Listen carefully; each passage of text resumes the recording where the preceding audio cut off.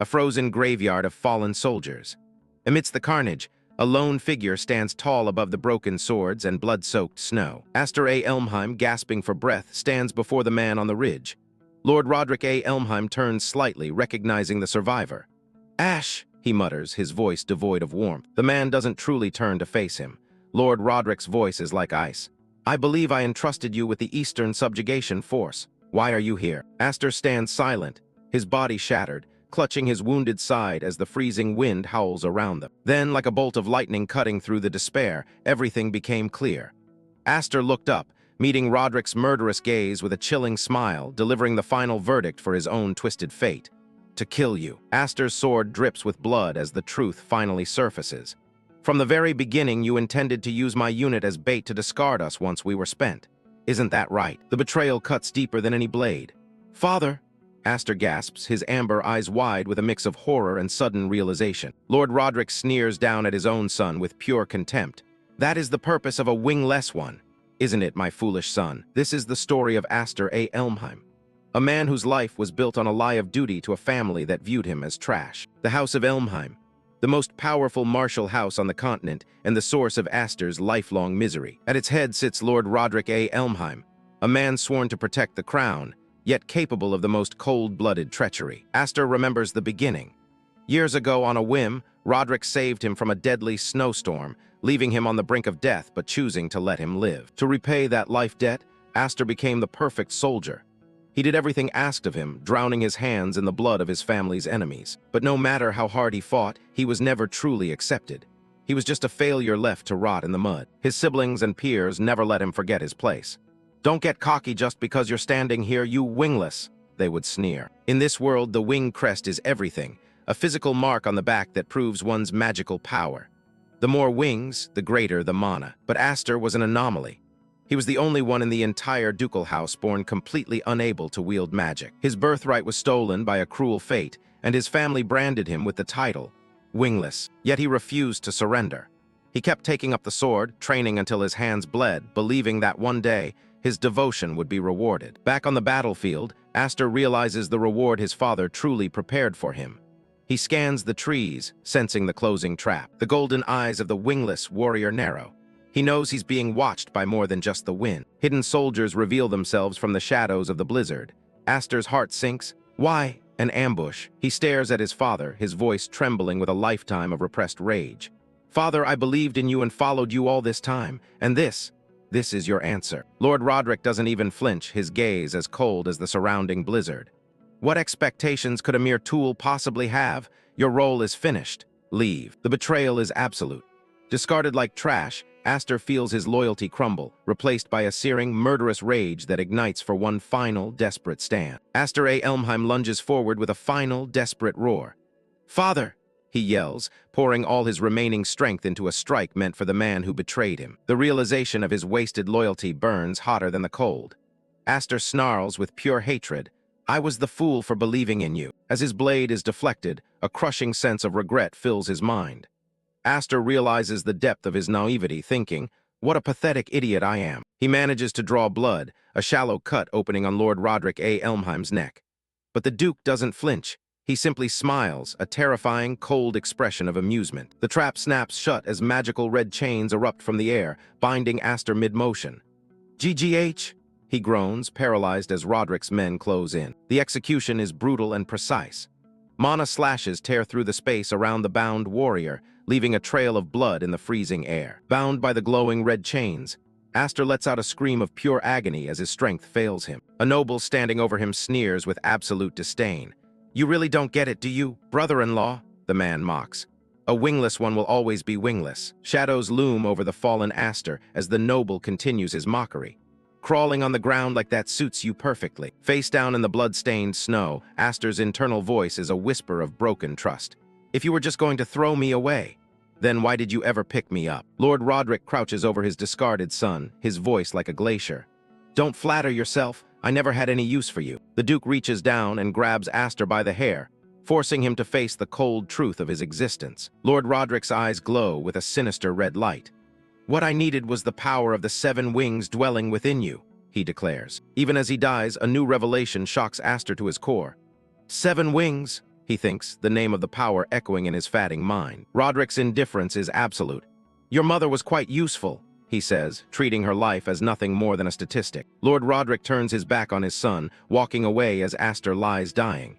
She bore the seed that would serve my purposes, the Duke adds coldly. Aster reaches out with a trembling hand, his voice a desperate plea for answers. W8, what are you even talking about? The final strike is coming. Answer me, Roderick, Aster screams, his final act of defiance before the world turns red. The freezing wind is the last thing he feels. Cold, Aster realizes as his consciousness slips away. His vision dims, the falling snow blurring the world. Is this where I die? He wonders. A distant church steeple is the last sight of his first life. Then what was I even living for all this time? He asks as the darkness takes him. Confusion returns with a flicker of light. Everything's white and faintly warm, Aster thinks. Is this the afterlife? Snow? He isn't in heaven. He's back in the storm, but his body is tiny. Beside him lies the frozen body of the woman who saved him. Aster's amber eyes snap open. A warrior's soul suddenly awakened in the body of an infant. No, this is reality, he realizes, the biting frost of the snow proving his rebirth is no dream. A second chance has been thrust upon him amidst the wreckage of his first life. Stranded in the blizzard, the newborn Aster stares into the void and asks the question that will ignite his vengeance. Where am I? Aster stares at his tiny infant feet, the shock of his rebirth finally setting in. This small body, he thinks, his warrior's soul trapped in a form that can barely move. He raises a pudgy, trembling hand toward the winter sky. Is it really mine? The realization of his regression becoming undeniable. Aster looks down, seeing himself wrapped in thin cloth amidst the freezing blizzard. Like an infant. No, this is an infant body. He turns his gaze to the woman lying motionless beside him. And this woman, she's dead. A sacrifice he barely remembers from his first life. Harsh voices suddenly pierce through the howling wind. Search everywhere, a commander bellows, the search party closing in. Knights of the tyrant family thunder through the snow on horseback. No matter what, find that woman, the leader orders. The soldier's command is absolute. In a blizzard like this, she can't have gone far. For Lord Roderick's sake, recover the baby she abducted. Aster's yellow eyes snap open in recognition. He knows that name all too well. The dark silhouette of Lord Roderick A. Elmheim looms in his mind like a curse. What was that just now? Did they say Lord Roderick? The reality of his situation is a cold slap to the face. He's searching for an infant. Me. Memory and reality collide in the freezing dark. I was told I was found on a night just like this, during a blizzard. Don't tell me. I've returned to the past. The glowing lanterns of the Elmheim search party flicker through the swirling whiteout.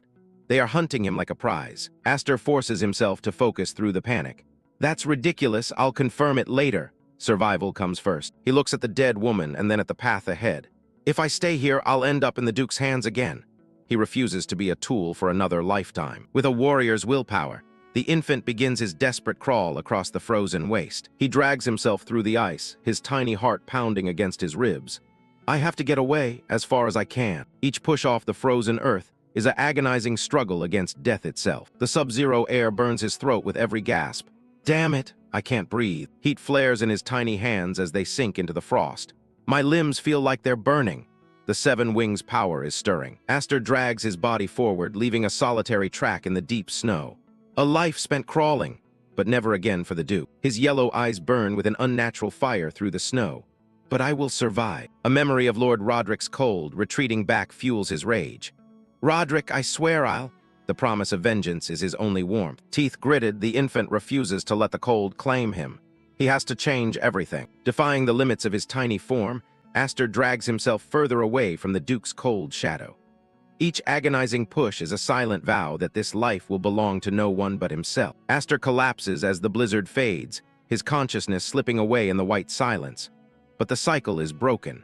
Footsteps crunch nearby as Viscount Hifrid stands over him, staring at the small miracle that just rewrote the laws of fate. Over here, father, a young, silver-haired girl calls out, her voice breaking the silence of the mountains.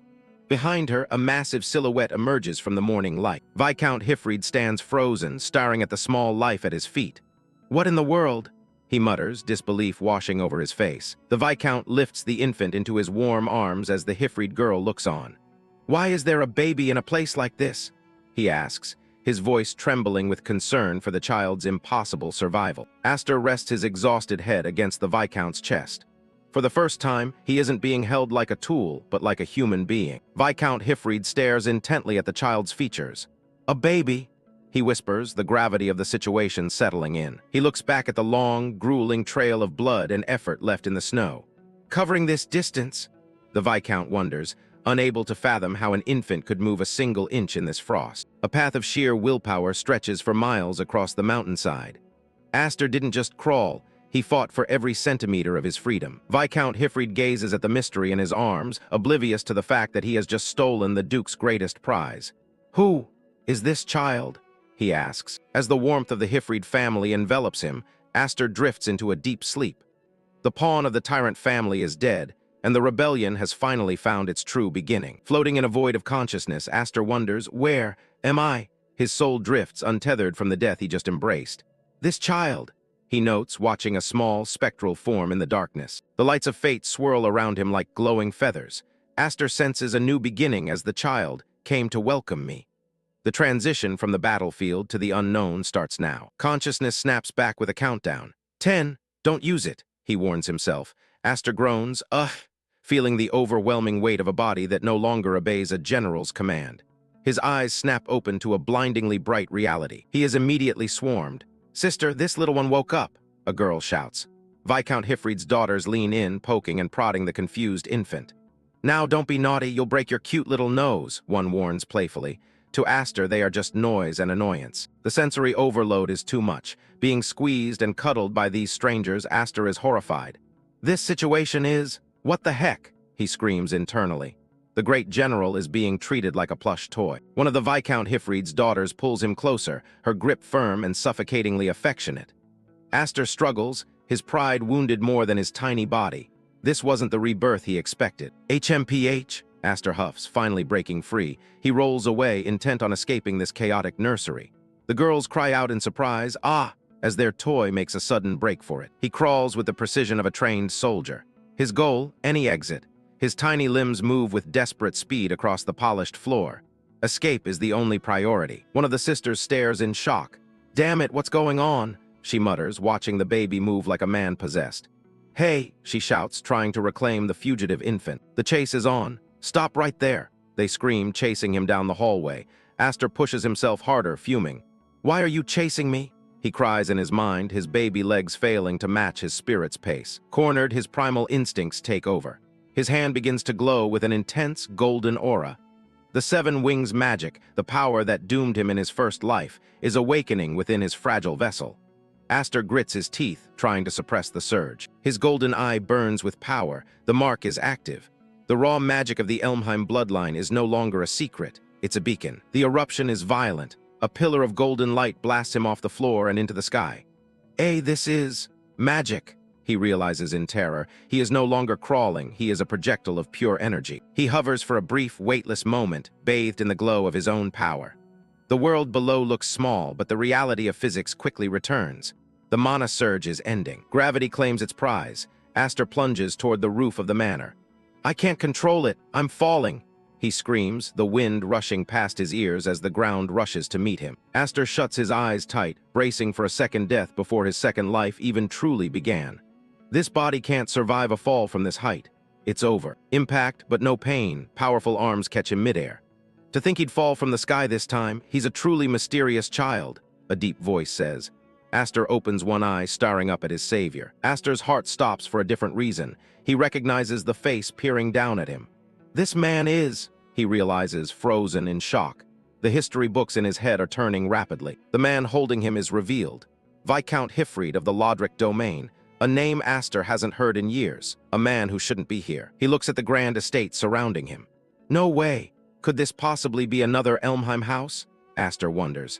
The opulence is familiar, but the atmosphere is entirely different from Roderick's cold dungeon. The portrait in the hall confirms it. Viscount Hifrid New Elmheim. He is the head of the Viscount family, a branch of the main Elmheim house. The younger brother of Aster's murderer. History says he was once a legend. Alongside his brother Lodric, he was one of the two wings entrusted with protecting the royal family. The pride of the Elmheim name. But Aster's memories are darker. The Viscount Hifrid I know should have died in some civil war, along with the collapse of the Viscount family, he thinks, looking at a cracked portrait of a lost era.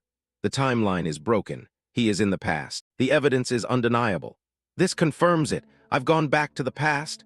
Aster stares at his small, clumsy hand, feeling the seven wings magic still vibrating in his veins. The regression isn't a dream, it's a second chance to burn his father's legacy to the ground. The irony is almost laughable. I was desperate to escape the Duke's reach, only to be caught by his own brother. I'm still in Elmheim, but the pieces on the board have changed.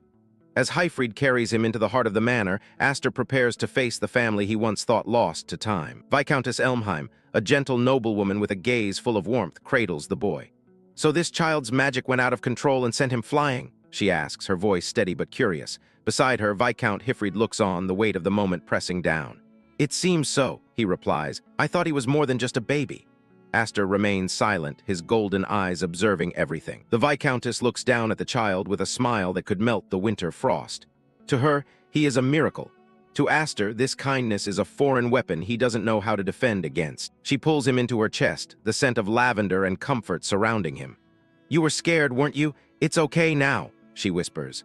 For the first time in 2 lives, Aster feels the touch of a mother, and it's almost enough to break his resolve. Aster stares into the void of his own thoughts. He isn't just a child. He is a general who was betrayed, slaughtered, and reborn. His small fists clench as he navigates the sudden warmth of this new home. Viscount Hyfried watches them, his eyes sharp and analytical. He isn't fooled by the infant facade. He saw the light, he saw the power, and he knows what it signifies. "This child possesses tremendous power," Viscount Hyfried declares, his hand reaching out like a predator toward a prize. The air in the room grows heavy with the realization that Aster is no ordinary orphan found in the snow. He pulls back the cloth, revealing the brand of destiny. "This crest is proof of that," Hyfried says. Aster's breath hitches. The secret he hoped to hide is laid bare before the brother of his murderer. The mirror reflects the shock on the Viscountess's face. "7 wings," she gasps. "It is the ultimate power of the Elmheim bloodline, the same power Roderick would kill to possess. The stakes have just reached a lethal peak." Aster looks down at his own thigh, the burning red mark mocking him. "Why is it on my body?" he wonders, his mind racing through the horrors of his previous life. He was supposed to be wingless. This is a total deviation from the history he knew. His golden eyes ignite with a terrifying brilliance. The memory of betrayal surfaces, dark and cold like the grave he was thrown into. The power is back, and this time it won't be taken. The scene shifts to a nightmare of white snow and red blood. Roderick the Duke Elmheim looms over Aster's dying body. "What I needed was the power of the 7 wings that you possessed," the tyrant sneers, verbatim truth. Aster was never a son, he was only a battery to be drained. Roderick walks away, leaving the child in the blizzard as if he were nothing but trash. "I see," Aster's past self whispered as his vision faded.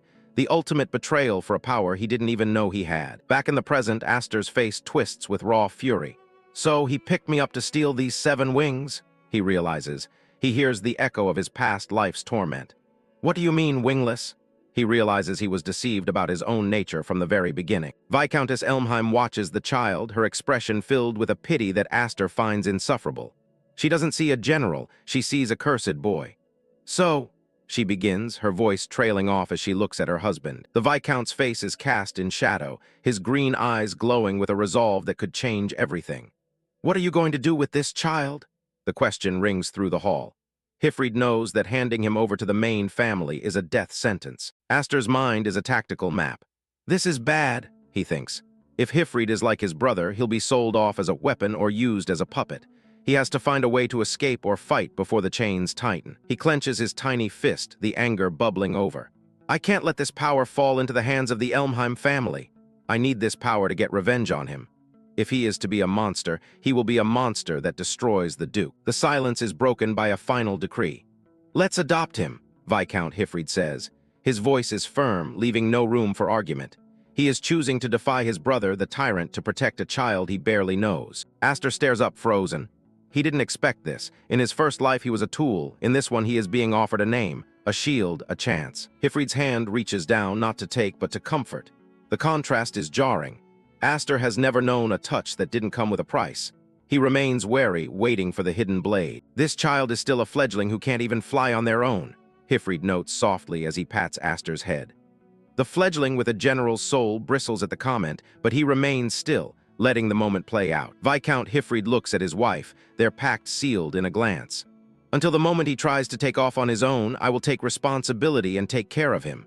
a promise of protection, a declaration of war against the fate Roderick intended for him. Aster's eye catches the light, reflecting a new, dangerous path.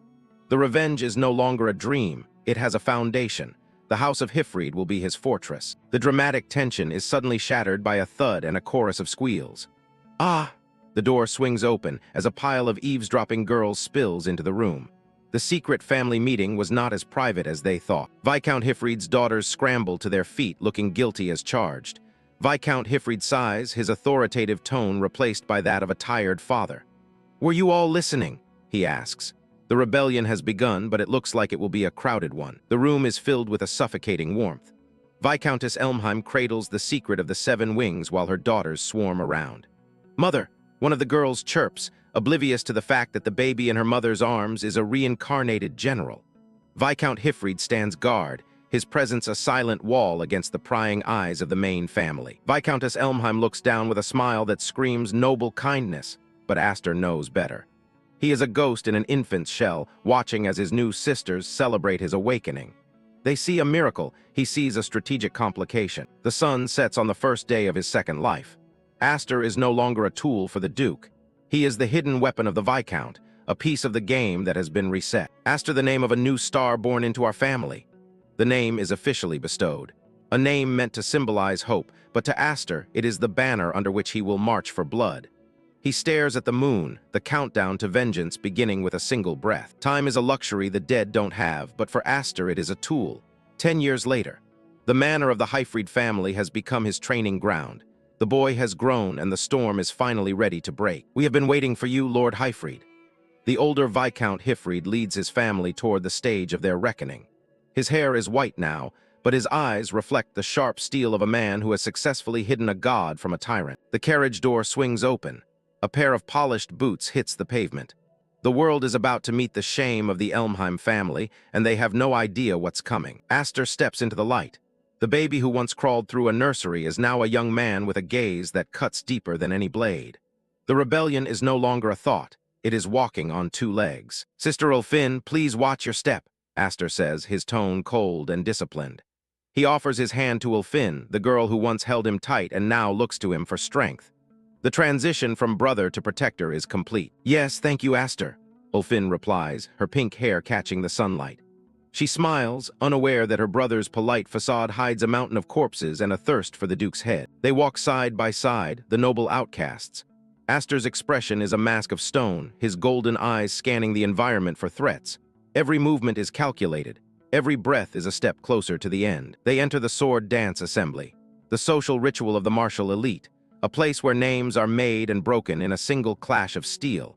For Aster, it's a target-rich environment, held annually by a certain Duke family under the Elmheim umbrella, a social gathering for martial arts noble families. The arena is a monument to the tyrant family's power. It is a place of blood-soaked tradition where the weak are slaughtered for amusement. It is a place for nobles to deepen their faith and at the same time, a place for each family to show off and check the strength of. The text spells out the truth. This is a power check, a weigh-in before the slaughter. The Elmheim families are here to mark their territory. The candidates for the title of swordsman line up, their resolve visible in their stance. They are all chasing glory. Aster is chasing something far more permanent. Swordsman candidates bearing the family name are gathered in the hundreds. Aster and Ulfin walk through the sea of armored youths, the outsiders in a den of wolves. The air is thick with anticipation and malice. The whispers cut through the air like knives. The Viscount family's group has arrived. Have they come to embarrass themselves again without learning their lesson? The crowd mocks them openly. It seems they've adopted a boy from who knows where, in place of an heir who just won't be born. The betrayal of the bloodline is their favorite topic. Shadowy figures with red, glowing eyes stare from the balconies. I wonder how much more they plan to tarnish the name of the Elmheim family before they're satisfied. The hatred is visceral. They see a stain. Aster sees his first set of targets. Aster turns his head, his gaze landing on the grand gates. So, that guy is the one? He has identified his prey. The face-slapping session is about to commence. Ulfin senses the hostility and her jaw tightens. "Don't worry about it," she whispers to Aster. She is trying to protect him from the words, unaware that he has survived far worse than insults. Her hand clenches into a white-knuckled fist. Here, those who show weakness are crushed. She has spent 10 years in this environment. She knows the cost of a single flinch. Aster just stares ahead, his hand steady on his blade. Aster looks at his sister, his expression unchanged. He doesn't need her protection, but he appreciates the resolve in her eyes.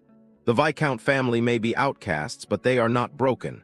Not yet. Viscount Hifrid looks at the grand arena with a grim expression. This is the current position of the Viscount family. They are the bottom of the hierarchy, the jokes of the Elmheim umbrella. He turns to Aster, testing his spirit one last time. Viscount Hifrid gestures at the opulence and the sneering crowd. "I wanted to show you this," he says.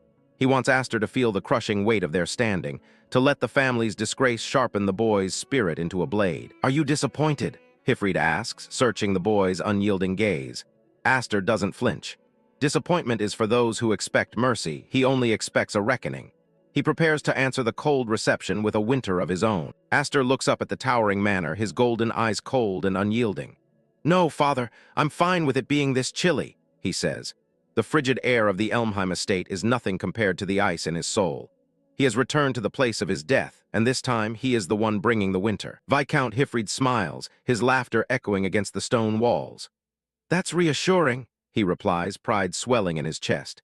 He sees the general's spirit within the boy, a blade forged in silence and ready to strike at the heart of the main family. The manor triggers a flood of dark memories. "In my previous life, I made my social debut as a disgrace to the Elmheim family," Aster recalls. He remembers the kneeling, the mocking laughter, and the feeling of being wingless trash under the boots of those who now watch him from the windows. That boy is dead. The rebel remains. This place holds bitter memories, he thinks, his silhouette framed by the looming spires of the tyrant's home. The golden aura of his hidden power begins to flare, a silent declaration of war. "But I'm different now that the 7 wings have returned." The power that Roderick stole in the past is now Aster, to use as a hammer. Aster's golden eye narrows, focusing on the target ahead. The tactical analysis is complete. The enemy is arrogant, unsuspecting, and ripe for a devastating fall. The countdown to the first face-slapping moment has reached 0. The trio, Aster, Viscount Hifrid, and Ulfin, advance like a phalanx into the den of wolves. They are the outcasts, the stain of the bloodline, but they walk with the confidence of those who already know the outcome of the battle. From the upper levels, Dali's Elmheim and his lackeys watch with predatory hostility. They see a weak branch family begging for scraps. They have no idea that the boy in the lead is a ghost who has already conquered death once. To them, it's a social debut. To Aster, it's a recon mission. Aster keeps his face in the shadows, his presence a dark blotch against the opulence of the estate. Let them whisper. Let them laugh. The higher they climb on their pedestals of pride, the harder they will hit the ground when he pulls the rug out from under them. They reach the grand entrance. "Now then, first of all," Viscount Hifrid mutters, stepping into the lion's mouth. The air inside is toxic with the fake kindness of high society, masking the rot of the tyrant family. The game is afoot. Aster steps into the light, a dangerous smirk playing on his lips. "Let's make a glorious social debut, shall we?" he thinks. The 7 wings are ready to burn. The rebellion against the Duke doesn't start on a battlefield. It starts here in the heart of their pride. Chapter 2 ends with the stage set for a massacre of reputation. The history of the Elmheim family is written in blood and steel. This was an era where knights ruled supreme. In this world, strength wasn't just a choice. It was survival. For the Elmheims, their might was their mastery of the blade. Every swing was a testament to their dominance. Their mastery was unrivaled, a standard the rest of the world could only hope to mimic. They stood at the absolute pinnacle of swordsmanship. In the grand halls of the tyrant family, only the strongest earned the right to lead. With that power came majesty, an undying renown that echoed through the centuries, striking fear into their enemies. But even in this house of monsters, there was a symbol that transcended mere skill. A mark of true authority, the absolute symbol that separated the rulers from the ruled, the crest that dictated destiny. When the light of the wings flared, the hierarchy was absolute. This power wasn't just a weapon, it was a birthright. The embodiment of both might and majesty was none other than the metal. To possess it was to be a god among knights, a mark that Aster now carries in secret, a power that will eventually burn this entire family to the ground. Present day, Aster stands on the balcony of the grand hall looking down at the spectacle. He thought to himself, this place is as overwhelming as ever. He wasn't the only one feeling the pressure. Aster realized why his other sisters, Furin and Flare, had refused to come to such a stifling event. Beneath the glitz and glamour, Aster felt the familiar, suffocating air of the Elmheims. Cruelty masked as nobility, smiles hiding daggers. He remembered the past, the way they trampled over anyone they deemed weak. This sword dance festival was nothing but a display of arrogance. A voice broke through his dark thoughts. Alfin called out to him, noticing his distant expression. "Aster?" she asked with concern. She leaned over the railing, trying to read him. "Are you nervous?" Alfin asked. "Well, it is your first sword dance festival." Aster turned to her, a cold, sharp smile playing on his lips. "Not really," he replied. "It feels nostalgic, or rather, it's actually quite loathsome." Alfin blinked in confusion, unable to understand the bitterness in a child's words. She could only wonder what he meant by loathsome. Their father, Viscount Hifrid, interrupted them. "Well, I have a meeting to attend, so I'll be heading off for a bit," he said, placing a hand on Aster's shoulder. "I'm counting on you to look after Alfin." Alfin puffed out her cheeks in protest. "Father, honestly, I'm a year older than Aster, you know." Aster couldn't help but tease her. "It's because you're so clumsy, sis," he joked. Viscount Hifrid gave them a serious look. "There are many people here around your age. Use this time to mingle and build some connections." Then his voice dropped to a low whisper meant only for Aster. "Just make sure no one finds out about the 7 wings."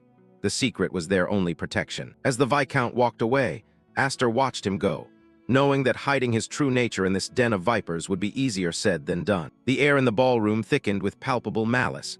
From the shadows, the highborn vultures watched with predatory eyes, their whispers hissing like serpents in the dark. Aster's gaze remained cold and analytical as he surveyed the room. He realized, it's hard to socialize when the atmosphere is this blatantly hostile. He didn't need connections, he needed targets. Aster's golden eyes narrowed, reflecting a coldness that didn't belong to a child. The hunt had started. He wasn't here to play nice. He was here to measure the weight of his enemies' lives. Alfin's voice cut through the air, sharp with concern as she watched him move toward the den of vipers. "Aster, where are you going?" she called out, but his resolve was already set. He didn't stop, he didn't even look back. With a casual stride that masked his lethal intent, Aster replied, "To make some friends." The word tasted like ash in his mouth.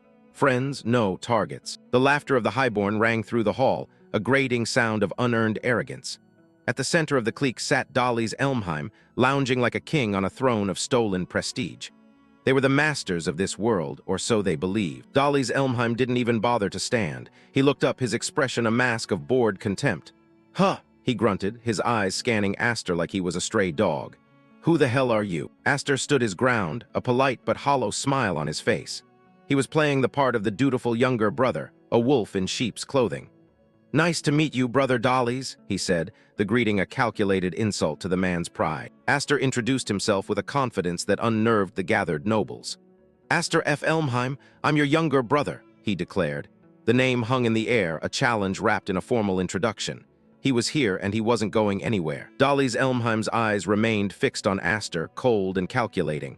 "I saw you from outside," Aster continued, "so I thought I'd come by and say hello." The simplicity of the lie was perfect. He wasn't greeting them, he was marking them. One of Dalys' lackeys leaned in, a sneer twisting his face. He didn't see a threat, he saw a joke. "He's the adopted kid, brother," he whispered, loud enough for everyone to hear. "The one picked up by that Viscount family." The room rippled with mocking amusement. Dalys Elmheim's laughter was a jagged blade, cutting through the thin veneer of noble etiquette. "I see," he spat, leaning back with a look of pure malice. "So that's why you're shameless enough to carry the F in your name." To them, he was a failure, a branch family cast-off. Behind the masks of these arrogant children lay a dark truth. Dalys and Grian. Both were the legitimate heirs of the Elmheim family, and more importantly, they were the two who killed Aster in his past life. The memory of the betrayal burned in his soul. Aster watched them, his mind a steel trap of vengeance. He remembered the fear they once inspired. "How pathetic," he thought. "To think I used to find them intimidating back then?" The power dynamic had shifted. They just didn't know it yet. To a man who had seen the horrors of war and the depths of betrayal, these nobles were nothing. "Now they just look like kids playing dress-up," Aster concluded. Their fancy clothes and titles couldn't hide the weakness in their hearts. Aster's eyes flared with a lethal light. They were mere children playing at godhood, unaware that a real monster was standing right in front of them, counting down the seconds until their fall. "Aster!" The call brought him back to the present. Alfin grabbed his arm, her grip tight with urgency. She could feel the toxicity of the group and wanted no part of it. "Come on, let's go," she urged, pulling him away from the sofa. "You've already said your hellos." She knew this interaction could only end in blood. Dalys Elmheim wasn't about to let his prey escape so easily. "Yo, Alfin," he called out, his voice dripping with mock friendliness. "You were here too." He looked at her with the eyes of a wolf watching a lamb, enjoying the power he held over her family. Dolly's leaned forward, his grin widening as he pressed his advantage. "Don't tell me you're still hiding behind your father's back," he mocked. "Why don't you come over here and keep us company? This is an order from the main house, you know." He was using their status to crush her spirit. Alphen stopped, her back tensing as the weight of the insult hit home. She was trapped between her pride and the crushing authority of the main house. The silence in the hall was heavy, every eye on her, waiting for her to break. But Alphen didn't break. She turned back, her eyes blazing with a defiance that surprised even the nobles. "I refuse," she stated, her voice steady and loud. "There is no master-servant relationship between the main and branch families." It was a declaration of war. To prevent the tension from boiling over, Alphen grabbed Aster's arm and pulled him away to avoid those villainous faces. But he stopped her, saying, "Wait, sis." His voice acting as a calm anchor amidst the rising storm, because he wasn't done with Dolly's yet, not by a long shot. Alphen's hands began to tremble as Dolly's words rang out, his arrogance twisting into pure, unadulterated aggression as he hissed like a rattlesnake. "I'm not done talking yet." Aster's gaze turned ice cold. He watched the physical intimidation with a detached fury. This was the true face of the Elmheims: cruelty, violence, and the utter disregard for anyone they deemed beneath them. Dolly's was digging his own grave. Dolly's leaned in close, his red eyes glowing with a sickening malice. "You know something?" he asked, his smile wider and more deranged than before. He was relishing the moment, preparing to deliver a blow that would hurt more than any physical strike. Dolly's Elmheim turned his verbal venom toward their father. "This girl's father is a knight who couldn't even protect the king," he sneered, loud enough for the entire hall to hear. He was tearing down the only hero Alphen had ever known. Dolly's voice was a whip, lashing out at Alphen's pride. "He took the fall and had his arm chopped off by his own brother," he laughed. The humiliation was absolute. Alphen's head bowed, her heart breaking under the weight of the cruel truth. Vengeance was no longer a choice, it was a necessity. Alphen's face contorted in a mix of rage and humiliation as Dolly's words cut deep. Dolly sneered, "I'm just glad I don't have the blood of a loser flowing through my veins." The cruelty was deliberate, a reminder of the Elmheim family's internal hierarchy. The insult to her father was the final straw. Alphen stepped forward, her voice trembling with fury. "Take that back," she screamed, demanding respect from a monster who didn't know the meaning of the word. Aster watched the confrontation, his silence masking a gathering storm. "I won't let you insult my father." Alphen's cry was cut short. Dolly's didn't just pour his wine, he spat it out with a look of pure, unadulterated contempt. The red liquid splashed across her, a physical manifestation of his disdain for the Branch family. Dolly's leaned back, his voice dripping with venom. "Born into a family of nothing but useless women who can't even inherit a title. Your father must be so disappointed." He was tearing down her very identity, mocking her existence as a member of the Hifrid house. Dolly's smile was sadistic. He looked at Alphen as if she were dirt beneath his boots. "This isn't a ballroom, you know. Next time you should wear some rags." He was relishing her public humiliation. "So it won't matter when you get drenched." Alphen stood frozen, wine dripping from her clothes, her dignity under siege. In the background, Aster's presence grew heavier. The time for observation was over. Aster observed the scene with a cold, detached gaze. He thought to himself, "I was actually worried before I got here."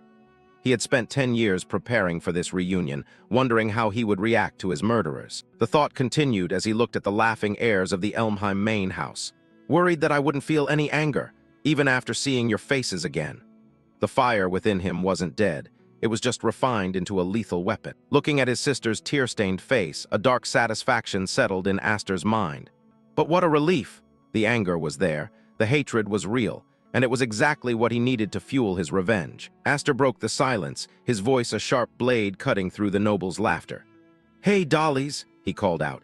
In his hand, a wine bottle glinted under the chandelier light, a silent threat that Dolly's was too arrogant to recognize. Dolly's looked up, surprised by the sudden intervention. He was used to being the one in control, never expecting a Branch family kid to dare challenge him. Aster stood before him, the bottle held with a chilling casualness. Aster didn't hold back. "It's good to see you're both still pieces of *T. The fake, noble mask was discarded. The direct insult hung in the air, a declaration of war against the legitimate heirs of the tyrant family. The bottle shattered, or rather, the contents were violently emptied over Dolly's head. "WH?" Dolly sputtered, his carefully groomed appearance ruined in an instant. The hunter had become the prey, humiliated in front of his own lackeys. Aster stood over the drenched air, his expression one of bored contempt. One of the other nobles cried out in disbelief, "Brother!" Dolly's was speechless, his unearned pride shattered by a single, bold act of rebellion. Aster casually wiped a drop of the liquid from his lip. "Oh, it's just grape juice," he mused, his voice devoid of any warmth. He was mocking Dolly's own behavior from moments before, turning the humiliation back on its source. Aster flashed a dark, predatory grin at the air he once found intimidating. "Fits a bratty noble like you perfectly, don't you think?" The strategic shift was complete. Aster was no longer hiding. He was striking at the heart of their arrogance. The scene shifted back in time. 3 years ago, a massive eruption of golden energy tore through the training grounds. A desperate voice shouted, "Hold it back, Aster!" The raw power of a tyrant was manifesting in a young boy's body. The explosion had consequences. Aster's sisters were caught in the aftermath, terrified and crying. One of them screamed in pain and fear, "Are you trying to kill my sisters?" The weight of his power was a curse he couldn't yet control. Aster's younger self stood frozen, witnessing the destruction he had caused. A voice urged him, "Get a grip." He was a child with the power to destroy everything he loved, a burden that would define his new life. The golden wings of the crest flared behind him, a symbol of ultimate power and ultimate danger. Aster realized the truth of his condition. "This is the 7 wings. I never imagined it held such an incredibly dangerous power." It was a legacy of blood and fire. Viscount Hifrid stood amidst the wreckage, his expression grim as he looked at the boy. He questioned the nature of the power they were harboring. Can it truly be controlled? By me? The stakes were higher than he ever imagined. Young Aster's eyes glowed with an ancient, terrifying intensity. "And by you as well," the thought echoed. The 7 wings weren't just a gift. They were a countdown to a destiny that would reshape the Elmheim family. Back in the present, the calm of the noble conference was shattered. A guard burst through the doors, breathless and panicked. "Master, this is terrible," he shouted, his arrival signaling a disaster that could no longer be ignored. Lord Roderick A. Elmheim sat majestically at the meeting table, his authority absolute, when a viscount suddenly spoke up. "What is it? We are in the middle of a conference," he barked, his sharp gaze pinning the messenger to the spot as the guard, barely able to speak, stammered, that is." The guard finally spat out the impossible truth. "The main family and the branch family of Elmheim. Both of their sons are in a duel." The room went cold. The rebellion had officially moved from the shadows to center stage, leaving the lords in a state of pure shock. The news hit like a physical blow. "What?" Both Viscount Hifrid and Lord Roderick A. Elmheim, Duke Elmheim, exclaimed, their minds racing to process the absurdity of the situation. The peaceful conference had just turned into a battlefield. Viscount Hifrid didn't waste a second. He bolted toward the hall, his cape billowing as a frantic cry of "Father!" rang out through the grand corridors. He knew Aster's secret, and he knew what was at stake. He nearly collided with Alfin, who was running toward him with a face full of terror. "Alfin, what on earth happened?" he demanded, his voice tight with a father's desperation. The calm he had urged on Aster was already shattered. Behind them, the bearded Viscount appeared, seemingly thrilled by the spectacle, while other nobles watched with predatory curiosity as whispered questions of "Look, is that?" filled the air. The view from the balcony revealed the arena below. A brotherly quarrel in the prestigious House Elmheim. This isn't something you get to see often, the observers noted, relishing the unexpected entertainment. The opulence of the hall now served as a backdrop for violence. Viscount Hifrid and Alfin watched from the railing with bated breath. They knew that the world was about to see what Aster had been hiding for 10 years. Depending on the outcome, the tension was thick enough to choke on. The surrounding nobles were on edge. Sweat beaded on their brows as they realized this duel was more than just a spat. In the shadows, a blue-haired observer watched with silent calculation, sensing the shift in power. The bearded Viscount stroked his chin, a dark, amused glint in his red eyes. This sword dance gathering could turn chaotic, he mused, enjoying the potential for destruction. To him, the lives of his children were mere variables in a grander game. Down in the arena, Dolly's Elmheim raised his blade, the four-wing crest on his hand glowing with a menacing red light. "Picking a fight with our ducal house? What a fool," he sneered. "In the end, you are just a mongrel born in the wild. Do you not even understand the difference in power?" The crowd was in awe as red aura flared from Dolly's hand. "That's a four-wing crest," someone shouted. "As expected, a ducal heir is on a different level." They only saw the symbol, unaware of the monster standing before it. Dolly's leaned in, his eyes wide with a manic arrogance. "Come on, show us yours, your wing crest." He was desperate to prove his superiority, to crush the branch family cur under the weight of his birthright. Or are you too embarrassed to show it in public after seeing mine? Dolly's mocked. Aster stood calmly, his back to the audience. He thought to himself, yeah, flaunting a mere pattern with pride like that. Aster's golden eyes held nothing but cold contempt. It's a shameful thing I don't think I could ever do, he concluded. To a man who possessed the 7 wings, Dolly's display was like a child bragging about a toy. Dolly's expression shifted from arrogance to a twitching rage. Indifference was the one thing he couldn't handle. The silence from Aster was louder than any insult. Aster set the stakes with a lethal calm. More importantly, if I win, you apologize to my sister. Sounds good, right? Dolly's countered with a cruel grin. Fine, but if I win, you'll become my dog. The contract of humiliation was signed in the air. Dolly's lunged, his face twisted in a mask of homicidal joy. I'll work you to the bone for the rest of your life, he screamed, the red mana exploding from his blade as he aimed to end the duel in a single strike. The air screamed as the swords collided. Sparks showered the arena floor, the raw power of the main house clashing against a phantom. Dolly's manic grin met Aster's unshakable focus. Dolly's recent strike pushed him back, sending the dust behind him swirling into the air, yet he wasn't just fighting. He was dancing through a storm of steel. Through that last defense, he could feel that the power of Dolly's attack was truly extraordinary, its sheer force making his arms tremble. Dolly's surged forward, red mana swirling into a vortex. This is the power of the 4-wing crest, he roared, believing his lineage alone would carry the day. He mistook the lack of a visible crest for a lack of power. The exchange was a blur of steel and light. Dolly's swung with the strength of his crest, but Aster parried every blow, the sound of clashing metal echoing through the hall like a funeral bell. High above, Alphen gripped the railing, her face pale. Aster, she screamed, her voice lost in the roar of the combat. She saw the danger, but she didn't yet see the predator. The bearded Viscount watched with a critic's eye. Dolly's boy's swordsmanship is still immature, he observed, his voice devoid of paternal warmth. He was more interested in the technique than the life of his son. The bearded Viscount watched with a critic's eye. No matter how clumsy one's blade may be, the overwhelming magical power compensates for it, he mused. That is the advantage of those who bear a wing crest. He knew this raw, unearned force was the very foundation of their absolute tyranny. The scale of power was being laid bare, a hierarchy etched in fire. If the magic housed in one wing is like the flame of a candle, then the magic concealed within 4 wings is truly. Dolly's was finally ready to ignite the inferno, unaware of the sun Aster held in reserve. The arena floor shattered as red mana erupted in a violent burst. Explosion of raw power from Dolly's Elmheim's 4-wing crest rocked the hall, but the smoke didn't hide his growing desperation. To the crowd, it looked like a killing blow. To Aster, it was child's play. Dolly's sneered through the haze, his face twisted in a manic grin of unearned arrogance. Where did all that bravado from earlier go? He mocked, believing his heritage alone was finally crushing the branch family cur. He didn't realize he was shouting at a ghost of a general. The blades screeched against each other, a high-pitched wail of clashing steel. Dolly's pressed forward, his voice a jagged edge of malice. Didn't you want to make me apologize, or were those just empty words? Aster's golden eyes remained unshakable, a silent promise of the violence to come. Show me your power, Dolly's roared, putting every ounce of his pride and mana into a heavy, downward strike. He was no longer fighting for entertainment. He was fighting to prove that his lineage still held meaning in the face of Aster's indifference. From the balcony, a mustached noble watched with a trembling, nervous smile. The match is decided, he whispered to his companions. He saw the fake, noble kindness in Dolly's family, but he failed to see the dark reality unfolding beneath his nose. Aster's blade finally moved, a blur of silver and gold.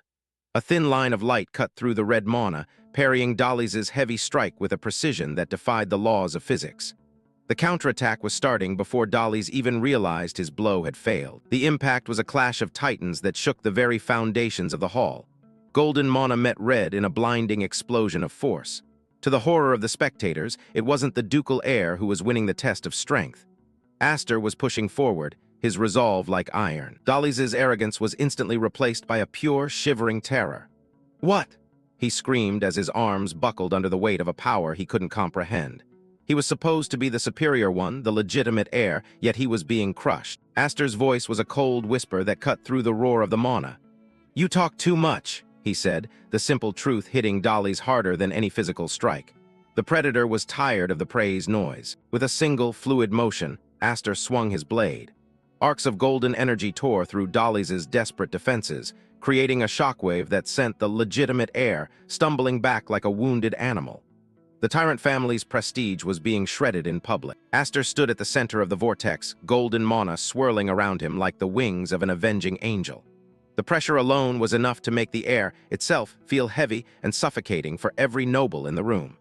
The real power of the Seven Wings was beginning to bleed through. For the past 10 years, I've learned magic in a Viscount's household, Aster thought, his mind a steel trap of cold memories. Waiting for nothing but the chance to take revenge on you all. Every day of training was a countdown to this very moment. The golden light flared with a blinding intensity, a massive arc of energy reflecting the sheer scale of Aster's hidden power.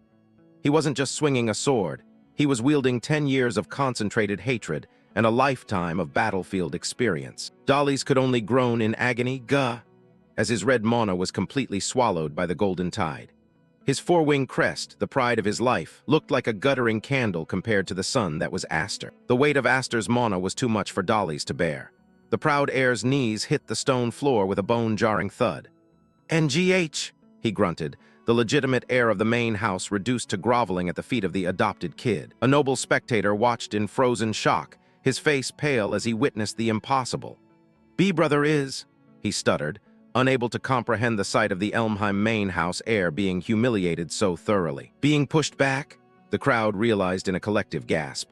Aster loomed over Dolly's, the golden fire in his eyes reflecting the burning halls of his past life. He was a nightmare come to life for the Tyrant noble family. Dolly's looked up, his face a mask of sweat, blood, and utter denial. I'm four-winged," he screamed, clinging to his rank as if the mere mention of it would magically save him from the predator in front of him. Aster's face was a portrait of cold, unyielding resolve. He didn't see a brother, he saw a parasite that needed to be purged. The tactical shift from observation to dominance was absolute. The screech of metal against metal filled the hall as Dolly's blade began to spiderweb with cracks under Aster's pressure. The physical weapon was failing, mirroring the total collapse of Dolly's arrogant spirit. The spectators were in a state of total disbelief. "No way he's actually going to win like this, right?" one noble muttered, his hands shaking.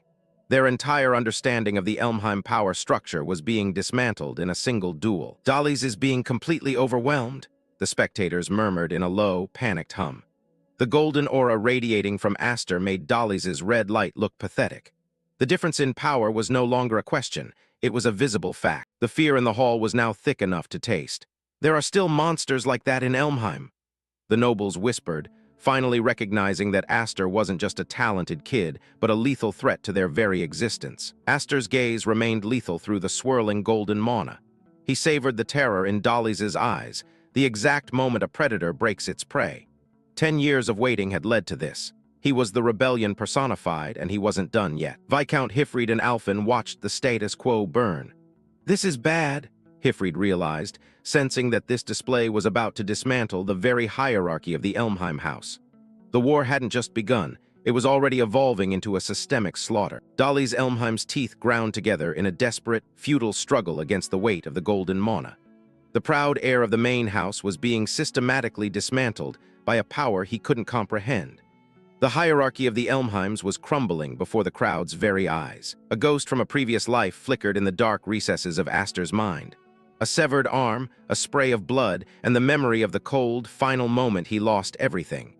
This wasn't just a duel, it was a repayment of a blood debt. The laughter of a killer echoed in the void. Aster remembered Dolly's face from the past, the same sadistic joy he showed when he delivered the final blow in his previous life.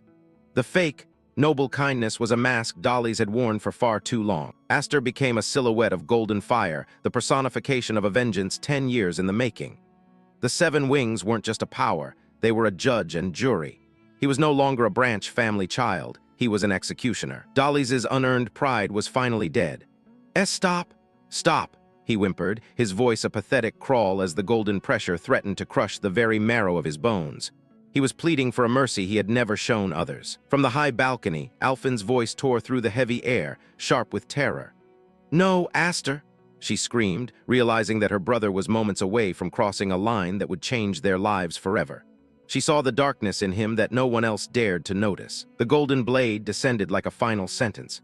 With the sound of shattering glass, Dolly's sword exploded into useless shards. The physical weapon was gone, and the spirit of the air was broken along with it. Aster had won more than just a fight. High above the wreckage of the arena, the bearded Viscount watched. His arms were crossed, his expression a mask of cold, analytical interest. The tyrant was no longer ignoring the Branch family. He was seeing a threat that needed his personal attention. Aster stood in the center of the sudden, ringing silence, his chest heaving as the golden aura slowly receded.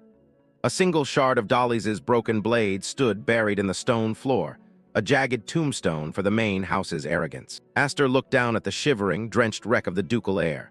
"Next time you should come wrapped in some rags," he said, throwing Dolly's own cruel words back in his face. "That way you won't mind getting soaked, cousin." The humiliation was absolute. The protagonist's golden eyes glowed with a new, dangerous understanding. The strategic shift was complete. He had revealed his teeth to the monsters of the world, and there was no going back to the shadows now. Alfin and Viscount Hifrid looked down from the balcony, their relief fighting against the cold realization of what Aster truly was. The boy they had raised had become the most dangerous person in the room. The internal declaration was final and absolute. "I'm no longer Ash the Wingless." The name they used to mock him was now a testament to their own blindness. The wingless boy had grown talons. "Just realizing that has already cleared my mind." A soft, lethal smile touched Aster's lips. The fear of his past life was finally dying, replaced by the cold clarity of a rebellion that would soon consume the entire noble family. Suddenly, the very air in the hall turned to ice. A sharp, piercing intent cut through the lingering mana, signaling the arrival of a predator that made Dolly's look like an insect. Aster's senses screamed a warning he knew all too well. A wave of dark, blood-red mana crashed through the room, an oppressive weight that silenced the noble crowd instantly. The dark reality of the tyrant family's power was no longer a whisper. It was a physical force. Aster snapped his head around, his eyes widening as he located the source of the lethal pressure. "That is," he thought, his blood turning to liquid fire.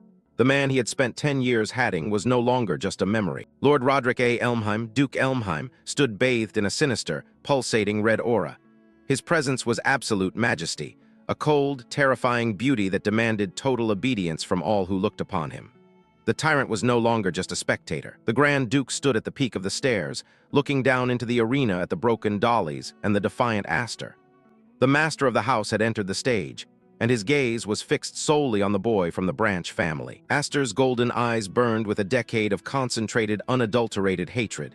He stared up at the man who had murdered him in his past life and abandoned him in this one, the biological father, the ultimate enemy. "Roderick!" The real war had just begun. Shock ripples through the ballroom. The impossible has happened.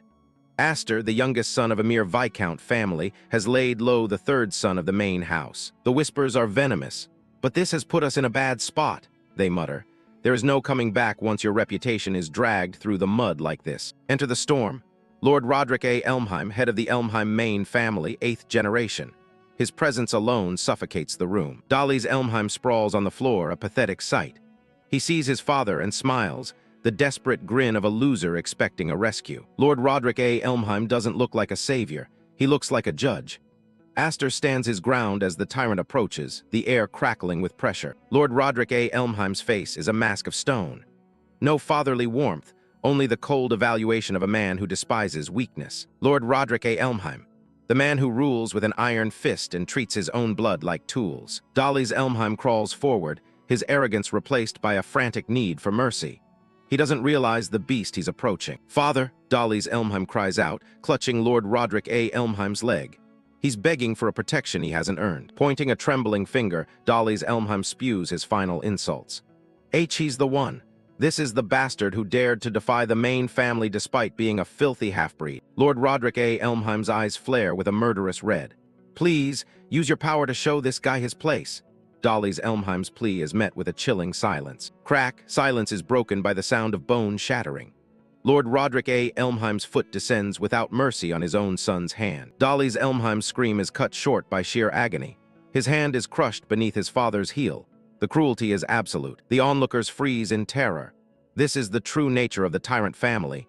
Even their own blood is sacrificed if they show weakness. Lord Roderick A. Elmheim's thoughts are cold as ice. Why is a loser grinning? Dolly's Elmheim hasn't just lost, he's dragged the family name through the dirt. To those who cannot even avenge themselves, Lord Roderick A. Elmheim stands over his broken son. In this house, weakness is the only unforgivable sin. Roderick, stop, don't do it! The bearded Viscount yells, but the Duke's rage is already in motion. The ballroom holds its breath. You have no right to hold a sword. Lord Roderick A. Elmheim raises his hand. He is prepared to cast his own blood aside without a second thought. The tension in the hall reaches a breaking point. A tyrant's judgment is final, and the execution is imminent. Dolly's Elmheim's world is ending in terror. Lord Roderick A. Elmheim's eyes are devoid of anything but cold contempt. What the hell do you think you're doing? Roderick's voice rang out with absolute authority as Aster cut across the Duke's blade. Standing directly in front of the edge, steadfast, and without a flicker of fear, Aster replied without flinching.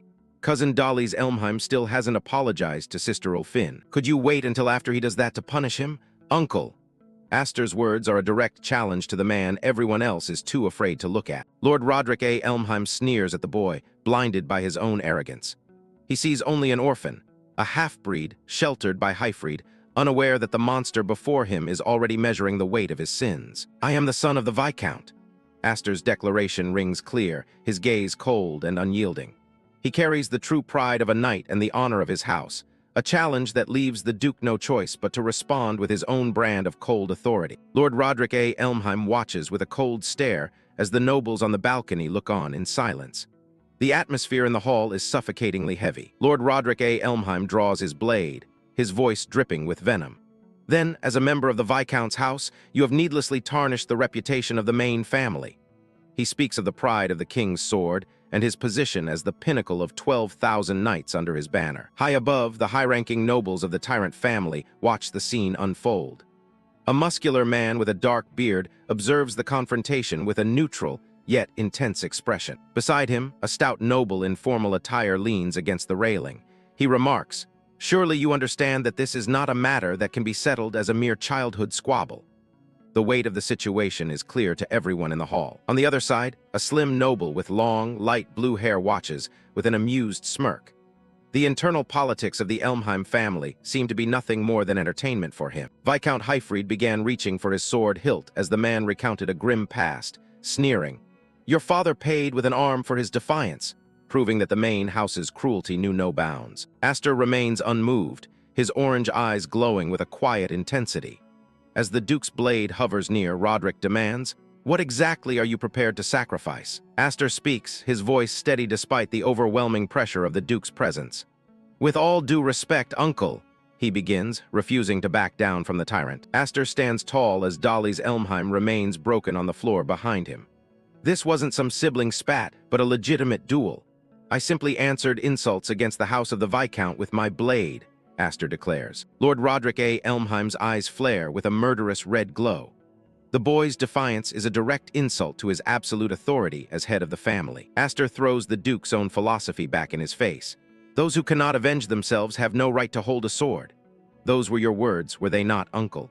Aster's eyes burn with the seven wings' power as he adds, "I have no intention of throwing away so much as a single finger." Ulfin watches the standoff from the balcony, her face pale with worry.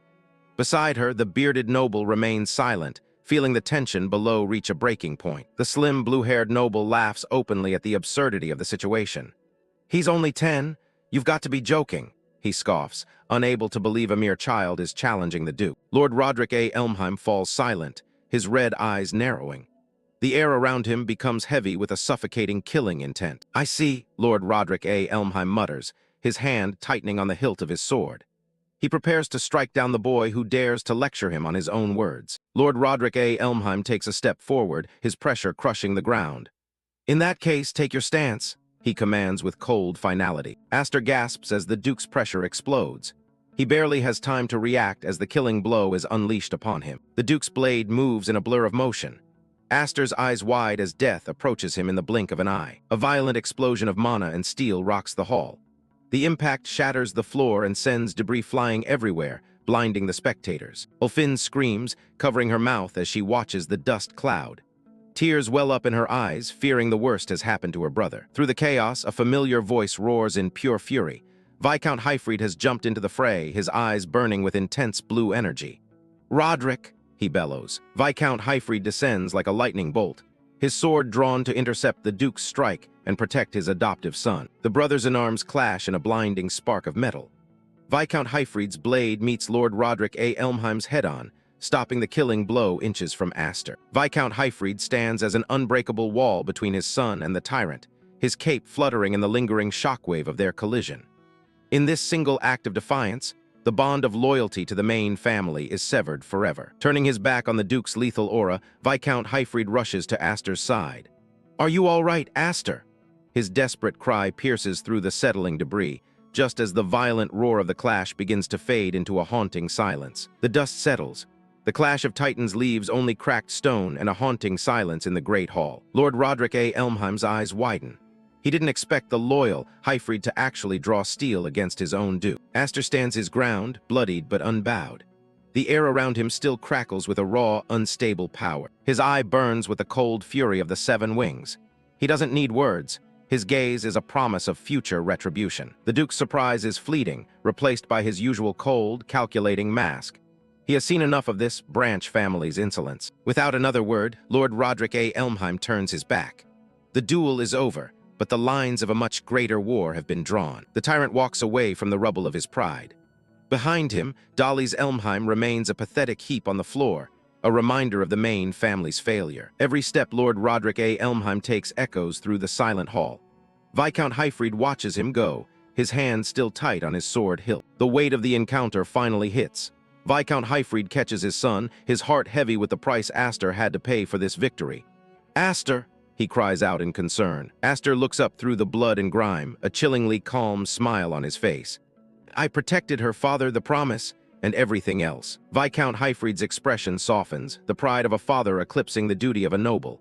"Yes, you were magnificent." The predator retreats.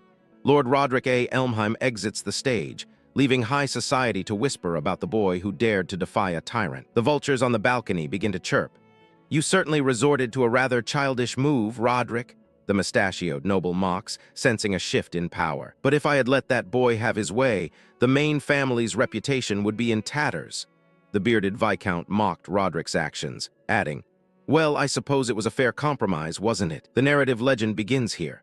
Faced with the great Duke Roderick himself, Aster made a bold stand and survived.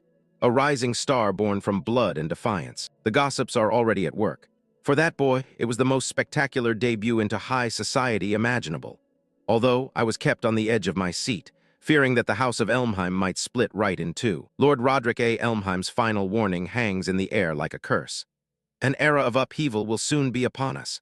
A storm so great, it may very well divide the world into two or three. The moment of tension breaks as Ulfin rushes to them, her worry mirroring the chaos they just narrowly survived.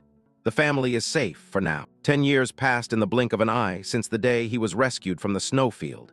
The sky was clear, but the legacy of that day remained etched into the very training grounds where Aster honed his skills. The trainees watch with bated breath. They've heard the legends of the boy who faced a duke, but seeing the reality is a different story. "Ah," a knight grunts as he's sent sprawling.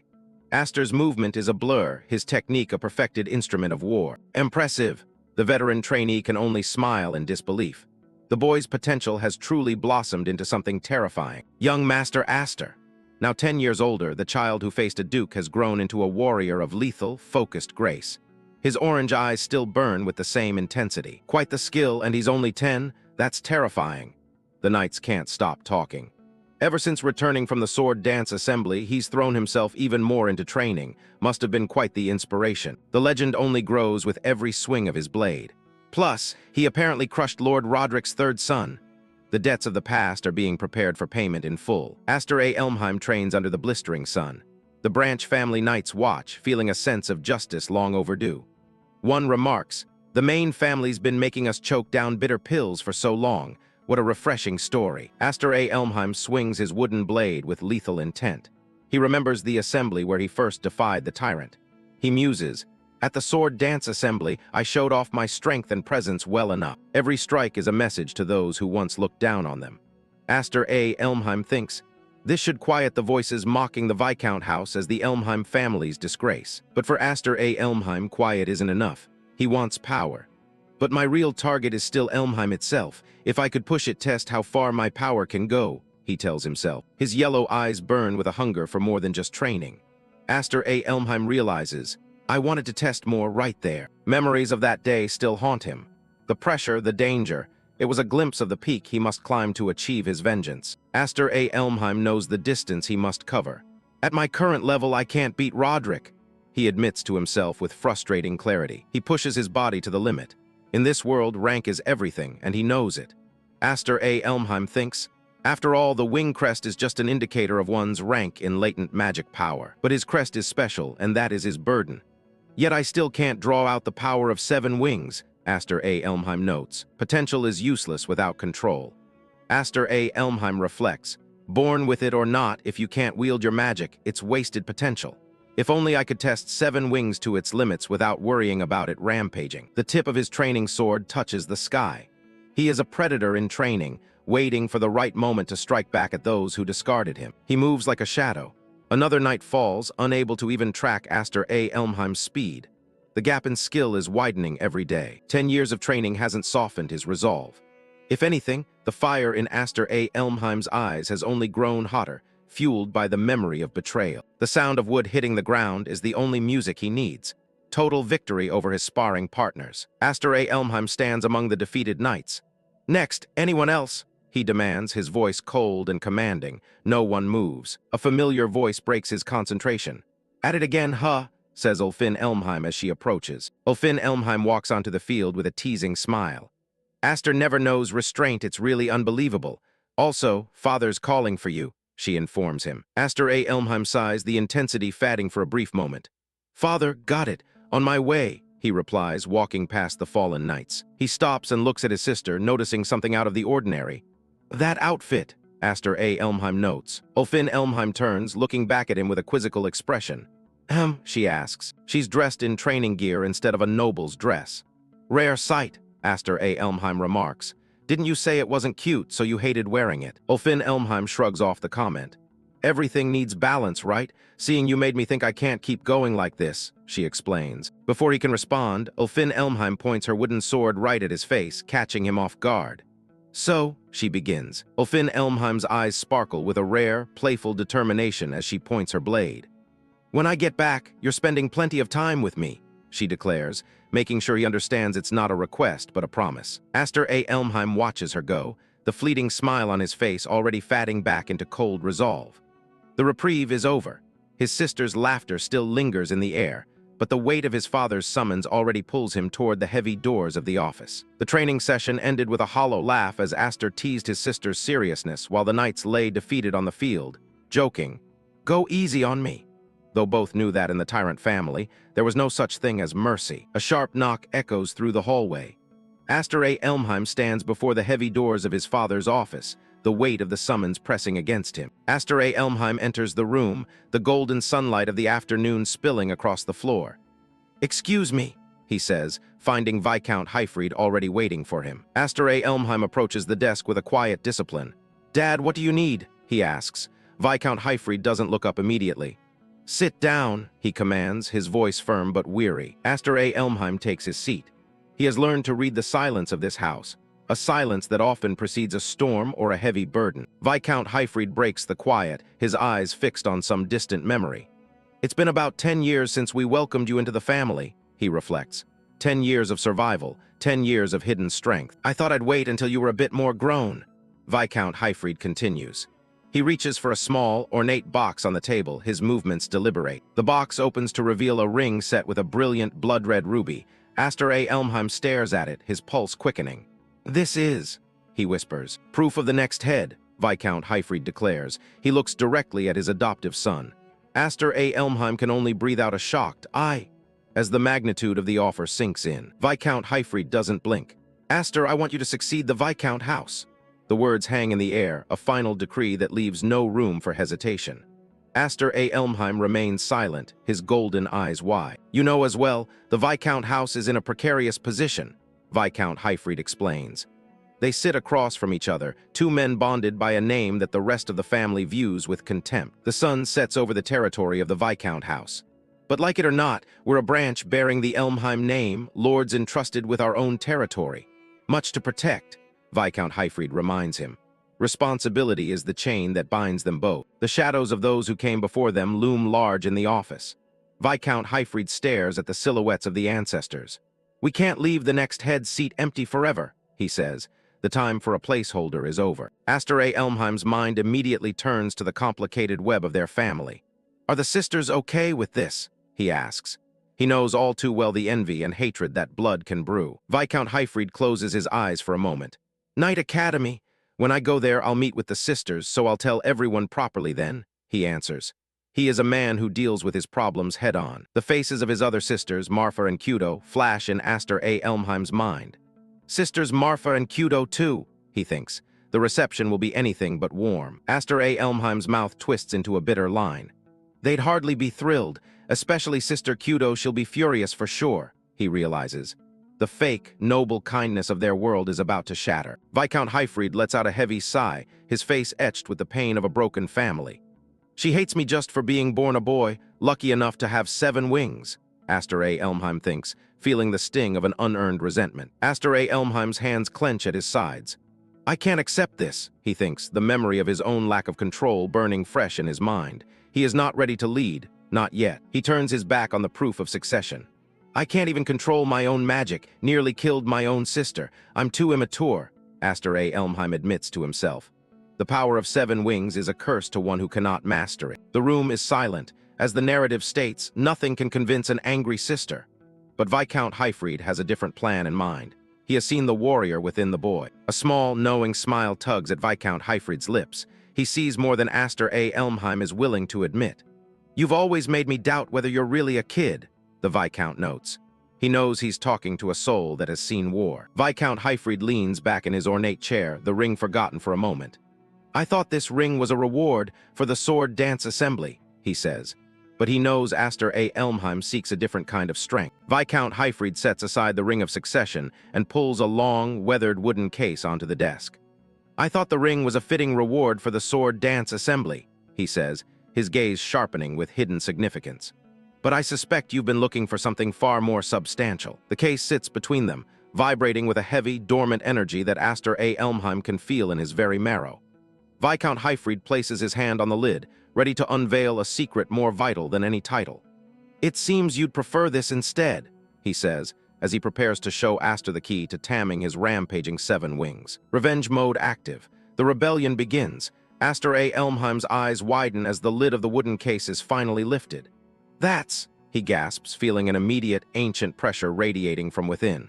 This is not just a weapon, it is a legacy of blood and iron. Lying before him is the legendary magic sword, Graham. Viscount Hyfried reveals its true nature. The magic-devouring blade, specifically designed to control the chaotic, overwhelming strength of the 7 wings' power. This is the key to Aster A. Elmheim's survival and the ultimate tool for his vengeance. Deep within the secluded woods, Viscount Hyfried leads Aster A. Elmheim to a clearing. The location is perfect.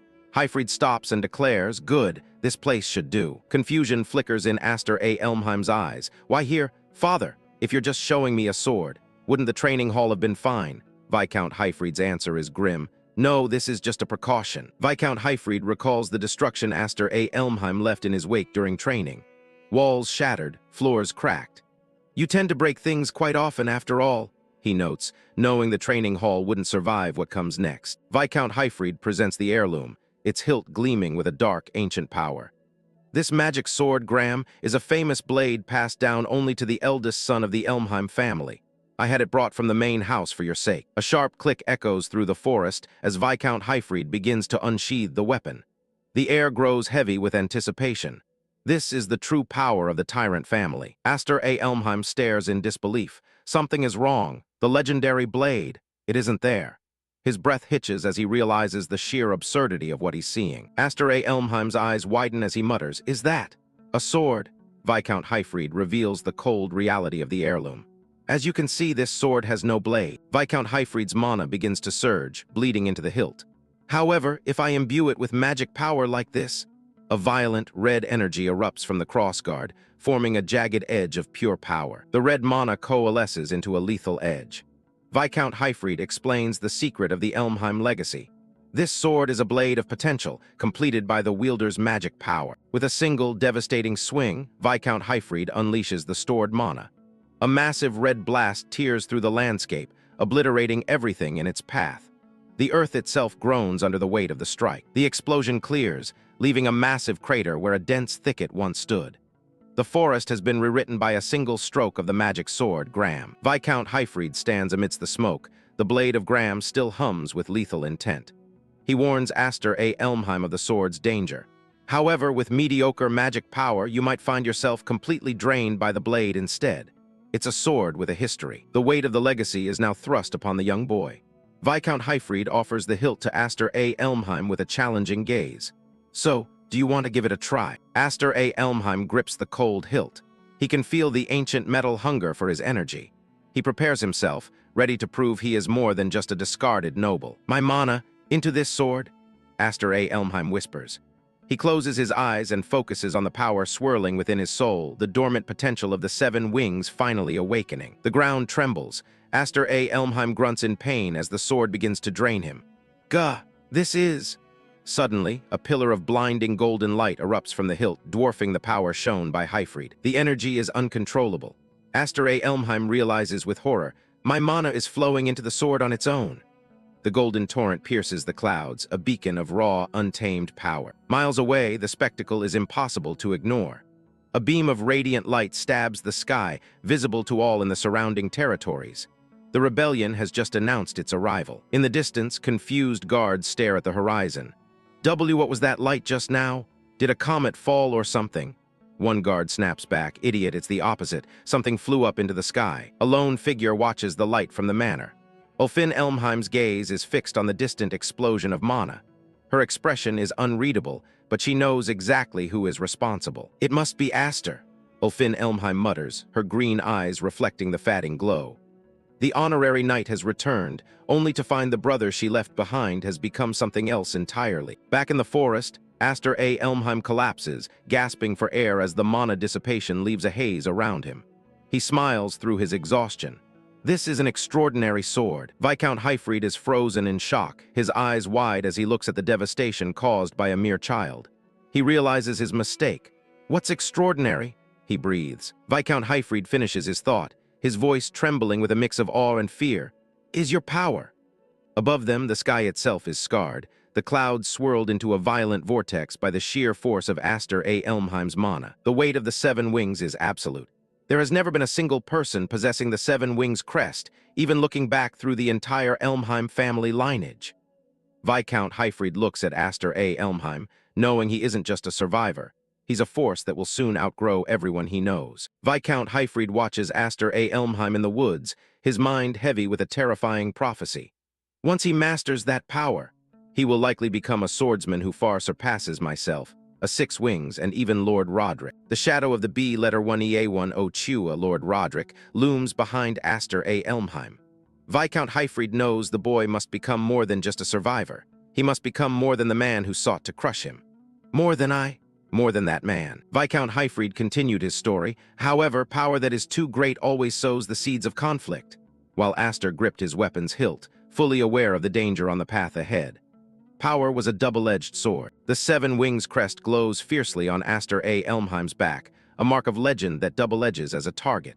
Viscount Hyfried warns, if it were to be known that you are a 7 wings, spectral hands reach from the abyss, threatening to tear Aster A. Elmheim apart. Everyone would envy or even resent you. In the world of nobles, excellence is a death sentence. A hand grips a blade, ready to strike from the shadows.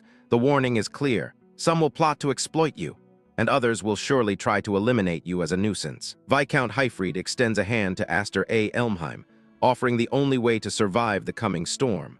So, to ensure you don't regret your own powerlessness when that time comes, the Viscount looks at his son with grim determination. Strength is no longer a choice, it is a necessity. Become strong while you still can, Aster. Aster A. Elmheim takes the hand, a vow sealed in the silence of the woods. That's right. I will no longer live a miserable life like I did in my previous one. The past is dead. The future is fire. Determination burns in Aster A. Elmheim's eyes. He will not be a pawn in this Game of Thrones. Thank you, Father. I will definitely master both the 7 wings and this sword. 3 days pass. The Hyfried Manor is abuzz with activity as Viscount Hyfried, Viscountess Elmheim, and the young girls gather at the grand staircase. Welcome home. The doors swing open to reveal the return of the prodigal daughter. Alongside the calm Malfa stands a fiery young woman. Both of you, the unworthy Kudryavka, I have returned. Kudryavka, the energetic night sister, prepares to unleash her excitement on the household. She's back from the academy, and her arrival is anything but quiet. With a wide grin and open arms, Kudryavka calls for affection. "Now, my lovely little sisters, give your beloved big sister a reunion hug." The younger girls completely ignore her grand gesture, rushing past to embrace the white-haired Malfa instead. "Welcome home, Sister Malfa." Kudryavka is left hugging the air. Rejection hits Kudryavka like a physical blow. She stands alone in the middle of the hall, bewildered. "Huh, what about a hug for Sister Kudo?" The reason for the cold shoulder is revealed. "But Sister Kudo, you always mess up my hair immediately." In the face of knightly training, domestic elegance must be protected. Kudryavka crosses her arms, feigning a modest knightly persona. "In no way. I who have perfectly mastered the way of chivalry would never behave so immodestly." She looks over at the young Alfin. The mask of chivalry slips. Kudryavka watches the young red-haired girl with a predatory sibling glee. The reunion isn't over yet. Before she can escape, Kudryavka pounces on her youngest sister. "Alfin, have you been a good girl?" The peaceful return has turned into a wrestling match. Alfin struggles to breathe in the suffocating hug. "Why are you coming over here?"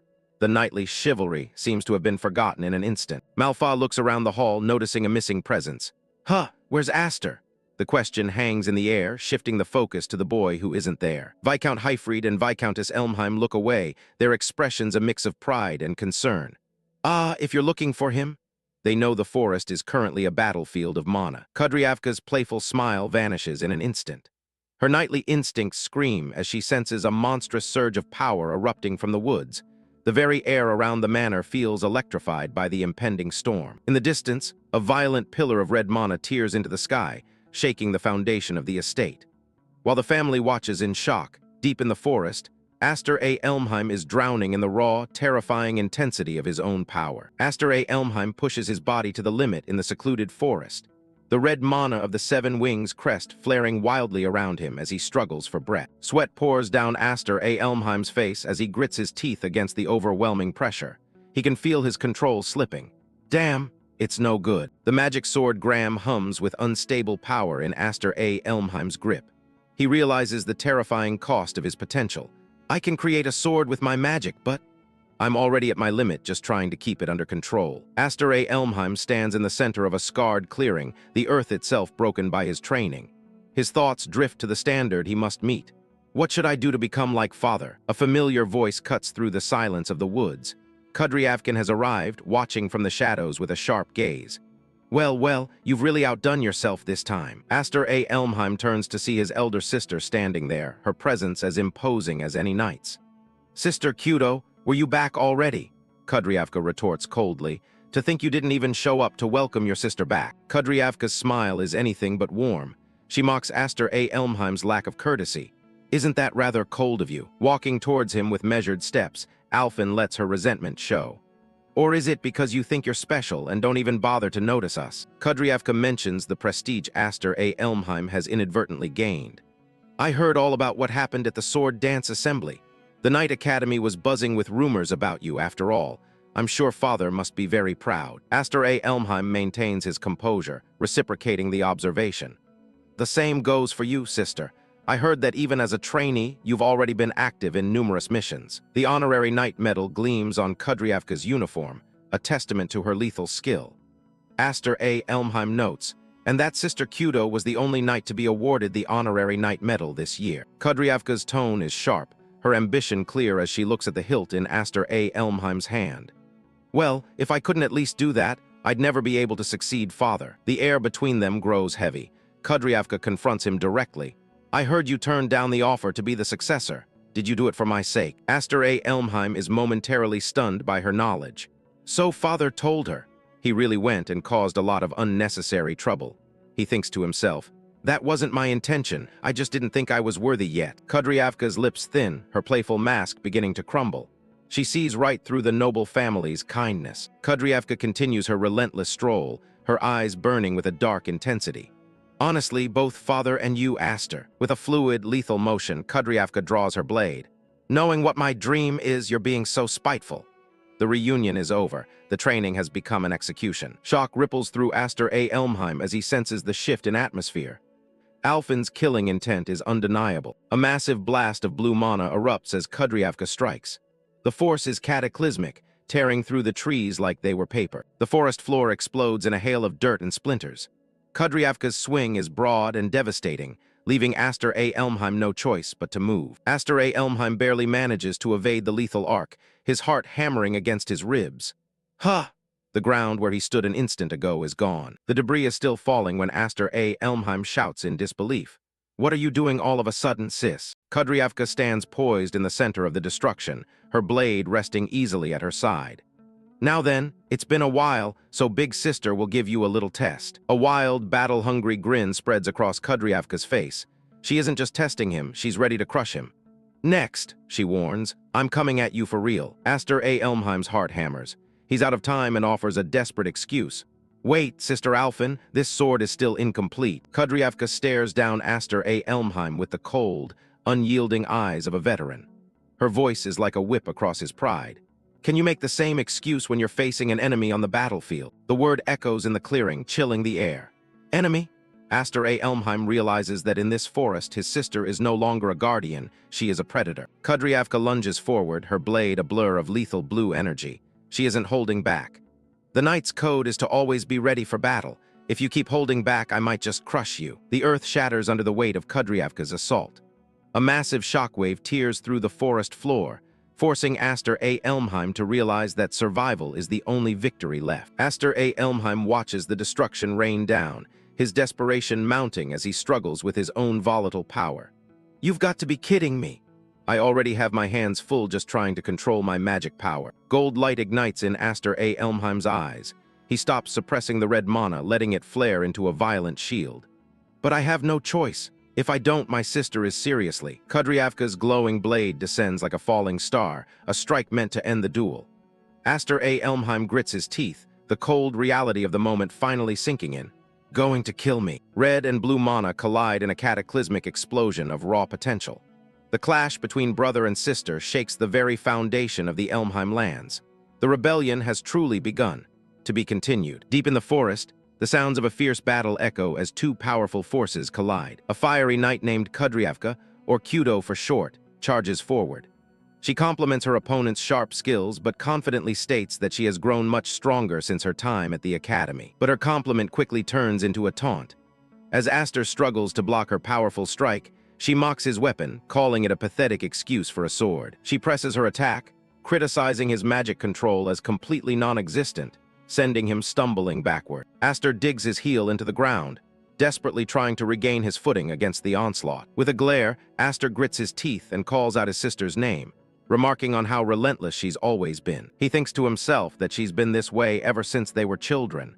The scene shifts to a memory of the past. In the flashback, a younger Kudo angrily questions if Aster's right to succession is only because he's the sole male heir, while a young Aster looks on with a stoic expression. Aster wonders if her resentment stems from the fact that he possesses a winged sigil superior to anyone else in the family. He remembers her as a living storm, constantly challenging him over every little thing and crying that the world was unfair. Back in the present, Aster comes to a firm conclusion as another attack lands. To put it bluntly, she is his natural enemy. In a sudden blur, Kudo leaped and vanished from Aster's sight in an instant. A glint of realization appears in Aster's eye. He seems to have figured something out during their fight. With renewed focus, their blades clash again in a massive explosion of magical energy that tears through the forest. Kudo's frustration boils over as she unleashes her power, yelling that Aster is not fit to be the next head of the house. Meanwhile, inside the mansion, a woman with long silver hair named Marfa watches them from a window, worriedly asking her father if it was truly wise to leave those two alone. She voices her concern that at this rate, their sibling spat might actually result in a casualty. Their father, Viscount Hyfried, calmly reassures her. He says they are good rivals in their own way, and while they can be reckless, things won't escalate that far. Marfa remains unconvinced, her expression filled with doubt as she can only hope that he's right. Changing the subject, Marfa asks her father for the real reason he summoned them back from the Knight Academy, doubting it was just to discuss the succession. The Viscount simply replies no. He reaches into his desk drawer, about to reveal the true, more serious reason for their return. Marfa's eyes widen in shock as she sees what her father has placed on the table. He reveals a letter with an official seal, explaining that it's a summons from the Elmheim main house. A dark, ominous aura surrounds the image of shadowy figures, as the Viscount explains that the elders who lead the core of the main house want to see their grandson's face. It's not a request, but a demand for Aster to appear before them. Marfa looks away, her hand to her mouth, fully understanding the gravity of the situation. This is a major development. Viscount Hyfried's expression turns grim as he considers the possible outcomes. He admits that in the worst-case scenario, they might lose Aster. His words hang in the air as the scene cuts back to the furious duel outside. Aster, completely unaware of the summons, angrily yells that he already turned down the talk of succession and that the Viscount heard him. Bakudo retorts that the head of the main house finds his refusal itself disagreeable, implying he has no choice in the matter. She brings her blade down with incredible force. Aster struggles to parry, grunting at the sheer weight of her attack. To him, it feels like he's facing a troll swinging a giant mallet. Her physical power is monstrous. His hands tremble, and his sword glows with unstable red energy as he struggles to maintain control. He's pushed back, barely defending against her relentless assault. Desperate, Aster tries to get a word in, telling her to stop and listen to him for a moment. Bakudo cuts him off with a cold stare, accusing him of trying to run away from the fight. Before he can respond, she unleashes another devastating wave of energy, blasting him away. Aster is thrown backward, coughing up blood. He can't believe her brute strength. Bakudo begins her lecture, slamming her sword into the ground. She declares that being able to only swing a sword makes a warrior third-rate. She continues her lecture, stating that those who can only handle magic are merely second-rate. Bakudo stands confidently, concluding that only when a warrior masters both the sword and magic can they finally be considered first-rate. She rests her massive sword on her shoulder and lets out a sigh, telling Aster that she's disappointed in him. As she speaks, the narration explains the power system. The difference in wing sigils is directly related to the amount of mana a person can handle. It's said that a difference of just a single wing equates to a threefold gap in overall power. Bakudo lays out the facts.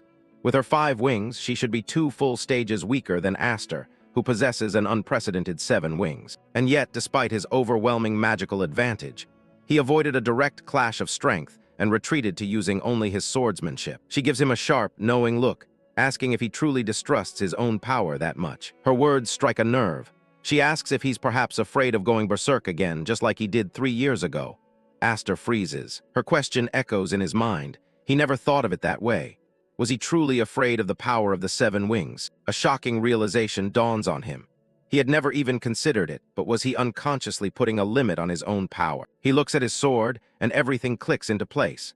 The blade felt unstable because he had been forcibly suppressing his own magic all this time. While Aster is lost in thought, Bakudo begins to gather her magic, telling him that he possesses everything she ever wanted. She accuses him of being arrogant, letting his incredible gift rot away without even realizing how lucky he is. With a final, desperate roar, she unleashes all of her power, demanding that if he won't use it, he should give it all to her. But this time, Aster doesn't flinch. His expression is calm, resolute. He's made his decision. A massive explosion erupts as her attack is met with an overwhelming wave of red and blue energy. Bakudo stares in disbelief, unable to comprehend what just happened.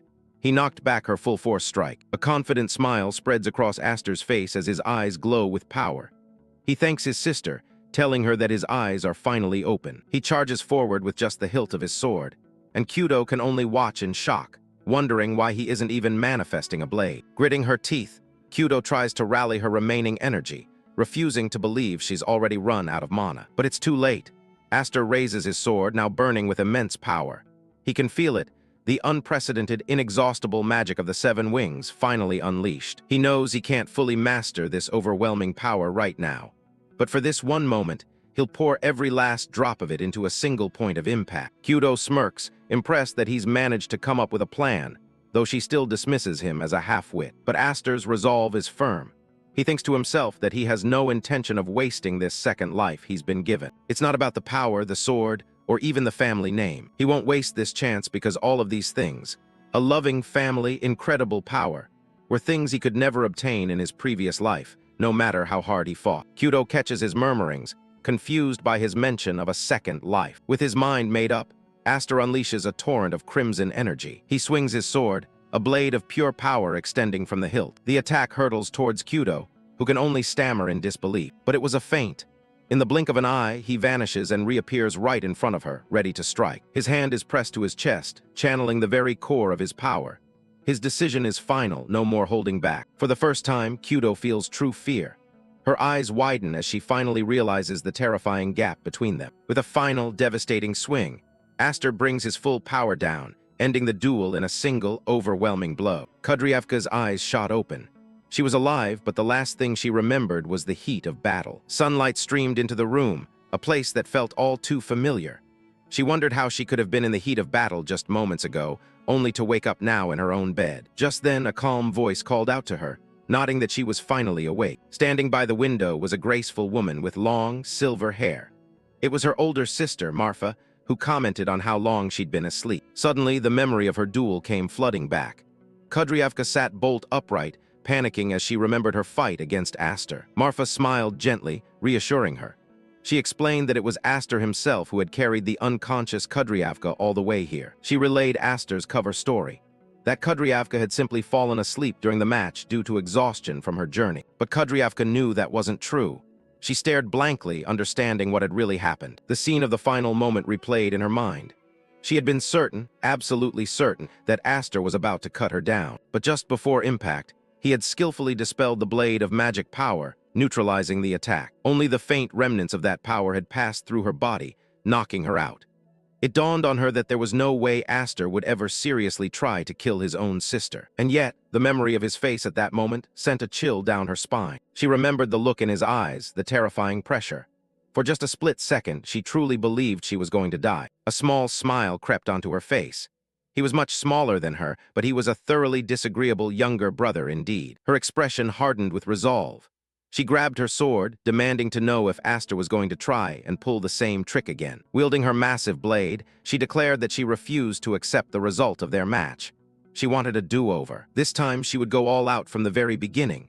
But Marfa calmly interrupted her, informing her that Aster had already left. Kudryavka froze, completely caught off guard by the news. Marfa explained that a summons had arrived for Aster from the main house, and he'd just left with their father.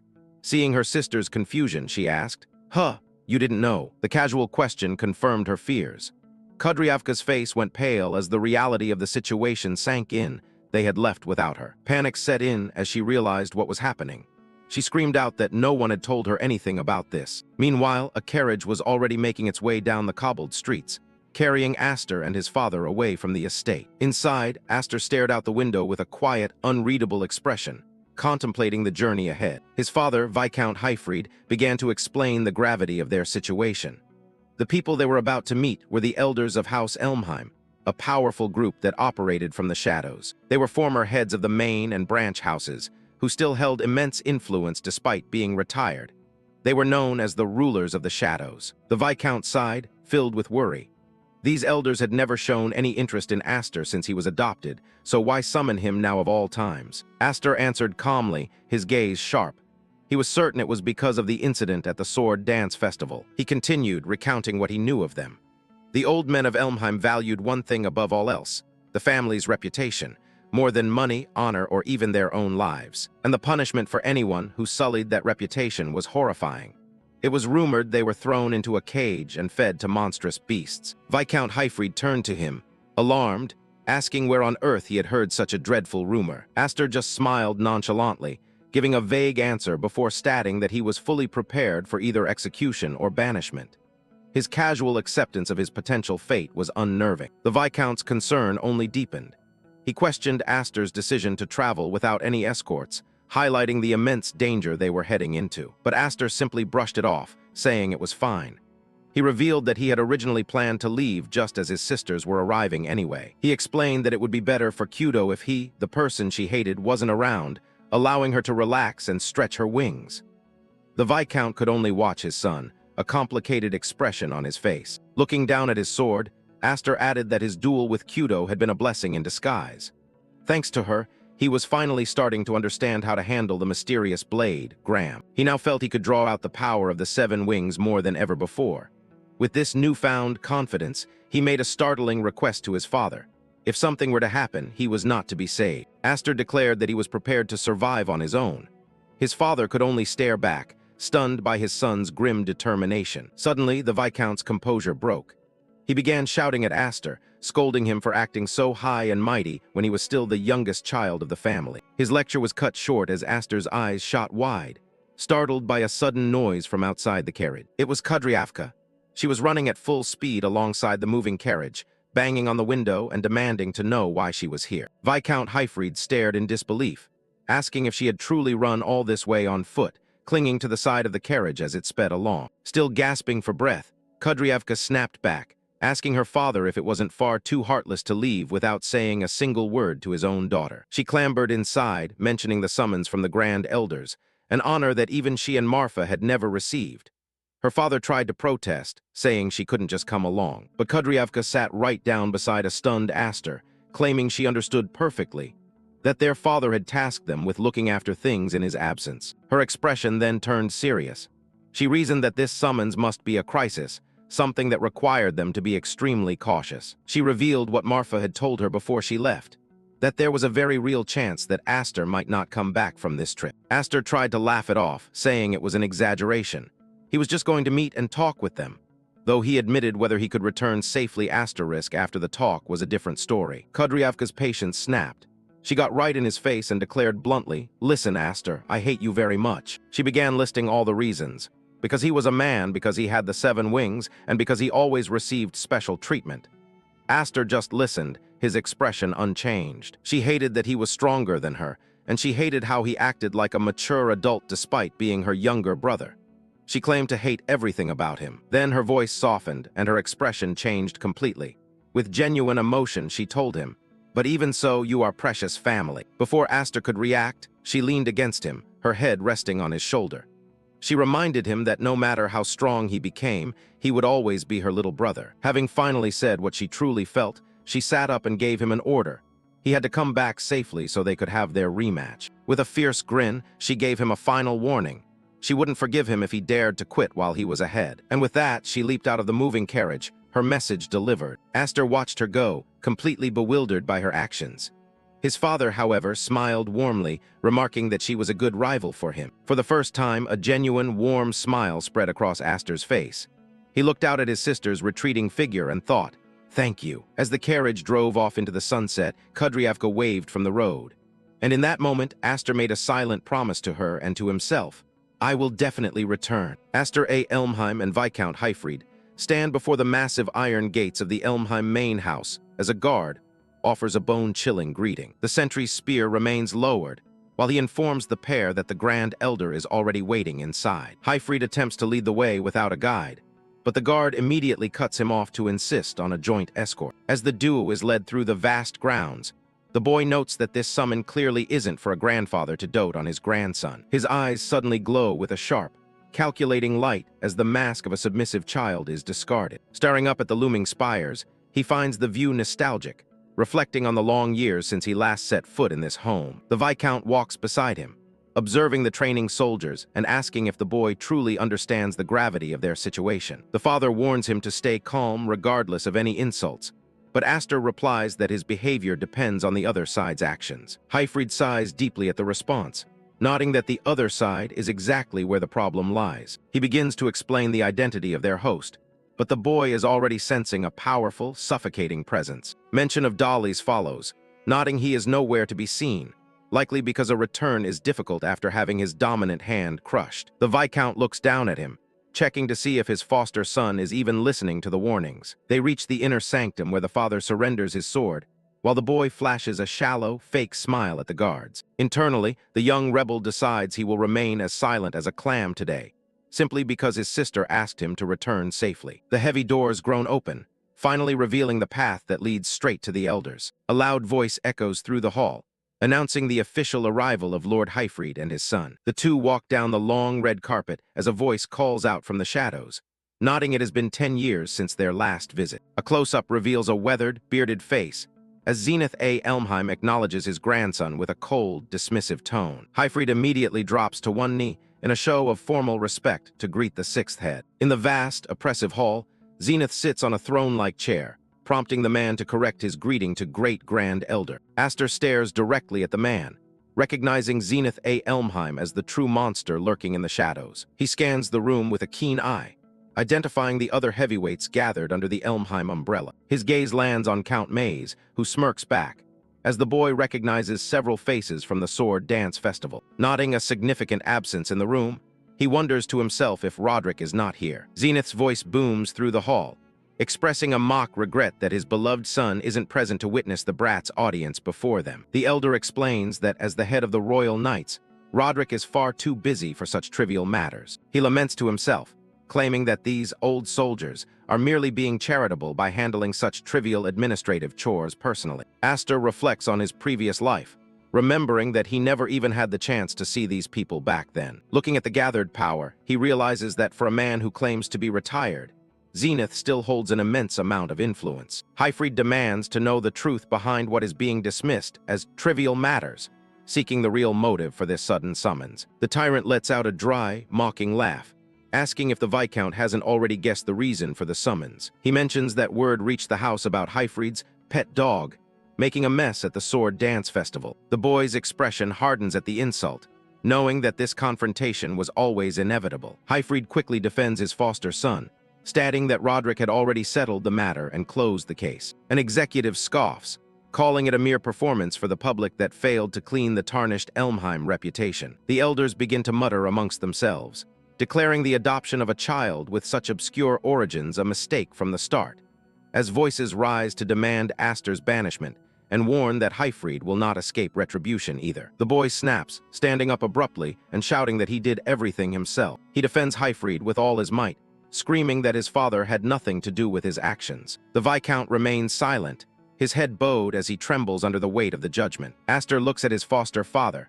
the realization of the family's cold cruelty finally sinking in. Zenith sneers at the outburst, finding the lack of discipline predictable and mocking a child for trying to interrupt adults. The old man reminds them of the family's might, leading 12,000 knights who will not be mocked by a stray. He stares down at them, lecturing about the weight of the name, claiming Elmheim is a holy signboard, not just a family. He warns that the knights are not a monolith, and that countless shadows are always watching for a chance to strike. Count Maze watches with a thin smile as Zenith explains that the struggle for power never ends, even within these walls. Zenith strikes his cane against the floor, demanding peace of mind and a guarantee of absolute loyalty. Hyfried's eyes go wide as a glowing blade is presented, the air growing heavy with the scent of blood and betrayal. The monster demands proof that Hyfried isn't a traitor, mocking him for failing to protect his liege in the past. He reminds the man of the price already paid, mentioning how they forced Roderick to maim dollies in this very hall. A face contorted into a mask of pure malice issues a final, lethal command. This time, cut off that brat's head. Aster's eye glows a sharp gold, while Zenith promises that spilling the boy's blood will settle the debt. Remaining on one knee, the father lowers his head slowly as his voice rings out with unwavering resolve.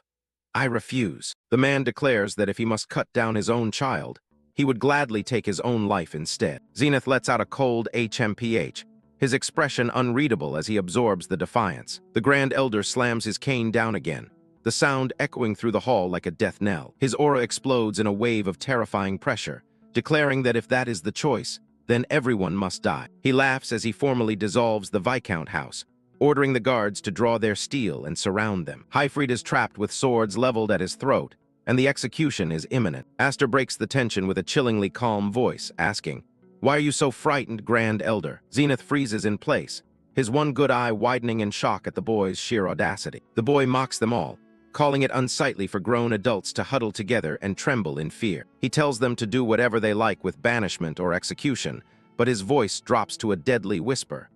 "But if you intend to lay a hand on my family." The Viscount watches with a stunned expression, sensing the sudden and terrifying shift in his son's demeanor. Aster apologizes to his father, admitting he was never good at staying silent, before violently shredding his shirt. The guards stagger back in fear, their faces turning pale with pure disbelief. The legendary mark is revealed, a glowing crimson emblem of 7 wings burning onto Aster's skin. He delivers his final ultimatum, warning that at this moment, these 7 wings will become Elmheim's enemy. His eyes burn with the fire of a god, as he tells the elders to think it over very carefully. The Elmheim elders stare in utter disbelief, a few of them stammering, "Impossible! Could that be?"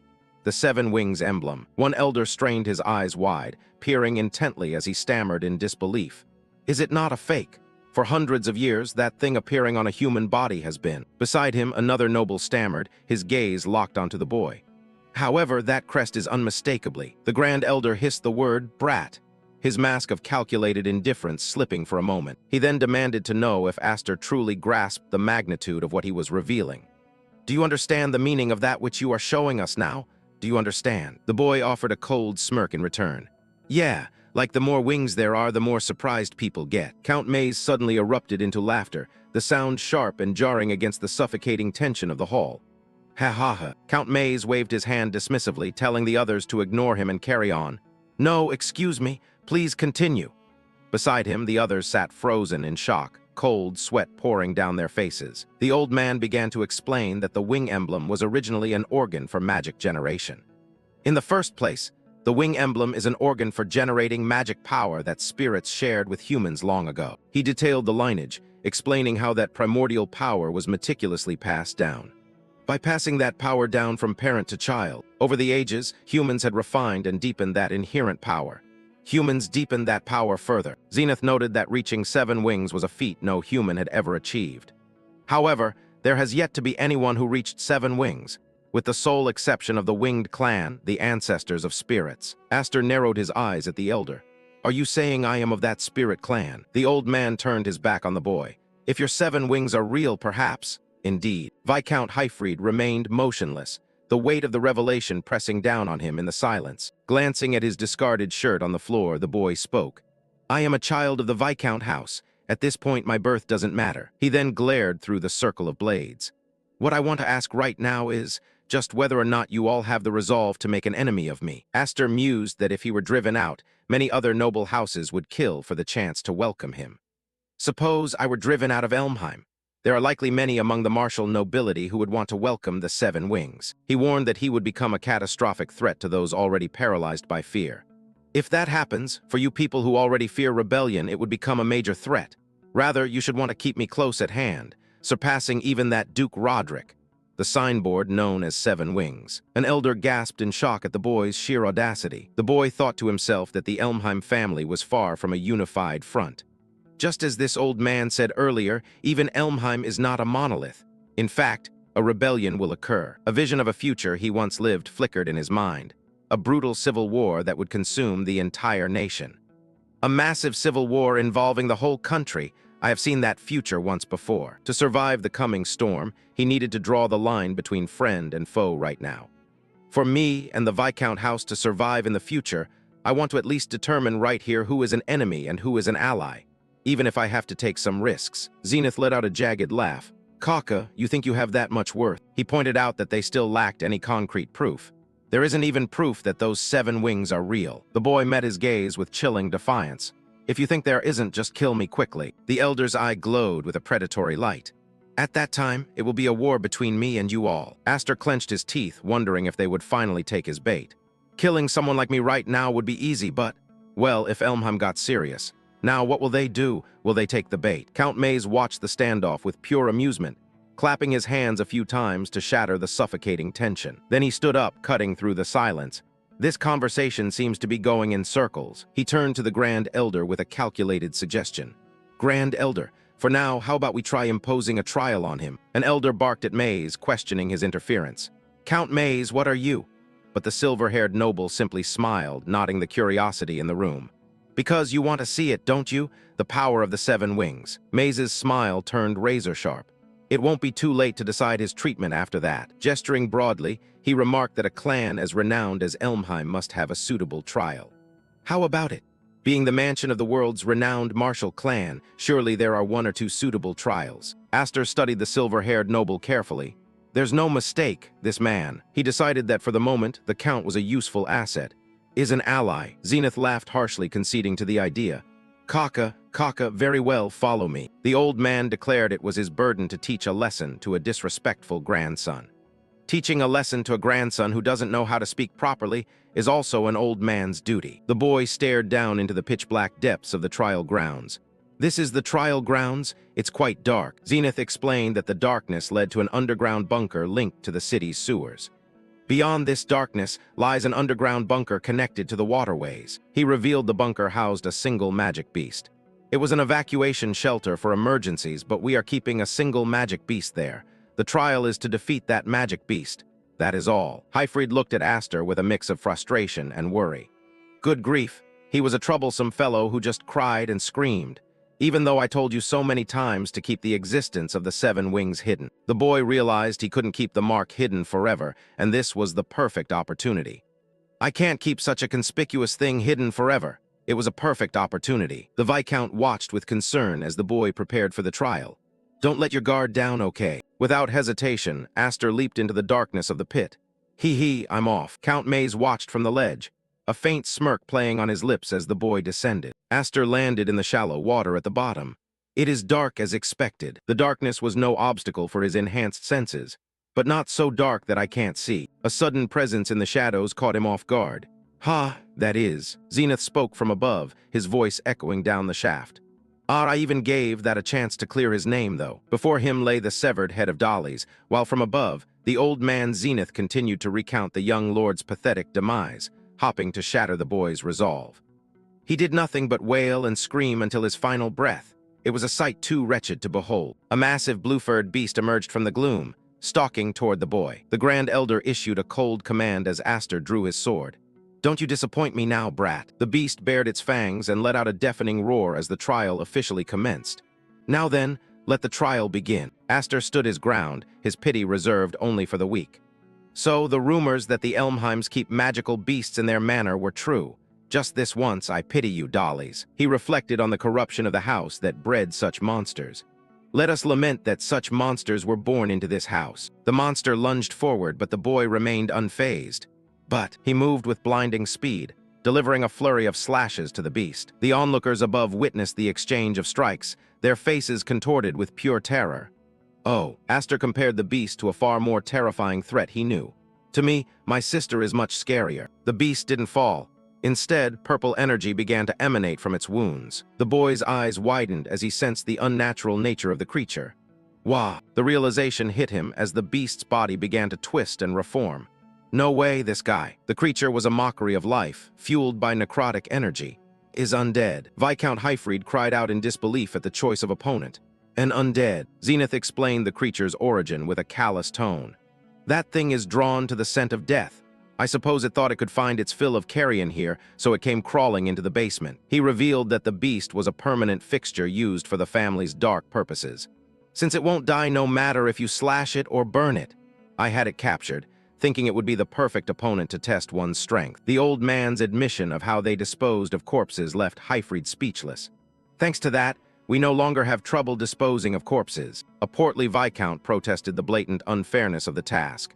An undead is too much for even a seasoned knight to handle, and yet you order him to kill it. He questioned whether the elders were truly willing to sacrifice the prodigy they had just discovered. Do you intend to just stand by and watch a child of the 7 wings die? Zenith dismissed the boy's potential if he couldn't survive this. If that happens, it just means he was nothing more than a blowhard. A wing crest without power is worth less than a mere decoration. The Grand Elder didn't care for Aster's survival, seeing other paths forward. Don't worry. Even if he dies, there are ways. In fact, that might actually be more convenient for us. The Count watched the battle unfold, a cold amusement in his eyes. He noted the discrepancy between the boy's words and his current struggle. He talked so big. Maze silently urged Aster to prove his worth. Don't go dying on us so easily, Aster. The boy's blade bit into the beast, but the lack of impact was unsettling. No matter how much I slash, there's just no feedback at all. The creature's unnatural vitality was far beyond anything he had ever faced. Plus, its regenerative power is phenomenal compared to a normal undead. He realized conventional methods were useless against a creature that was already dead. To begin with, an undead is already dead. The only known ways to destroy such a horror were through extreme heat or divine intervention. To kill it completely, you either burn it to death with sunlight. Purification through holy weapons was the standard practice for dealing with such things. Or you must purify it with a weapon imbued with holiness. Lacking those means, standard protocol dictated avoidance rather than confrontation. And if you can do neither, then not engaging is the standard protocol, the common sense of fighting undead. Aster rejected the idea of retreat, determined to prove the power of his mark. But of course, there's no path for retreat. If I just use superficial, standard methods, there's no meaning in being a 7 wings. He channeled his immense mana into the blade, the air crackling with power. With a single, overwhelming strike, he prepared to crush the immortal creature. To prove my worth, I'll show them I can crush a mere undead with sheer force. The strike landed with devastating force, shattering the stone floor and sending dust into the air. The portly Viscount reeled back from the shockwave, his eyes wide with utter disbelief. What incredible magic power! So this is the true power of the Seven Wings. Panic broke out among the observers as the basement was swallowed by chaos. What happened down there? Did he defeat it? Zenith leaned forward, searching the settling dust for any sign of his new asset. Aster stood in the center of the crater, his breath steady despite the massive output. The Grand Elder's disappointment was palpable as he sensed the beast's lingering presence. What a pity! Without warning, the undead monster charged through the debris, slamming into the boy with mindless fury. Aster grunted as he was shoved back, the creature's weight threatening to crush him. Gah! The beast loomed over him, its purple necrotic energy surging as it prepared to tear him apart. Hyfried's heart hammered in his chest as he screamed out for his son. Aster! Count Maze placed a restraining hand on the Viscount, his voice cold and devoid of empathy. Don't do something as gauche as trying to save him, all right? Lord Hyfried. The Viscount turned on the Count, his voice trembling with fear and fury. You're telling me to just stand by and watch him die? Maze offered a patronizing smile, his confidence in the boy's potential unshaken. Now, calm down. The Count gestured toward the pit, where the real battle was only just beginning. Look, the boy's lips curled into a predatory grin as he faced the monstrosity. Maze noted with satisfaction. It seems he still has a trump card. I'm glad it seems to be working properly. He analyzed the beast's condition, nodding his brute force approach was finally taking a toll. It's gotten quite a bit slimmer than before. Aster ignited his mana once more, his weapon pulsing with a fierce crimson radiance. He drove his blade into the creature's maw, meeting the undead's roar with a strike of pure destruction. Dark energy erupted from the beast's head as the attack tore through its necrotic core. Aster's voice rang out with absolute conviction as he prepared to grind the monster into dust. In that case, I'll just keep doing the same thing until you die. The basement was filled with the rhythmic flash of steel as the boy methodically dismantled the beast. Hyfried watched the savage display, haunted by a memory of a power he had seen long ago. I showed that once before, but the images of the past clashed with the reality before him, revealing a terrifying truth. The Viscount realized that the boy's power had transcended all expectations. No, it's something else, something different. The structural integrity of the manor basement groaned under the strain. Hey, this place is going to collapse. Servants rushed to protect the Grand Elder as the floor began to give way. Great Elder, this way. Zenith stared into the swirling red vortex, witnessing the true awakening of a legend. Oh, so this is. Down below, Aster stands at the eye of the storm, as the true power of the mark is finally unveiled to the world. The power of the Seven Wings. The dust finally starts to settle, leaving the Elmheim elders in complete shock. One of them is even trembling on the ground, unable to process what just happened. Zenith Elmheim stands at the edge of the pit, looking down at the wreckage. There's no sign of the beast anymore, it's just gone. The great Grand Elder's eyes narrow as he realizes the undead creature was completely pulverized. Even for someone as powerful as him, seeing a nearly immortal beast crushed so easily is unsettling. He notes that it wasn't even a matter of technique. It was just a massive surge of brute force that swallowed everything in a vortex of magic. Down in the center of the crater, Aster Elmheim stares up, his glowing blade still pulsing with energy. To Zenith, the boy doesn't look like a student. He looks like a threat. Zenith turns to Viscount Hyfried, asking if this destructive display was actually part of the plan. The foster father looks back, seemingly just as stunned by the result. Hyfried admits that even he's constantly amazed by how fast his son is growing. He's clearly proud, even if the situation is getting out of hand. Count Maze leans in with a smirk, cutting right to the chase. He wants to know if Aster officially passed the exam after that mess. Zenith huffs, but he has to admit the truth.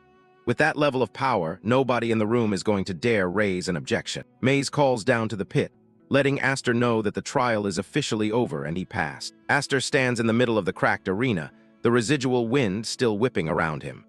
The heavy chains that were supposed to hold the beast are now nothing but scrap metal. He looks up at them with a calm face, asking for a rope to be dropped down since he destroyed the exit. Later, Zenith watches through a window as the boy prepares to leave the estate. He's clearly keeping a very close eye on the wingless failure. Inside his study, Zenith offers Aster a place in the main family's inner circle. He warns the boy that if he passes this up, there won't be another invitation. Aster turns his back without hesitation. He explains that he has no interest in getting involved in a succession war that would just make his cousins restless. Zenith lets out a sharp laugh, finding the boy's humility almost offensive. He can tell Aster is hiding his true intentions behind a polite mask. He leans forward, his gaze piercing. He tells Aster that he can see the raw ambition burning in his eyes, no matter how hard he tries to hide it. The elder doesn't hold back, flat out accusing Aster of planning to turn his blade against the Elmheim family one day. He asks point-blank if Roderick's head is what he's really after. Aster freezes for a second, caught off guard by the old man's bluntness. Zenith tells him not to be so guarded, claiming he isn't interested in probing for motives right now. He seems strangely relaxed about the whole thing. Aster is genuinely confused by the reaction. He asks why a rebel like him wouldn't be considered an immediate enemy to the head of the house. Zenith explains that the Elmheim family isn't a unified front. Even at the top, there's internal conflict and shifting alliances. He admits that Roderick has become a bit too arrogant for his liking. If Aster's existence serves as a deterrent to the man, then the elder is happy to let him run free. But it comes with a lethal warning.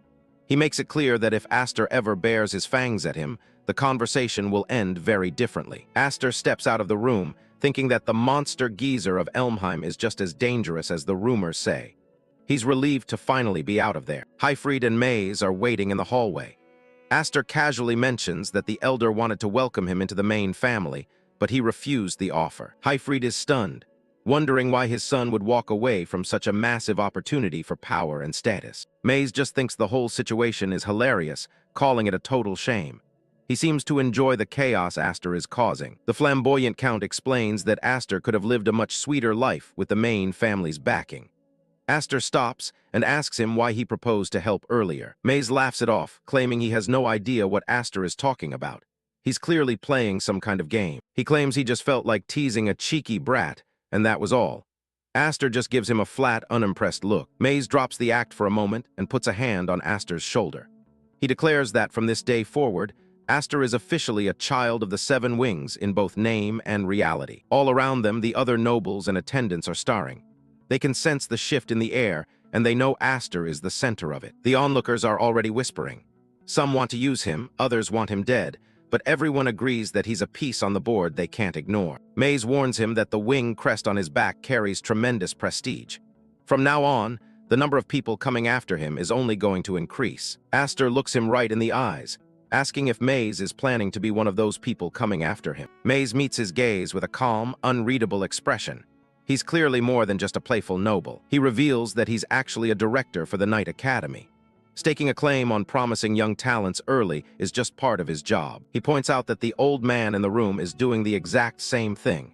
Everyone is trying to get a piece of Aster's future. Maze waves goodbye, telling Aster he's looking forward to seeing him enroll at their academy.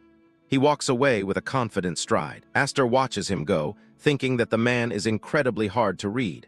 He wonders if it's too early to consider someone like that an ally. Hyfried places a reassuring hand on Aster's shoulder, ready to head back now that the intense day is finally over. Viscount Hyfried tells Aster that he needs to tell his sisters all about his grand performance during the trial today. He seems a bit more relaxed now that the danger is over. Aster Elmheim laughs and adjusts his collar, joking that his mother is definitely going to faint when she sees the state of his clothes and all his new injuries. Meanwhile, deep within the main house, a knight in full plate armor kneels before the Kingdom Knight General Commander. He reports that Master Dariz didn't survive the trial Lord Zenith summoned him for the other day. Roderick A. Elmheim listens to the report with a cold, detached expression. He immediately asks what happened to Hyfried's son, who was also summoned. The knight confirms the boy survived, and Roderick thinks to himself that Hyfried doesn't seem to care about his own child's life at all. He finds the man's lack of concern interesting. He clasps his hands together as the weight of the news sinks in. It's clear now that the rumors were true. The power of the Seven Wings really does dwell within the boy. The subordinate waits in silence, sensing the gravity of the situation. The atmosphere in the massive hall is thick with tension. There's a growing fear that at this rate, the long-maintained power balance within the Elmheim family could completely collapse. One branch member with that much power could change everything. The knight asks if they should take immediate action to handle the situation before it gets any further out of control. Roderick dismisses the concern, telling his man to just leave the boy be for the time being. He doesn't see a need for a preemptive strike. He leans back on his throne, surrounded by the family's trophies. If the Elmheim name could crumble from an obstacle like this, he believes it would have fallen a long time ago. He adds that there's no reason to rush things. In his mind, the Seven Wings will eventually belong to him anyway, one way or another. Until that day comes, Roderick is content to let the boy run free. He wants to see just how much the baby he let escape can actually struggle. He stands over a map, plotting his next move while deciding to enjoy the show for a while longer. He's treating Aster's survival like a minor form of entertainment. His red eyes glow with a predator's intensity as he whispers the name of the child of the 7 wings. He's already decided how this story will end. 4 years pass by in a flash. The Dorusel Knight Academy is finally holding its entrance exams, and the gates are swarming with hopeful applicants. The staff at the registration desk are working overtime, processing a mountain of paperwork. They're constantly shouting for the applicants to move forward as soon as they're done. A young man walks through the crowd, drawing hushed whispers and surprised looks from the people around him.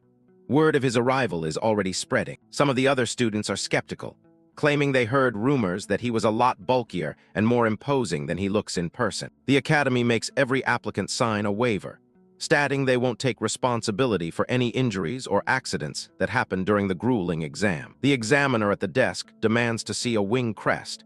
He makes it clear that they can't let anyone through who doesn't possess magic. The official looks at the name on the form, Aster Elmheim. The Elmheim surname immediately causes him to stop and take a second look. He looks up at Aster with a skeptical, almost annoyed expression, waiting for proof of his lineage. Aster is a lot taller and more muscular now, standing with a confident posture. He casually mentions that his wing crest is in a hard-to-show place, and he'd rather not reveal it here. He flashes a smug grin at the examiner, asking if he can't just use his face as a pass, since everyone seems to recognize him anyway. The massive academy grounds are packed with thousands of young men and women, all vying for a spot among the kingdom's elite knights. As Aster walks through the courtyard, some of the other examinees start heckling him, trying to provoke a reaction from the famous newcomer. A guy with long hair and a smug attitude stands in his way. This is Vigor Smates, and he's clearly decided that Aster is his target for today. Vigor looks him up and down, mocking his country noble house. He asks if Aster didn't come to the wrong place, suggesting the elite academy is out of his league. He gestures toward the academy's grand entrance, bragging about how this place is only for the absolute elite among knights. Aster just tells him there's no problem then, which only makes Vigor more irritated. The bully was clearly expecting him to be intimidated. Vigor starts yelling at the surrounding crowd about how they've all gone through strict and grueling work to get here. He thinks Aster is just dreaming of a glorious path he hasn't earned. He points a mocking finger at the small sword on Aster's hip, calling it child-sized. He tells him that this isn't a place for a fledgling swordsman who can't even carry a real weapon. Vigor continues his rant, telling Aster to pack up and go home if he's just here to sightsee. He's putting on a real performance for the other students. The other applicants just watch from a distance.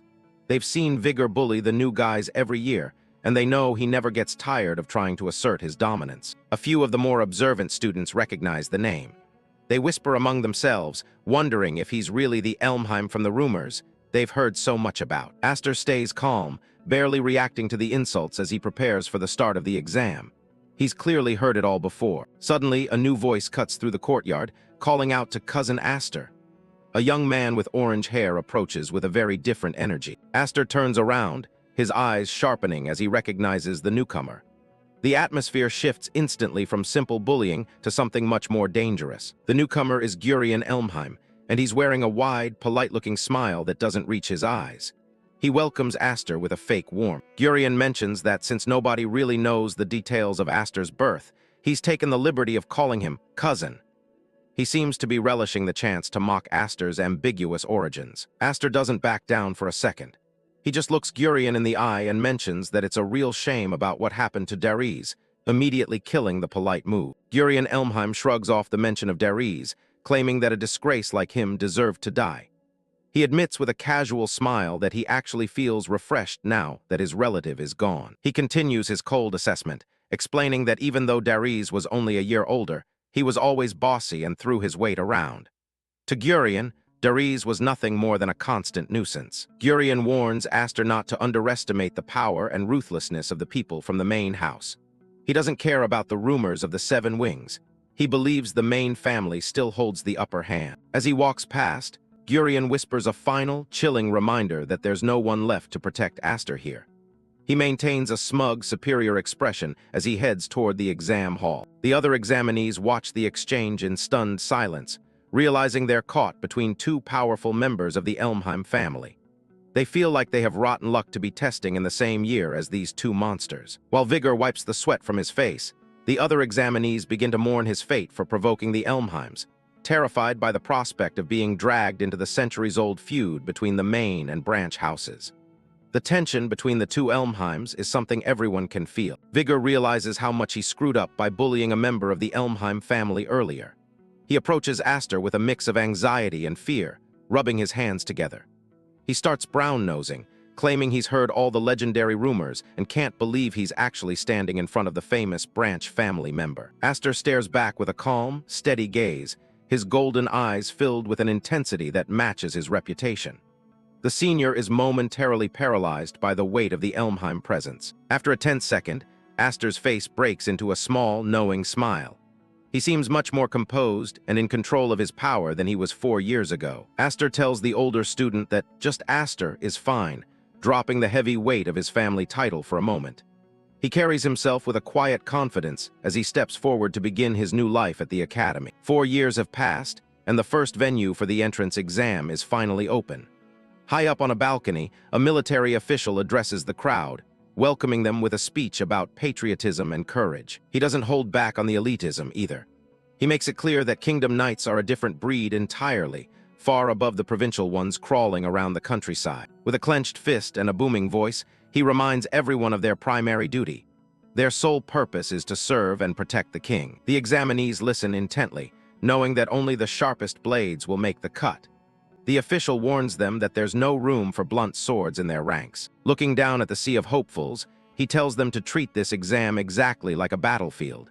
He wants them to show their true worth from the very start. Standing among the crowd is Aster Elmheim, now a teenager with a much more powerful build.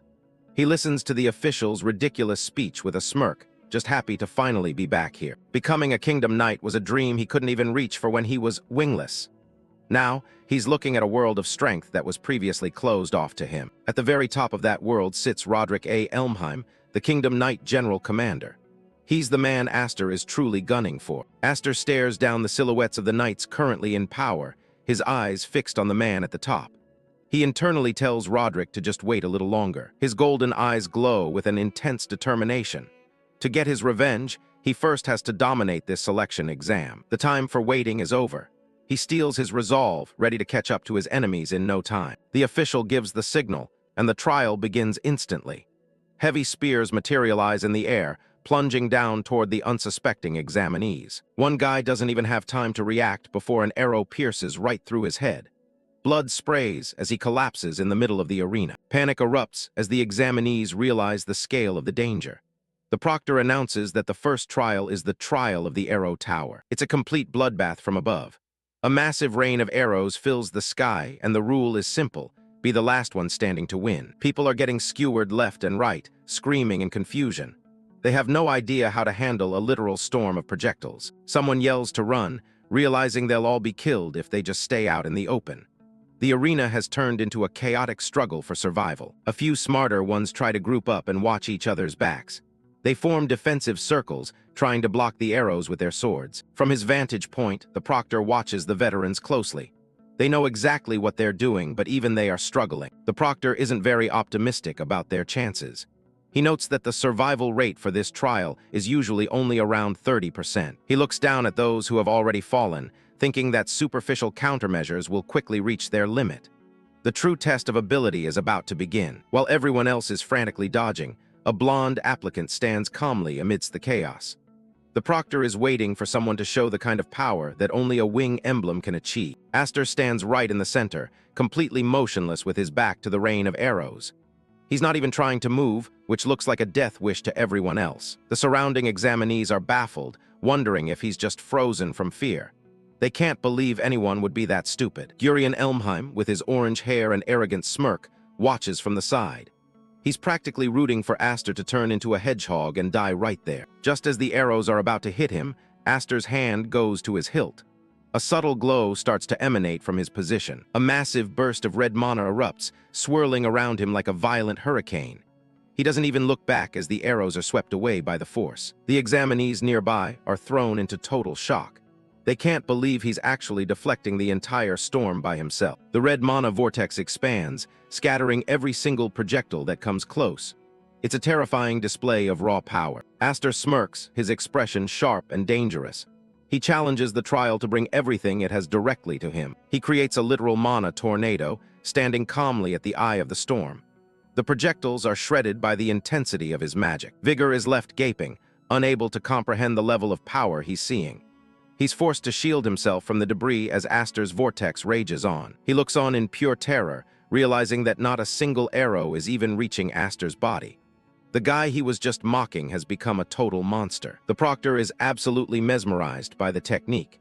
He realizes Aster is using his mana to create a massive updraft that's impossible to penetrate. It's as if Aster is cloaked in a living storm.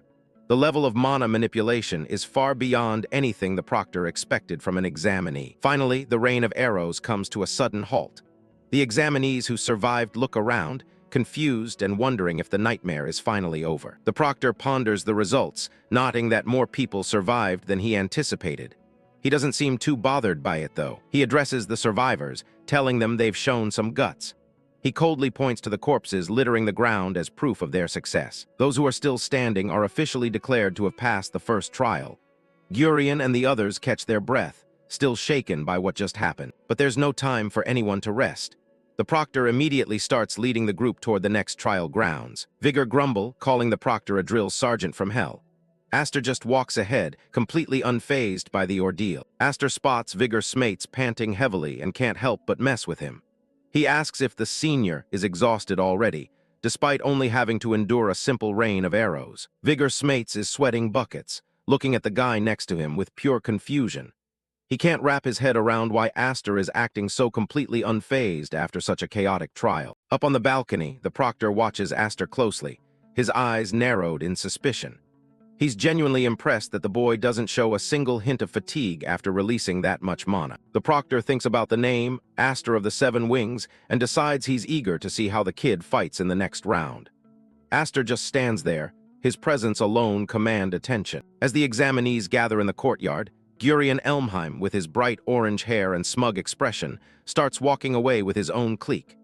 Aster watches his cousins back, knowing there's more to this than a simple exam. A dark memory or an orders from the main house flashes through the air. Gurion was told he must absolutely prevent Aster from becoming a royal knight for the sake of the family's future. Gurion looks determined, even a bit stressed, as he processes his instructions.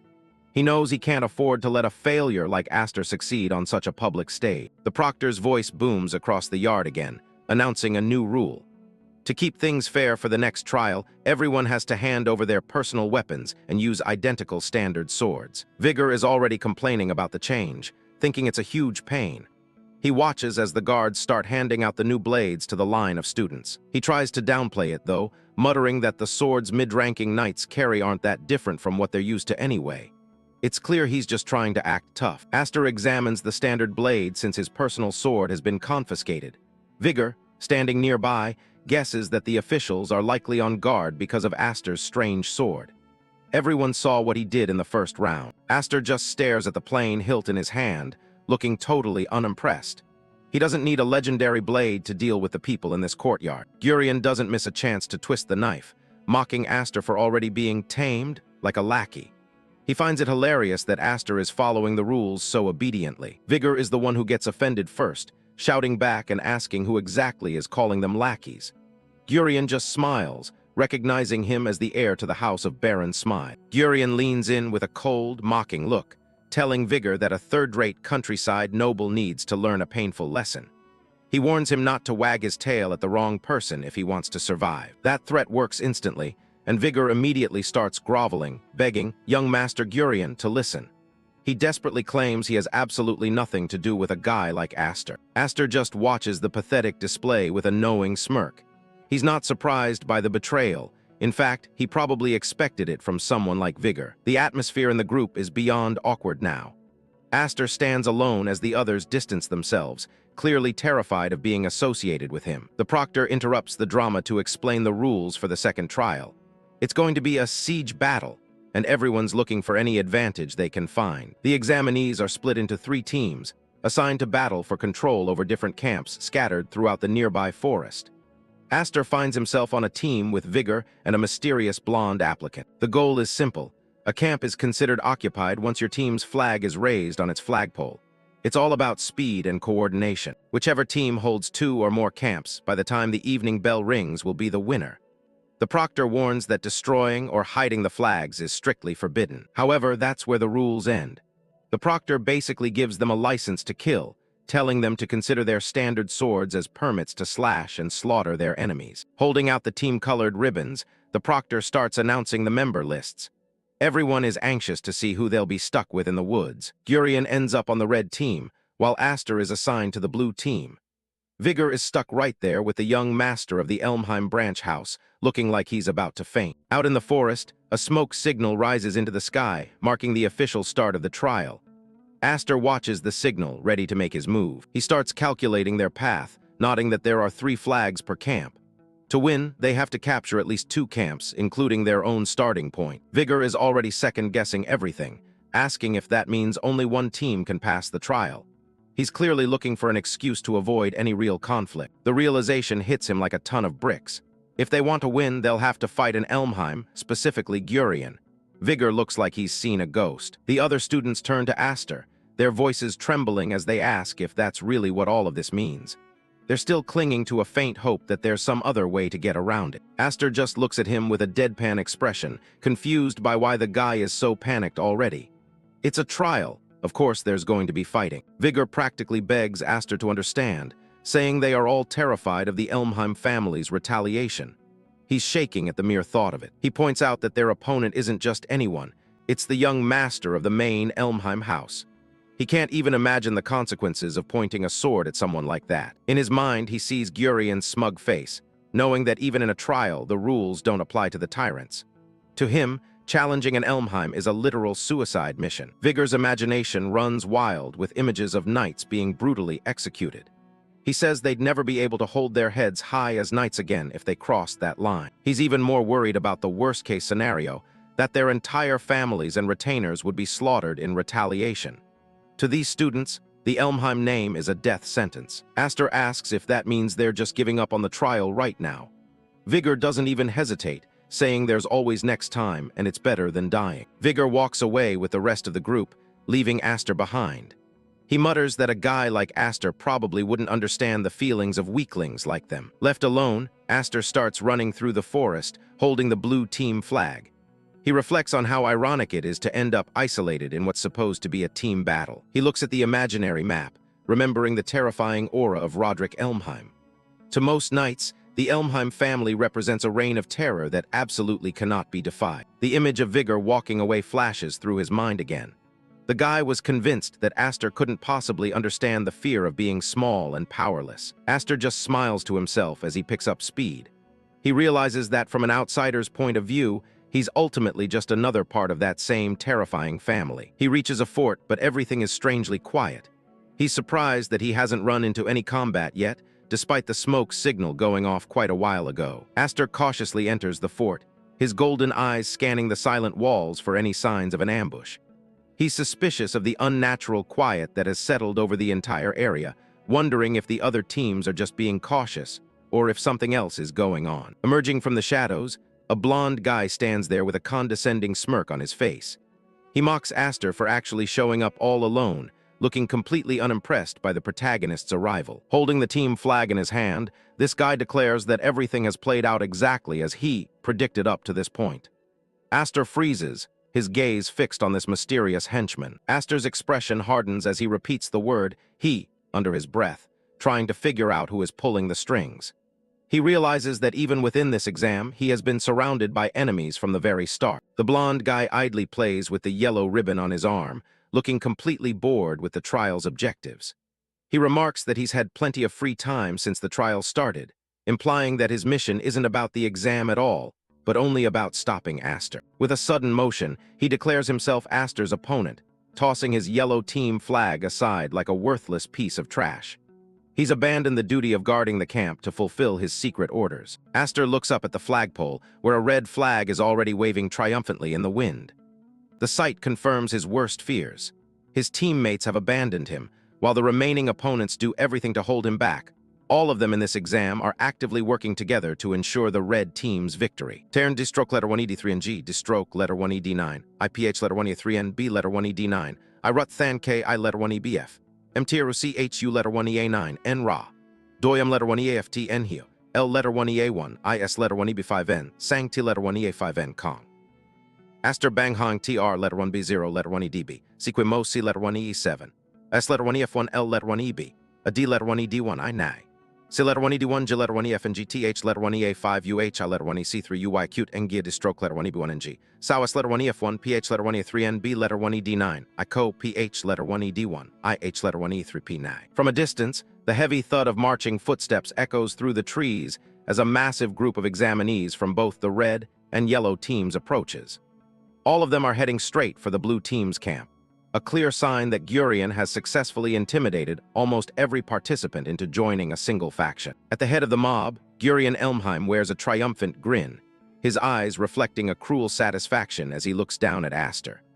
He tells his cousin that he's about to witness the true Elmheim way of fighting, total domination through overwhelming force and political pressure. The Kingdom Knight selection exam moves into its second stage, a high-stakes offensive and defensive battle. Sparks fly as candidates clash for a chance at glory. 20 participants are split into 3 teams. To win, a team must occupy at least 2 bases by the end of the exam. The ultimate goal is simple but brutal.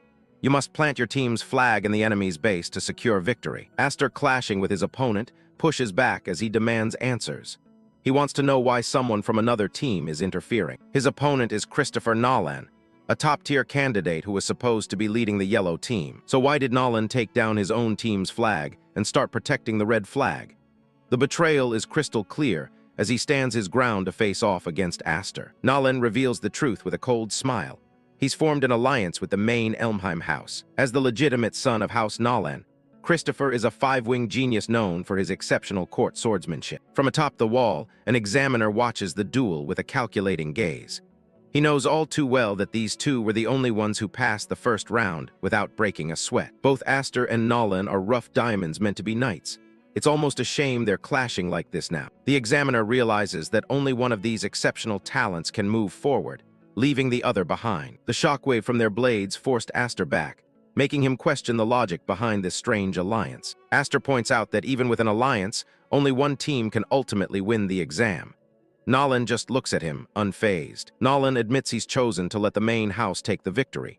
He reveals that even now, his allies are heading to Aster's base. A vision of his teammates being threatened flashes through Aster's mind.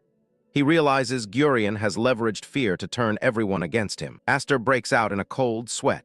He knows Gurion is behind the intimidation, forcing the other students into submission. Nolan looks down on him, remarking that no one is foolish enough to stand in the way of a moving carriage if they don't want to get crushed. To Nolan, this hierarchy is the natural order of noble birth. He sees Aster's resistance as a futile struggle against destiny. The duel resumes with a heavy clash of steel. Aster grinds his teeth, refusing to back down from the overwhelming pressure. Something is wrong.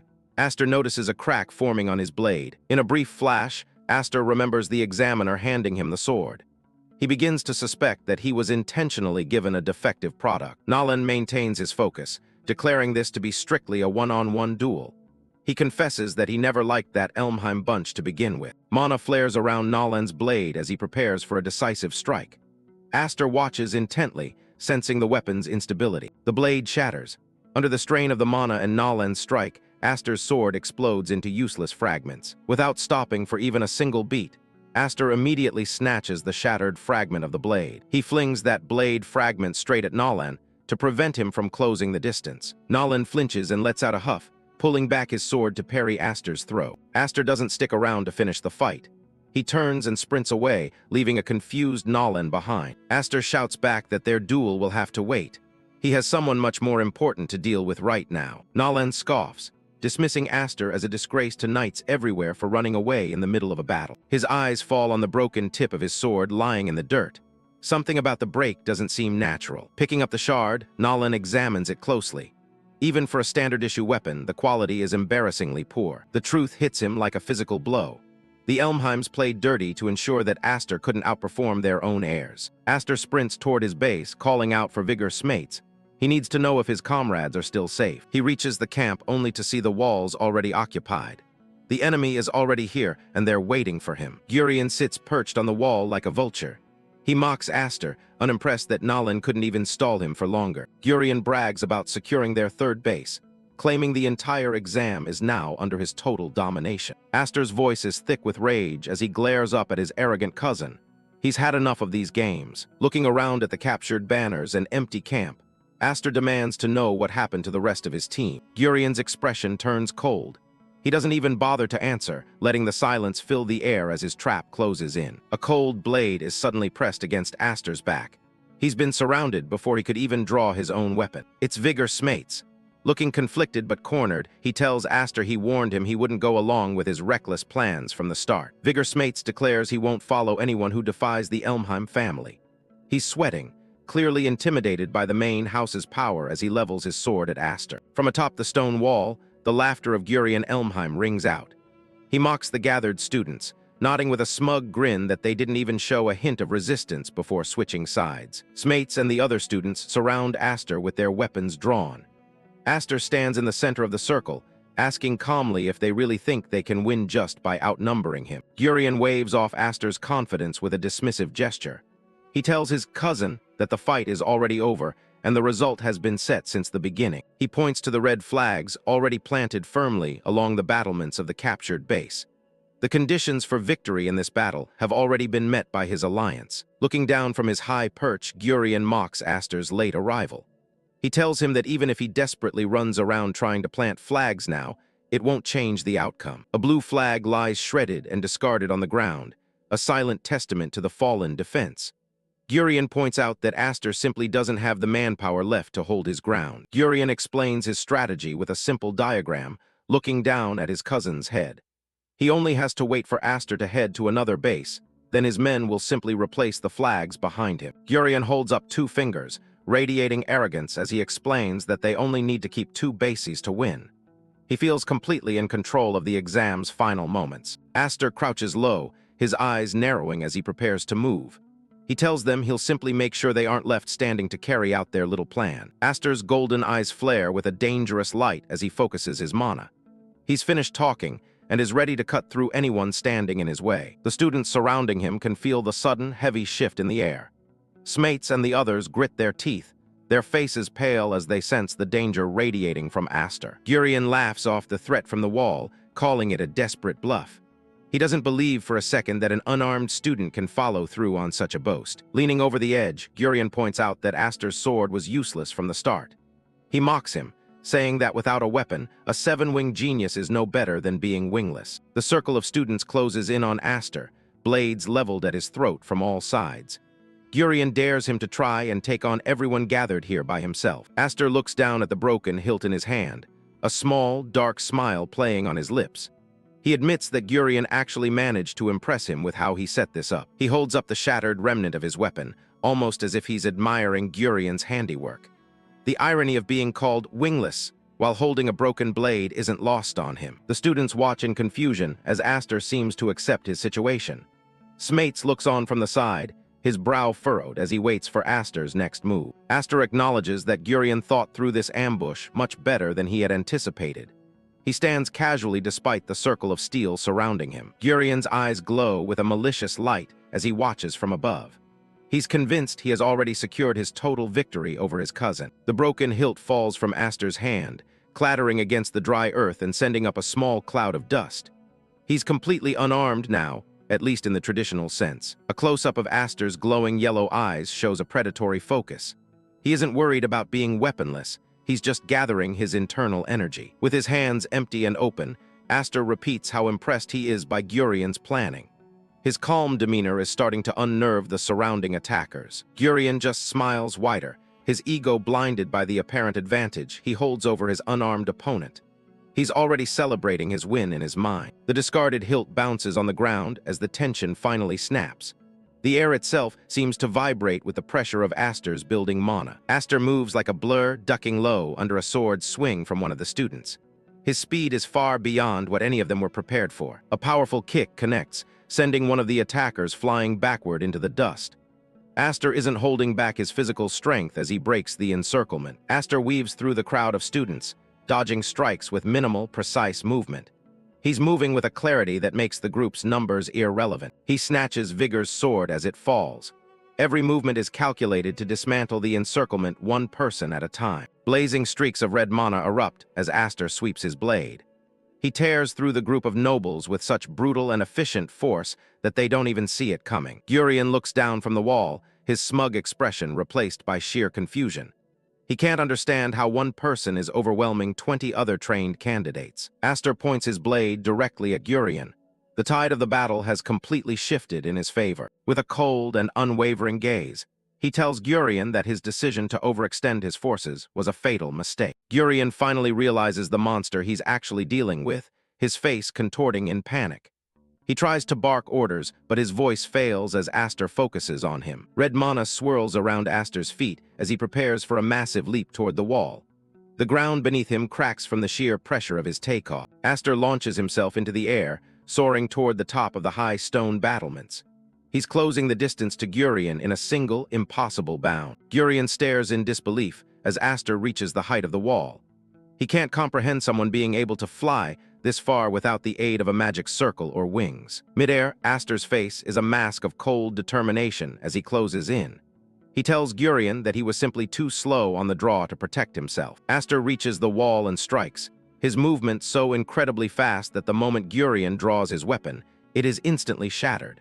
The sound of the impact echoes throughout the entire base. For a brief moment, Aster's mind flashes back to his infancy, to the feeling of flying for the very first time as a baby. It's a memory of pure mana control. He reflects on how it felt to be truly wingless in his past life, and how that struggle shaped his current power. He feels a sense of omnipotence in this state. Aster grabs Gurion and drags him off the wall, sending them both falling toward the ground below. He notes that the wall, which once seemed so high, is now trivial to him. Gurion shouts for Aster to stop as he's pinned down. His face is pale, sweat beading on his forehead as he looks up from the dirt. Aster stands over the fallen noble, his boot firmly pinning Gurion to the ground. Gurion struggles uselessly against the overwhelming physical pressure of the stance. Looking down with glowing yellow eyes, Aster's expression is one of cold amusement. He remarks that the wall he once thought high now seems incredibly low. A massive plume of dust and mana-infused smoke erupts from the impact site. The force of the descent has left a literal crater in the earth. Thick clouds of debris billow outward, obscuring the battlefield. The sound of the crash still echoes through the captured base. Vigor Smates and the other defecting students stand frozen. They stare at the center of the impact, their bodies tense and faces pale. Smates' jaw drops as he stares at the settling dust. He's completely speechless, his eyes wide as he realizes the sheer gap in their abilities. As the air clears, the silhouette of Aster standing over the defeated Gurion is revealed. He holds a stolen blade casually by his side. Aster turns his gaze toward the remaining group of students. His golden eyes pierce through the gloom, demanding their full attention. Below, he is grabbing Gurion by the back of his collar. He hauls the noble across the ground like a discarded sack. With a careless shove, Aster tosses Gurion onto the ground in front of the others.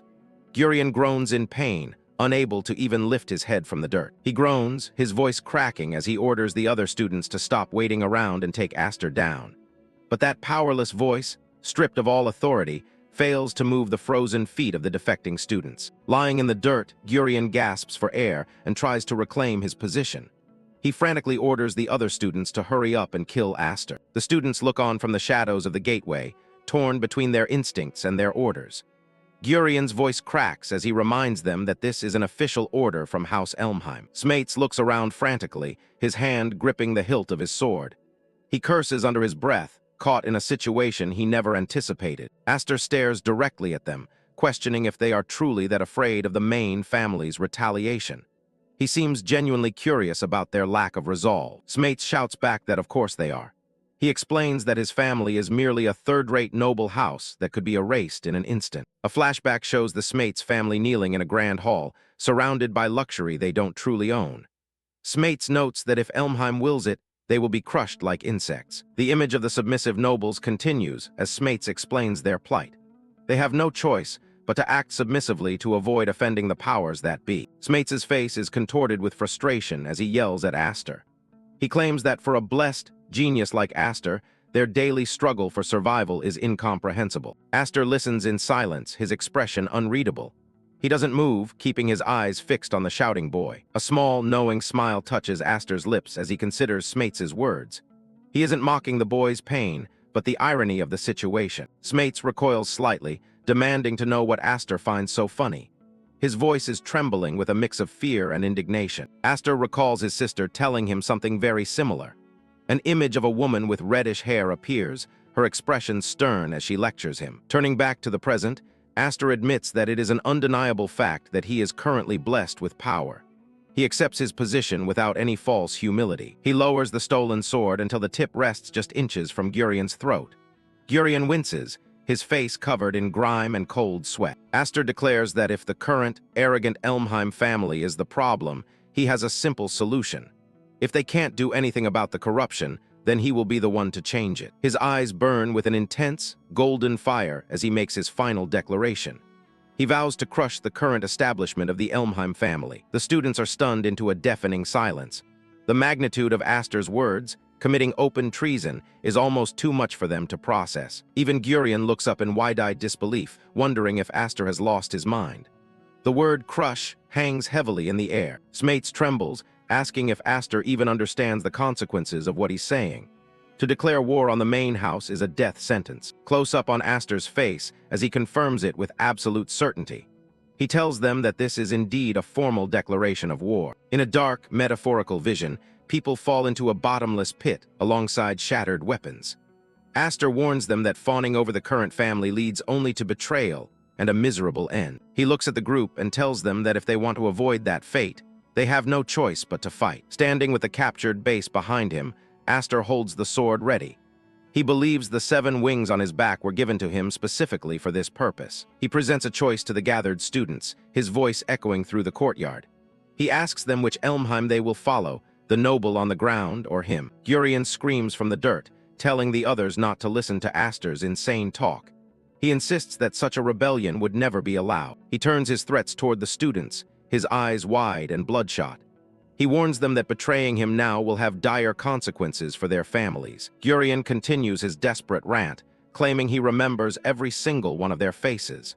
He promises they will suffer if they don't obey him immediately. Smates stares down at the ground, his face pale and covered in cold sweat. He is paralyzed by the impossible choice before him. He opens his mouth and lets out a primal roar of frustration. The sound is raw and filled with the pressure of a lifetime of submission. Smates stands alone in the middle of the field, his sword stabbed into the dirt before him. He curses his situation one last time as he makes his final decision. Vigor Smates sprints desperately toward the team's blue flag, his boots kicking up dust from the dry ground.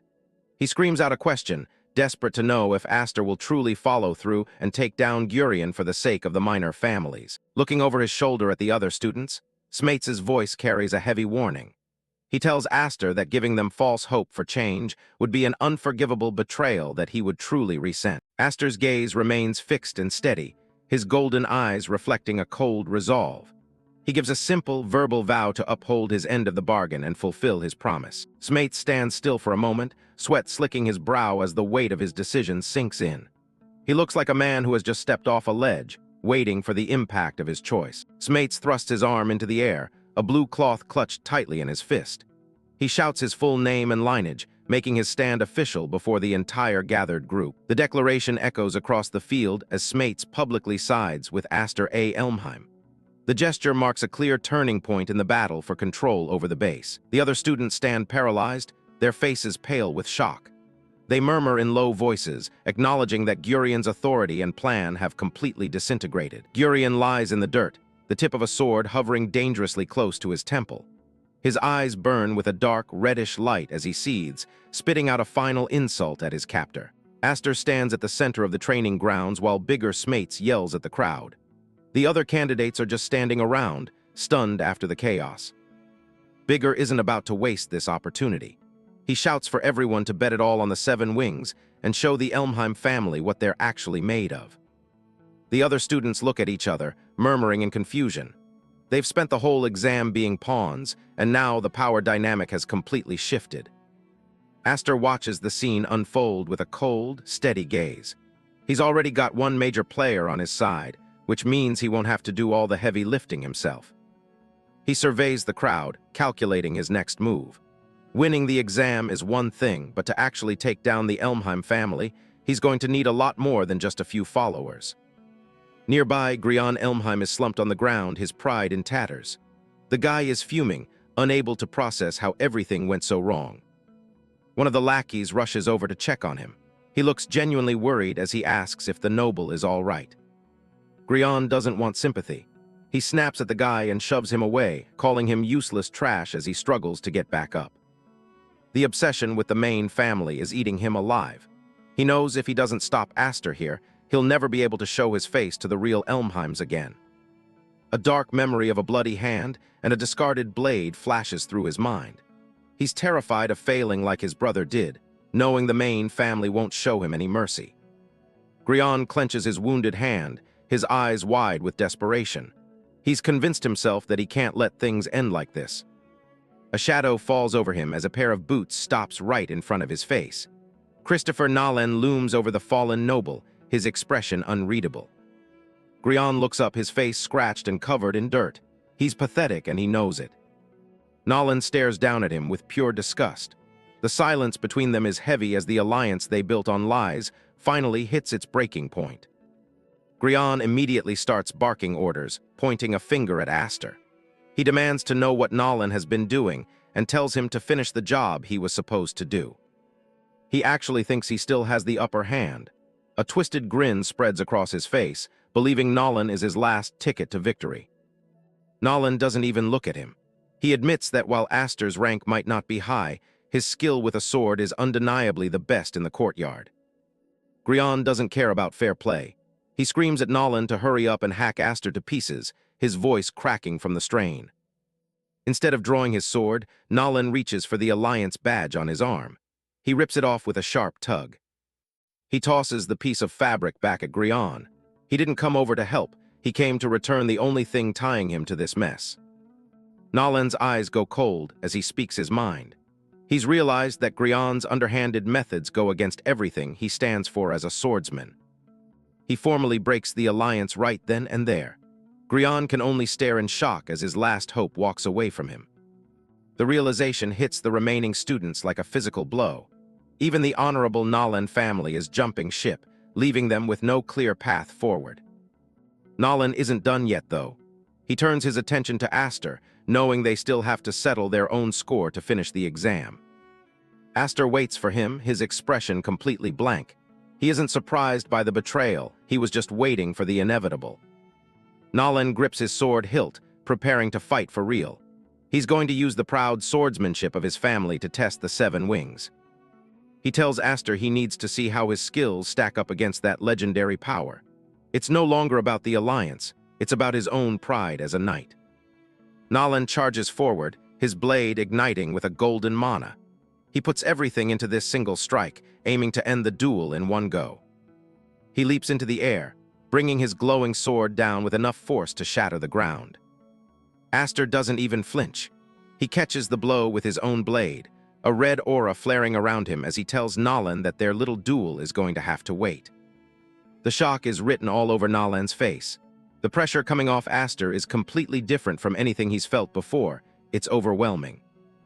Aster en hin Zoe vow m letter 1 EFT H letter 1 ECF IR letter 1 EB1 and G LI letter 1 EC7 UM letter 1 ECD ING letter 1 B0 letter 1 EDD I doc quern M letter 1 E5T M letter 1 E5C ditch TH letter 1 EF1C S letter 1 EF1 Chi Co M letter 1 EB7T letter 1 EDF Day R letter 1 ED3 I SOW. Nalen backed away, pointing out the cold reality. According to the rules, only one team can pass this exam, which means we have to keep fighting until only one side is left standing. He insists they settle this now if they both want to become Kingdom Knights. For him, there's no other way forward. Aster just closes his eyes and sighs. That specific rule is exactly what's standing in his way. He looks at Nalen and says something completely unexpected. He wants the swordsman to become a Kingdom Knight too. Nalen is floored. He doesn't understand why his rival would care about his future in the middle of a cutthroat exam. Aster gestures to the crowd, pointing out that everyone is already riled up about changing the system. He tells Nalen it wouldn't be right to ask everyone to give up on their dreams just because they're on different teams. A confident smirk plays on his lips. He reveals that he has a plan to make sure every single person currently standing in the courtyard passes the exam. The news sends a shockwave through the candidates. Nalen, Grian, and the commoners all stare at him like he's lost his mind. He admits he can't strictly guarantee it, but he's confident. The only catch is that he needs everyone's cooperation to pull off this impossible gamble. Aster starts walking toward the center of the camp. Grian watches him from the dirt, completely broken and unable to comprehend the scale of Aster's ambition. Grian is a complete mess, pinned to the ground and trembling. He looks like he's staring death in the face, completely broken by the pressure of his defeat. Aster looms over him, but he's not looking for a fight anymore. He holds out a hand with a calm smile, offering a truce that feels more like a command than a choice. High above the training grounds, the academy flag ripples in the wind. The visual of multiple flags flying at once has the staff in a complete tailspin as they try to process the result. The great examiner is absolutely losing it. He stares up at the flags, his face contorted in a mix of confusion and pure rage at the blatant defiance of tradition. Aster doesn't flinch. He calmly breaks down the rules, pointing out that the condition for victory was to occupy the camps, and nowhere did it say only one team could raise their flag. He explains his logic to the crowd. By forming an alliance between all three teams, they've technically met the requirements for victory without shedding any more blood. The great examiner gets right in Aster's face, shouting about how this is a mockery of everything the academy stands for. He can't wrap his head around someone actually trying to help everyone pass. The other candidates exchange nervous glances. They were finally starting to hope, but seeing the examiner's reaction makes them realize just how thin the ice they're standing on really is. The examiner tries to lecture them on the nature of war. He argues that a knight's job is to destroy the enemy territory, not to negotiate and shake hands in the middle of a mission. Aster's eyes sharpen as he fires back a counterargument. He suggests that a smart knight knows when an enemy has more value alive than dead. The great examiner isn't listening. He doubles down on his sword of the state rhetoric, surrounded by the imagery of silent, obedient knights ready for battle. He screams that it's not a candidate's place to make those kinds of tactical judgments. For him, a soldier who thinks for themselves is nothing but a liability. Aster puts him on the spot, asking if he's actually going to disqualify them for following the rules to the letter. He suggests that doing so would be nothing more than the examiner's own ego overstepping his authority. The examiner freezes, the logic hitting him like a physical blow. He wants to argue, but he knows Aster has him backed into a corner legally. Aster leans in close, his voice dropping to a dangerous whisper. He's no longer just debating the rules, he's applying a very specific kind of political pressure. He points out the nightmare that would follow if the academy failed every single candidate this year. The main noble families definitely wouldn't stay quiet about that kind of embarrassment. The examiner is left speechless, his face a mask of frustration. He realizes this situation is way above his pay grade and he needs a higher authority to intervene. He eventually gives up and goes to consult his superiors. The students are left in a tense silence, waiting an entire hour for a verdict that will decide their futures. The wait is absolute agony. One student can't stop his leg from shaking, the anxiety of the unknown slowly eating away at everyone's resolve. Aster, on the other hand, is perfectly relaxed. He leans back with his eyes closed, seemingly unbothered by the fact that he just gambled everyone's career on a technicality. He tells the others that regardless of the outcome, they've already won by forcing the academy to actually debate their methods. Christopher Nolan sits with his arms crossed, his usual arrogant demeanor replaced by a look of deep contemplation. He's starting to realize that Aster is playing a completely different game than the rest of them. One of the commoner students leans in, curious about how Aster managed to get someone as stuck-up as Grian to agree to the plan. Aster just gives him a mysterious smirk. He's not about to reveal the dark threats and manipulation he used to keep the noble in line. Suddenly, the massive doors to the hall swing open with a bang. An official calls the room to attention, cutting through the murmurs instantly. Everyone snaps to their feet as a group of high-ranking officers enters the room. The atmosphere is thick with a new level of authority that they haven't faced yet. Leading the group is an older man with a calm, practiced smile. This is Principal Mimir, the man who actually holds the keys to the entire academy. The announcement rings out that the principal himself will be the one to deliver the final results of the entrance exam. Everyone holds their breath. Mimir steps forward, his presence commanding the entire room without him even having to raise his voice. He tells them all to listen closely. The students are stunned. They expected a stern reprimand or a mass disqualification, not a personal visit from the man at the very top of the military hierarchy. Aster whispers to his neighbor that the principal just looks like a regular old guy. The student next to him nearly has a heart attack, begging him to show some respect. Mimir walks straight up to Aster and acknowledges him by name. He admits that the logic Aster used forced the academy board into a truly difficult corner. He addresses the entire group, noting that accepting this many candidates at once is something completely unprecedented in the academy's history. He reveals that while there were proposals for a re-examination, the directors have decided to back Aster's claim. The gamble actually paid off. The silence in the room is deafening as the students struggle to process the magnitude of what they just heard. They're all on the verge of either tears or cheering. A small, knowing smile tugs at the corner of Mimir's mouth as he watches their reactions. He seems to enjoy the disruption Aster has caused. He finally says the words everyone was praying for: "Everyone passes." It's a complete subversion of the academy's usual cutthroat traditions.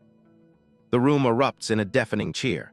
The students who were enemies just hours ago are now celebrating together, their futures as knights finally secured. Mimir formally welcomes them to the Drassel Kingdom Knight Academy, officially ending the most chaotic and successful entrance exam in the school's history. Later that night, the academy sits peaceful under the moonlight. The sound of a long, satisfied sigh echoes from within the massive walls. Inside the academy's massive bathhouse, the boys are finally relaxing.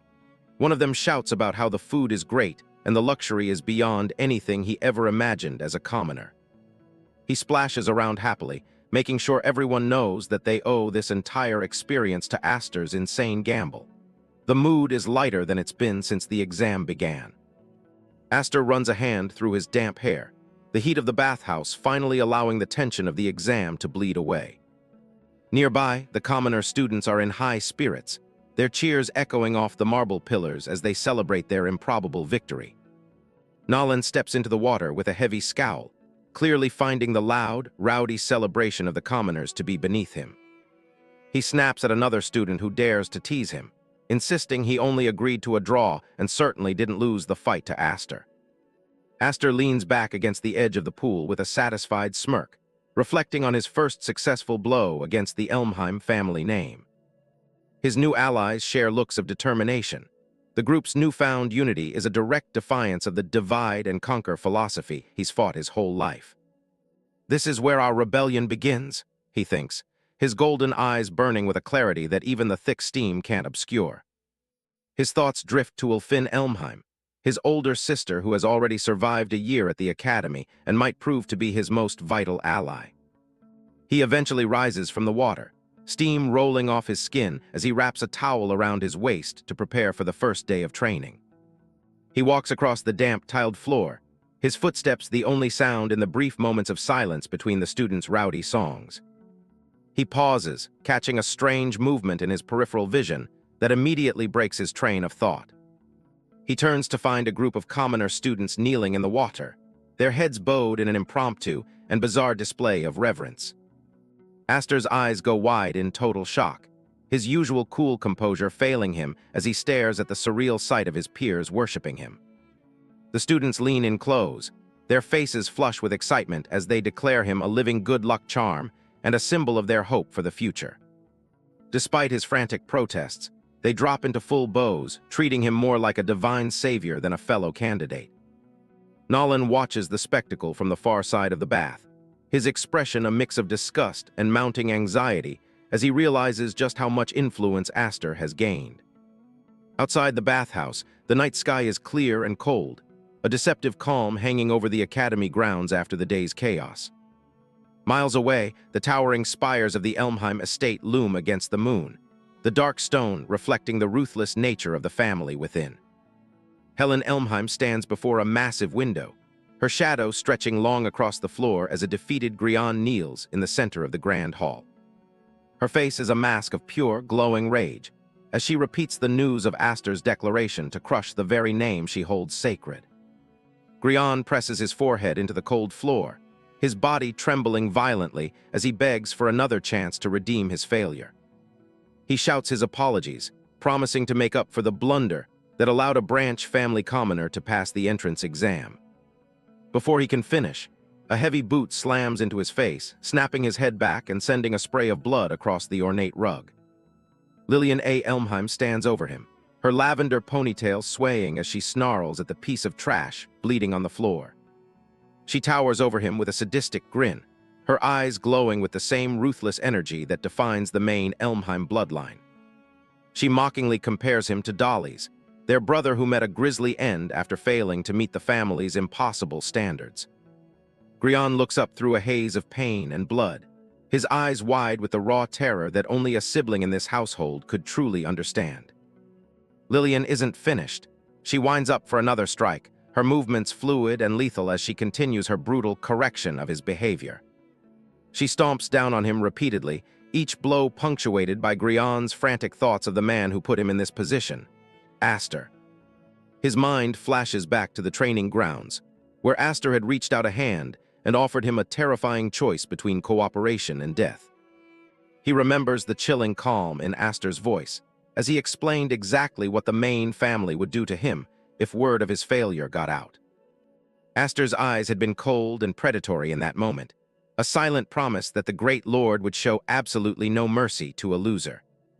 The memory of that gaze still haunts Grian, the sheer weight of Aster's presence feeling more dangerous than any kick from his sister. He vividly recalls the mental image of Dolly's final moments, a gruesome sight that served as Aster's final warning to him during their negotiation. During the exam, Aster had leaned in so close their shoulders touched, his whisper feeling like a death sentence wrapped in a survival deal. "All you have to do is stay quiet," Aster had said, his golden eye fixed on Grian like a hawk watching a cornered mouse. Under the combined weight of Aster's manipulation and his own fear, Grian had finally broken, choosing the path of survival Aster offered over certain execution. Back in the present, a strong hand catches Lillian's wrist mid-swing, stopping her assault with effortless, commanding strength. Grian collapses into a heap on the floor, tears of pain and sheer relief streaming down his face as he cowers in the shadow of his superiors. Julius A. Elmheim looks down with a mocking smile, his red eyes full of a terrifying amusement as he sits comfortably in a high-backed chair. He tells his sister to spare the boy, leaning back as he preaches about the importance of family getting along for the sake of their name. He punctuates his point by gripping the hair of Ulfin Elmheim, whose wide eyes and metal mask tell a story of silent, forced obedience under his thumb. Helen Elmheim trails her fingers across a heavy banner, the symbol of her family's absolute dominance catching the light. She reflects on the fear that has kept their knights in check for generations. Her pink eyes glow with a cold intensity as she looks over her shoulder, acknowledging that their authority is starting to crumble. The appearance of a 7 wings has created a crack in their facade of power. Helen stands tall in the center of the room, addressing Julius and Lillian, while Ulfin remains silent at Julius's feet. She orders her children to go out and remind their enemies why the Elmheim name is feared. Lillian A. Elmheim lets out a sharp, toothy grin, her lavender hair catching the light as she clenches a fist near her chest. She is more than ready to prove that the family's reputation for ruthlessness isn't just for show. Julius A. Elmheim's smirk widens into something predatory, his crimson eyes reflecting a deep-seated arrogance. He intends to follow his mother's orders by showing their detractors exactly what real, unbridled violence looks like. The Dorasol Knight Academy is the ultimate proving ground for the kingdom's elite. In the main training courtyard, rows of magical iron pillars stand ready to test the limits of the newest cadets. These hand-picked recruits must endure a grueling curriculum to earn their place. Each strike on the pillars is a step toward proving they have what it takes to join the glorious Kingdom Guard. To become a Kingdom Knight is to reach the pinnacle of combat and strategy. It's a title reserved for the few who can consistently overwhelm every opponent with absolute skill. Vigor puts every ounce of his strength into a swing, shouting as he strikes the pillar. He's desperate to leave even a single mark on the resilient magical iron. A heavy impact sends sparks and debris flying, but the pillar itself remains stubbornly intact. The resistance is far greater than anything these cadets have faced in their basic training. Vigor pulls back, sweat dripping from his face as he stares at the shallow scratch he managed to make. He clenches his teeth, clearly frustrated by how little his maximum effort has achieved. The Academy operates on a strict 6th grade hierarchy, with badges ranging from silver grade VI up to golden grade I. Your rank dictates the advanced techniques you're allowed to study. A blonde cadet swings his sword with everything he has. In this system, relying on raw physical strength alone will only ever mark you as a third-rate student. He stops to stare at the faint crack he created, realizing just how high the bar for success is set. The gap between his current level and the Academy's expectations is a harsh wake-up call. Nearby, a student channels mana into his weapon, delivering a series of magically infused strikes. Each hit generates a searing flash of energy against the dark metal.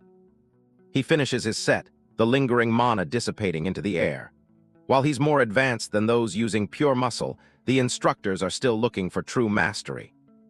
True excellence requires the seamless integration of magic and swordsmanship. Only those who can command both are considered first-rate material for the kingdom's defense. An instructor's voice boomed across the field, hammering home to the cadets that proving their strength was the only freedom they had here. But just as he was mid-rant, a massive surge of crimson mana erupted right behind his back. The instructor and the cadets stared in stunned silence. The sheer, suffocating pressure of that display made them realize just how vast the power gap truly was. Aster A. Elmheim stands calmly amidst the training pillars, looking completely unbothered. While the others struggled to make a dent, the pillar in front of him has been reduced to rubble. The shards of pulverized magical iron scatter at Aster's feet. He's achieved a level of destruction that most thought was impossible for a new cadet. The instructor breaks the silence with a cheer, jokingly suggesting they should all aim for that level of power. The rest of the class looks much more skeptical about their chances of matching it. Aster remains composed, his gaze fixed on the distance. High above on the castle walls, the Academy's leadership watches the young man with intense interest. Principal Mimir observes the wreckage alongside another instructor, whispering about the rumored 7 Wings power. They recognize Aster as an incredible talent that can't be ignored. A magical iron pillar of this quality usually requires a golem to handle.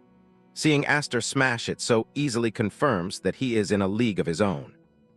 Watching Aster stand on the field, the instructors knew that his current talent was simply not enough. If he became complacent now, the hidden dangers lurking within this academy would eventually devour him whole. Deep inside the academy, Julius A. Elmheim reclines on a throne made of his defeated peers. He is the dragon of this school, a sadistic force waiting for a new challenger to break. Later, Aster and Vigor walk past the large windows of the academy halls as the evaluation results are processed. The reality of the school's structure is starting to set in. Vigor looks at his silver badge, reflecting on how meritocratic the Kingdom Knights truly are. It's a harsh truth to face right after the high of passing the exam. He notes that their initial performances have already set them apart from most of their peers. Their starting ranks give them a slight advantage in the long road ahead. Vigor holds up his silver VI badge next to Aster's golden IV badge. The difference in their ranks is a stark reminder of the massive power gap that still exists. Aster gives a slight smile, telling Vigor he'll be in trouble if the others don't start catching up soon. He's clearly looking for allies who can pull their own weight. Vigor sighs, realizing that their new boss is going to be quite strict. Aster continues walking, his eyes fixed on whatever comes next. Aster stops and looks back with a confused expression. The title of boss clearly wasn't something he expected to hear so early in his enrollment. Vigor reminds him of his own words, asking if he's already forgotten his promise. He points out that Aster's ambition is what inspired them all. Aster recalls standing over a defeated Grian, where he first declared his intent to crush House Elmheim. That one moment of rebellion drew the attention of everyone looking for a leader. Vigor explains that several students took those words to heart and are looking for someone to lead them. They want to believe that someone can actually change their current situation. The commoners are ready to back Aster up if he's willing to lead the charge. They've spent their lives being stepped on and see him as their best chance to fight back. Vigor throws an arm around Aster's shoulder, shouting a rallying cry to take down House Elmheim together. Aster looks a bit overwhelmed by the sudden camaraderie. A predatory grin spreads across Aster's face as he listens to Vigor's enthusiasm. If they want a leader to bring down the tyrants, he's more than ready for the job. He stares at his golden badge with a cold, determined intensity. To truly crush his former family, he knows he needs to unlock even more of his hidden strength. Suddenly, Aster's stomach lets out a loud, embarrassing growl. Even a legendary talent needs a meal after pulverizing magical iron training pillars. Vigor laughs, agreeing that they won't make it through the afternoon training on an empty stomach. The duo starts heading toward the academy's cafeteria. As they reach the dining hall, they find a large crowd of students standing nervously outside the entrance. It looks like their lunch break is about to be interrupted. Aster and Vigor push forward to see what's going on, but the others look terrified. They warn Aster that the Elmheims are already inside and the situation is bad. Inside, Julius A. Elmheim is already seated, casually biting into a piece of bread. He stares at Aster with a condescending smirk, having expected his arrival. Aster stares back with a hard, unwavering gaze. Julius mocks him for being late, welcoming him to a scene where the tyrants are already in total control. Julius A. Elmheim sits at the center of the cafeteria, his sister Lillian perched beside him like a vulture. He addresses Aster with a lazy arrogance, calling him brother, as if they were on friendly terms.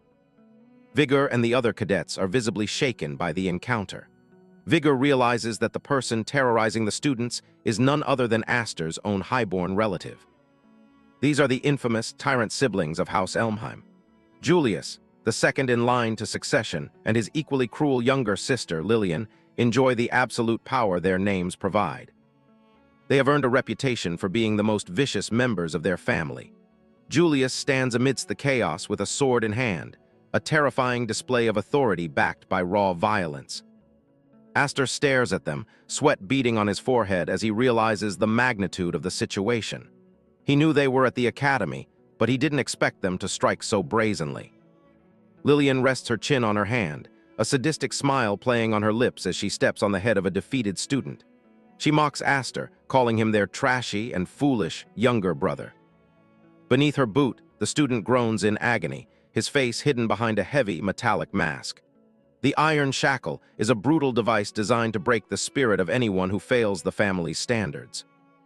Vigor looks on in horror, his voice trembling as he asks about the tasteless device. He's never seen something so inhumane used on fellow students before.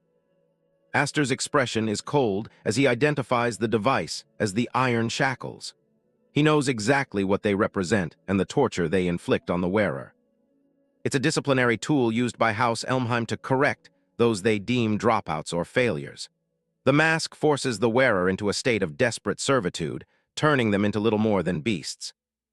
Julius applies more pressure to the student beneath his foot, his red eyes glowing with malice. He mocks Aster for being so familiar with the family's dark traditions. He points out that despite the student's noble name, he ended up as a lowly grade VI during today's sorting. In Julius's world, weakness is the ultimate sin.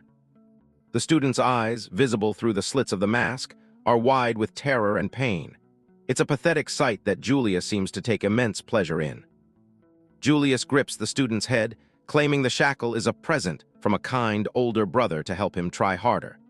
His words drip with a sickening irony that makes the air in the room feel heavy. A line of shackled students stands in the shadows, their identities erased by the uniform metal masks. They have been stripped of their humanity to serve as examples for the rest of the academy. Julius explains the simple, cruel logic. The masks turn basic needs like food and air into rewards. If the students can't earn their way out, they'll simply die in their chains. Vigor and his companions are paralyzed by the sight of so many people being treated like livestock. The scale of the cruelty is far beyond anything they expected at a night academy. Julius stands and gestures toward the shackled group, calling them Aster's seniors. He demands that the new cadets greet them properly, despite their beast-like state. With a cruel laugh, he tells one person in particular to step forward and show her face. He's been waiting for this moment of reunion. A pair of delicate feet in brown shoes steps into the light. The slow, rhythmic clicking of her heels against the stone floor is the only sound in the silent cafeteria.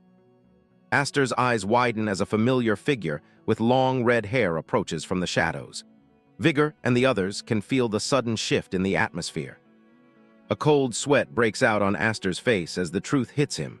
His pupils contract in shock, his mind racing to process the horrifying sight before him. Julius's grin only widens as he notes how much Aster's sister has changed since they last saw her. He relishes the look of absolute devastation on Aster's face. Ulfin Elmheim stands before them, her once vibrant eyes now vacant and glazed.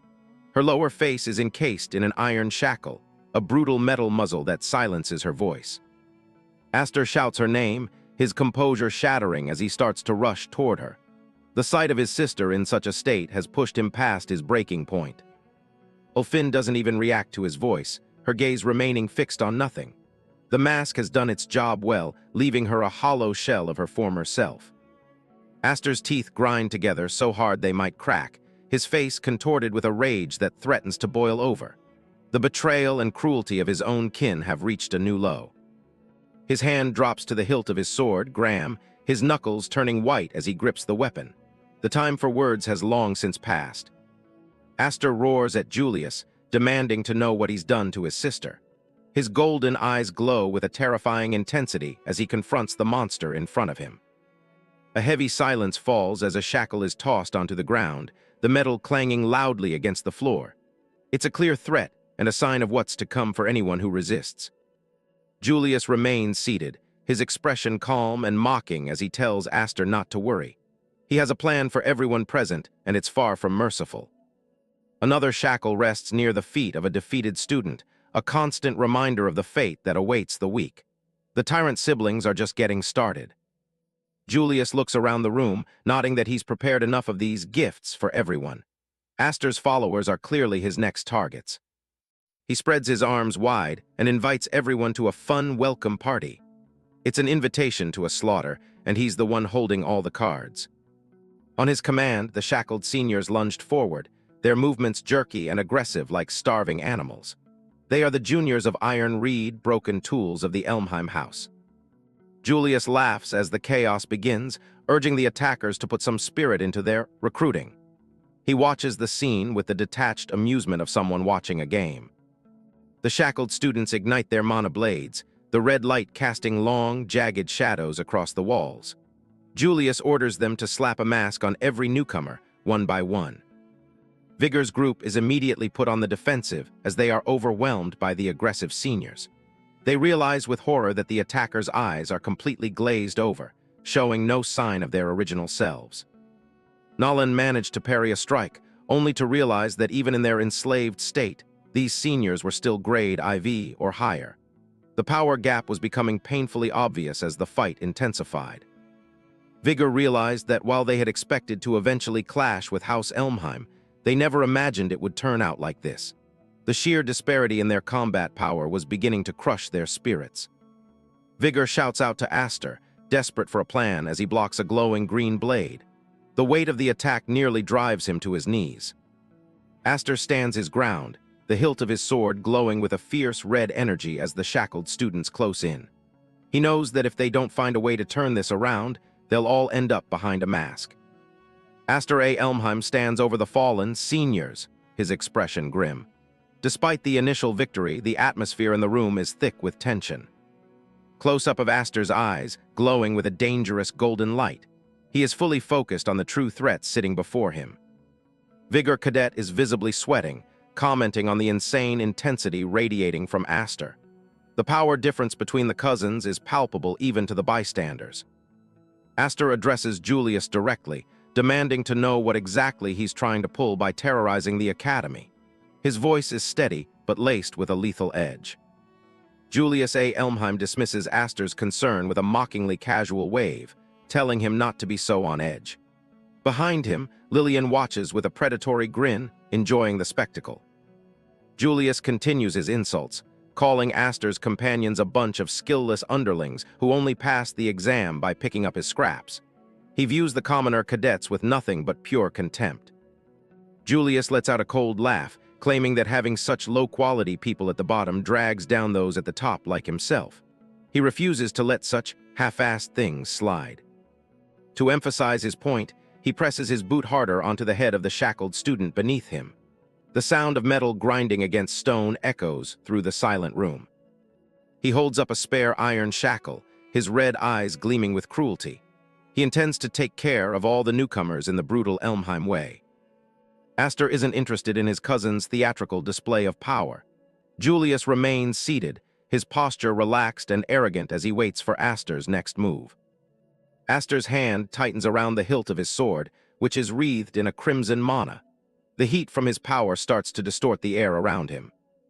He tells Julius to take the vulgar thing off Ulfin Elmheim's mouth immediately. He will not tolerate seeing his sister treated like a beast. Instead of a response, Ulfin lunges at Aster, their blades clashing with a violent surge of energy. The shock of her attack leaves Aster momentarily stunned. Aster is forced onto the defensive, shouting at his sister to stop. He can't understand what has happened to her to make her turn her blade against him. Ulfin's eyes, visible through the mask, show no recognition of her brother. She is a silent, efficient weapon in Julius's hands, focused only on the kill. The two siblings trade blows, their swords creating trails of light in the dim cafeteria. Ulfin tells him not to hold a grudge for what comes next, her voice cold and mechanical. Julius watches the fratricide with a sickening smile, claiming Ulfin is here of her own free will. He relishes the look of absolute betrayal on Aster's face. He challenges Aster to ask her directly if he thinks Julius is lying. Ulfin stands ready with her glowing yellow blade, her posture perfect and deadly. Lillian joins in the mockery, laughing at how mean Aster is being to his own family. She finds the entire situation hilarious. Aster grits his teeth, his mind flashing to his mother's worry. The realization that Ulfin has been subjected to this torture for months is almost too much to bear. Ulfin attacks again, her movements sharp and relentless. Aster is forced to leap back, his mind racing for a way to stop her without hurting her. Aster shouts that Ulfin doesn't have to listen to the tyrants anymore. He's determined to break the chains that bind her. He vows to save her as they continue their frantic duel, sparks flying from their crossing steel. Every strike from Ulfin is a painful reminder of her lost self. Aster is visibly shaken, a bead of sweat tracing down his face as he struggles to parry his sister's relentless strikes. The psychological weight of the fight is starting to take its toll. Seeing Aster hesitate, Nolan shouted from behind, demanding to know what he was waiting for. They were about to be overrun. He begged Aster to end this once and for all. Nolan shouted, his face contorted with rage. He told Aster that if he wouldn't strike down the tyrant, then he himself would take on Julius. Nolan leveled his sword at Julius, sneering that he didn't even have a fraction of the dignity his younger brother possessed. In a battle stance, a radiant golden light surrounding him as he tells Julius to take up his weapon. He refuses to acknowledge a man like Julius as a knight. Nolan charges with everything he has, his blade glowing brightly. He vows to carve the style of House Kistoper into Julius's very body. A spare iron shackle floats through the air, a grim reminder of the stakes. The metal glints coldly in the monolith room. Julius blocked the incoming strike with his bare hand, his expression one of bored contempt. He mocked the very idea that hard work alone could make a great knight. Nolan is stunned, his eyes wide with shock. Despite his maximum effort, he hasn't even managed to make Julius stand up from his chair. Julius stands and unleashes a massive pillar of flame that fills the room with a scorching heat. He declares that Vigor's worldview is fundamentally wrong. He focuses his immense magic power into his sword, the heat intensifying until the room feels like an oven. The sheer scale of his mana is terrifying. Nolan is forced back by the sheer intensity of the heat, his face contorted in pain and disbelief. He realizes he's completely outmatched by the noble's power. Julius laughs manically, declaring that the strongest guy is the greatest, and that being weak is the ultimate sin. His crimson eyes glow with a sadistic fire. With a sudden burst of power, Julius blasts Nolan backward. The impact is devastating, sending the commoner cadet tumbling through the air in a cloud of smoke. Another cadet rushes toward Nolan, shouting his name in panic. The cafeteria is now a battlefield filled with smoke and the scent of burnt mana. Nolan lies motionless on the ground, groaning in agony. His face and arm are covered in severe, blackened burns from Julius's magic. The cadet who reached him is paralyzed with horror at the extent of the injuries. "It's a terrible burn," he shouts, his voice trembling.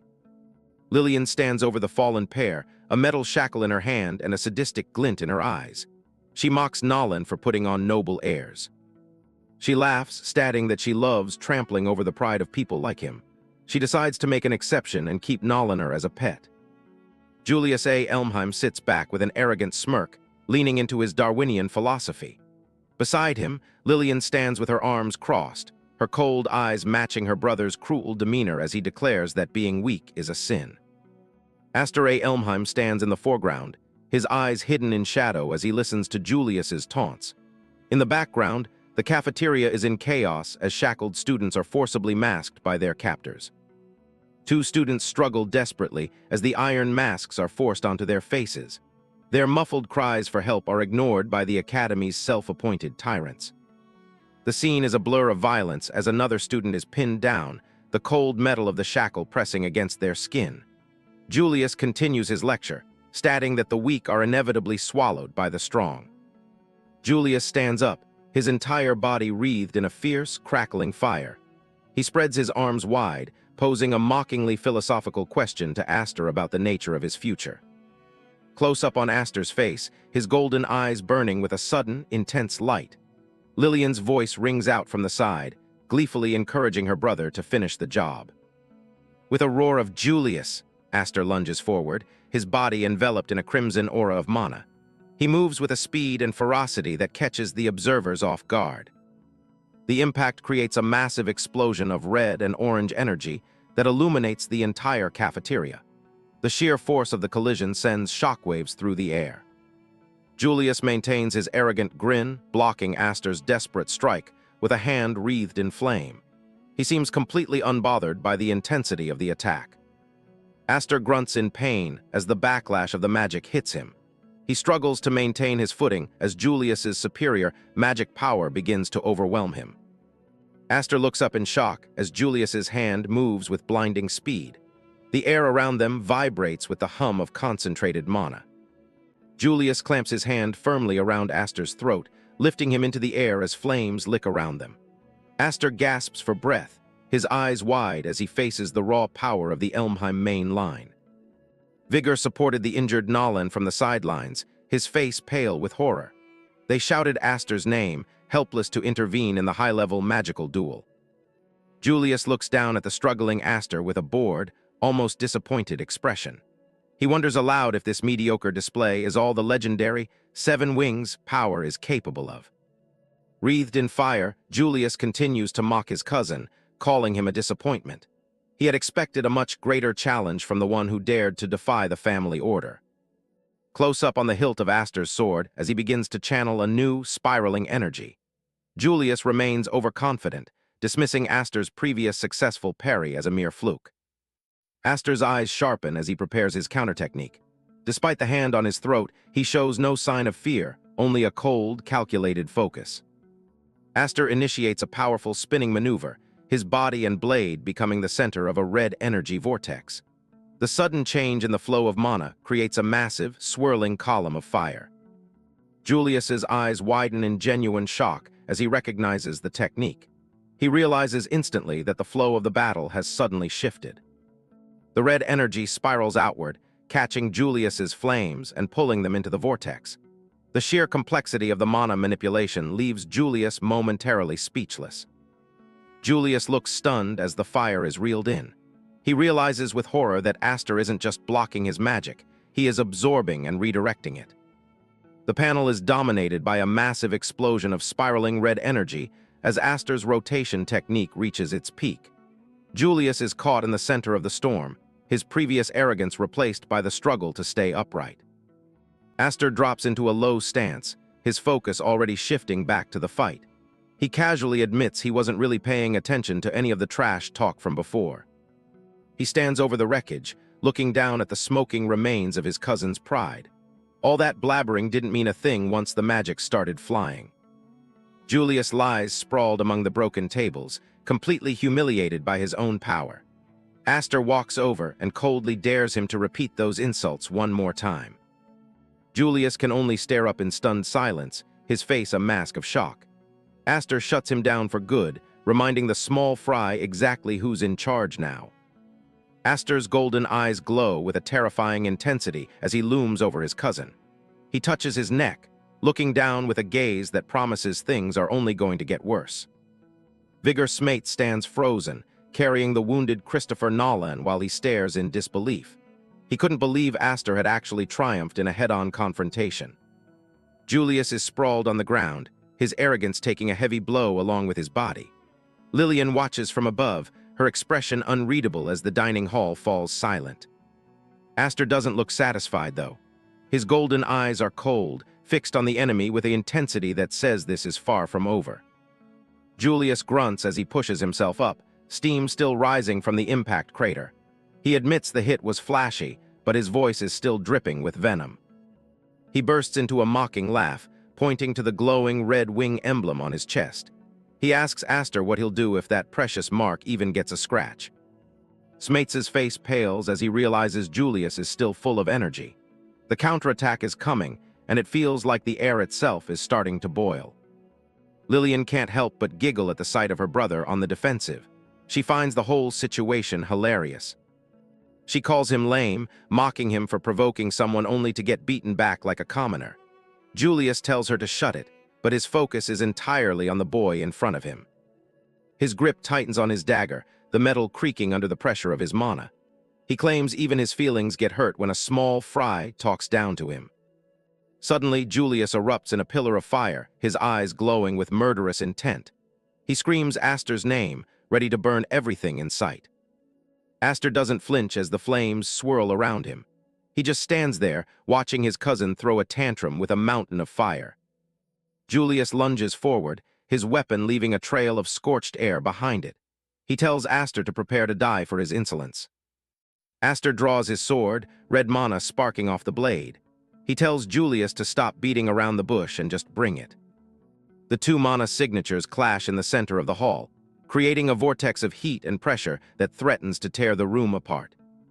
Julius swings with everything he has, a massive arc of fire cutting through the space between them. Aster ducks low, his blade glowing as he prepares to redirect the force of the explosion. It's about to get ugly. But before they can connect, a single hand reaches out and catches both their weapons midair, snuffing out the mana like a candle. Count Maze stands between them, a casual smile on his face despite holding two lethal weapons with his bare hands. He asks them what they think the dining hall is for. The other cadets can only watch in shock as the academy director intervenes.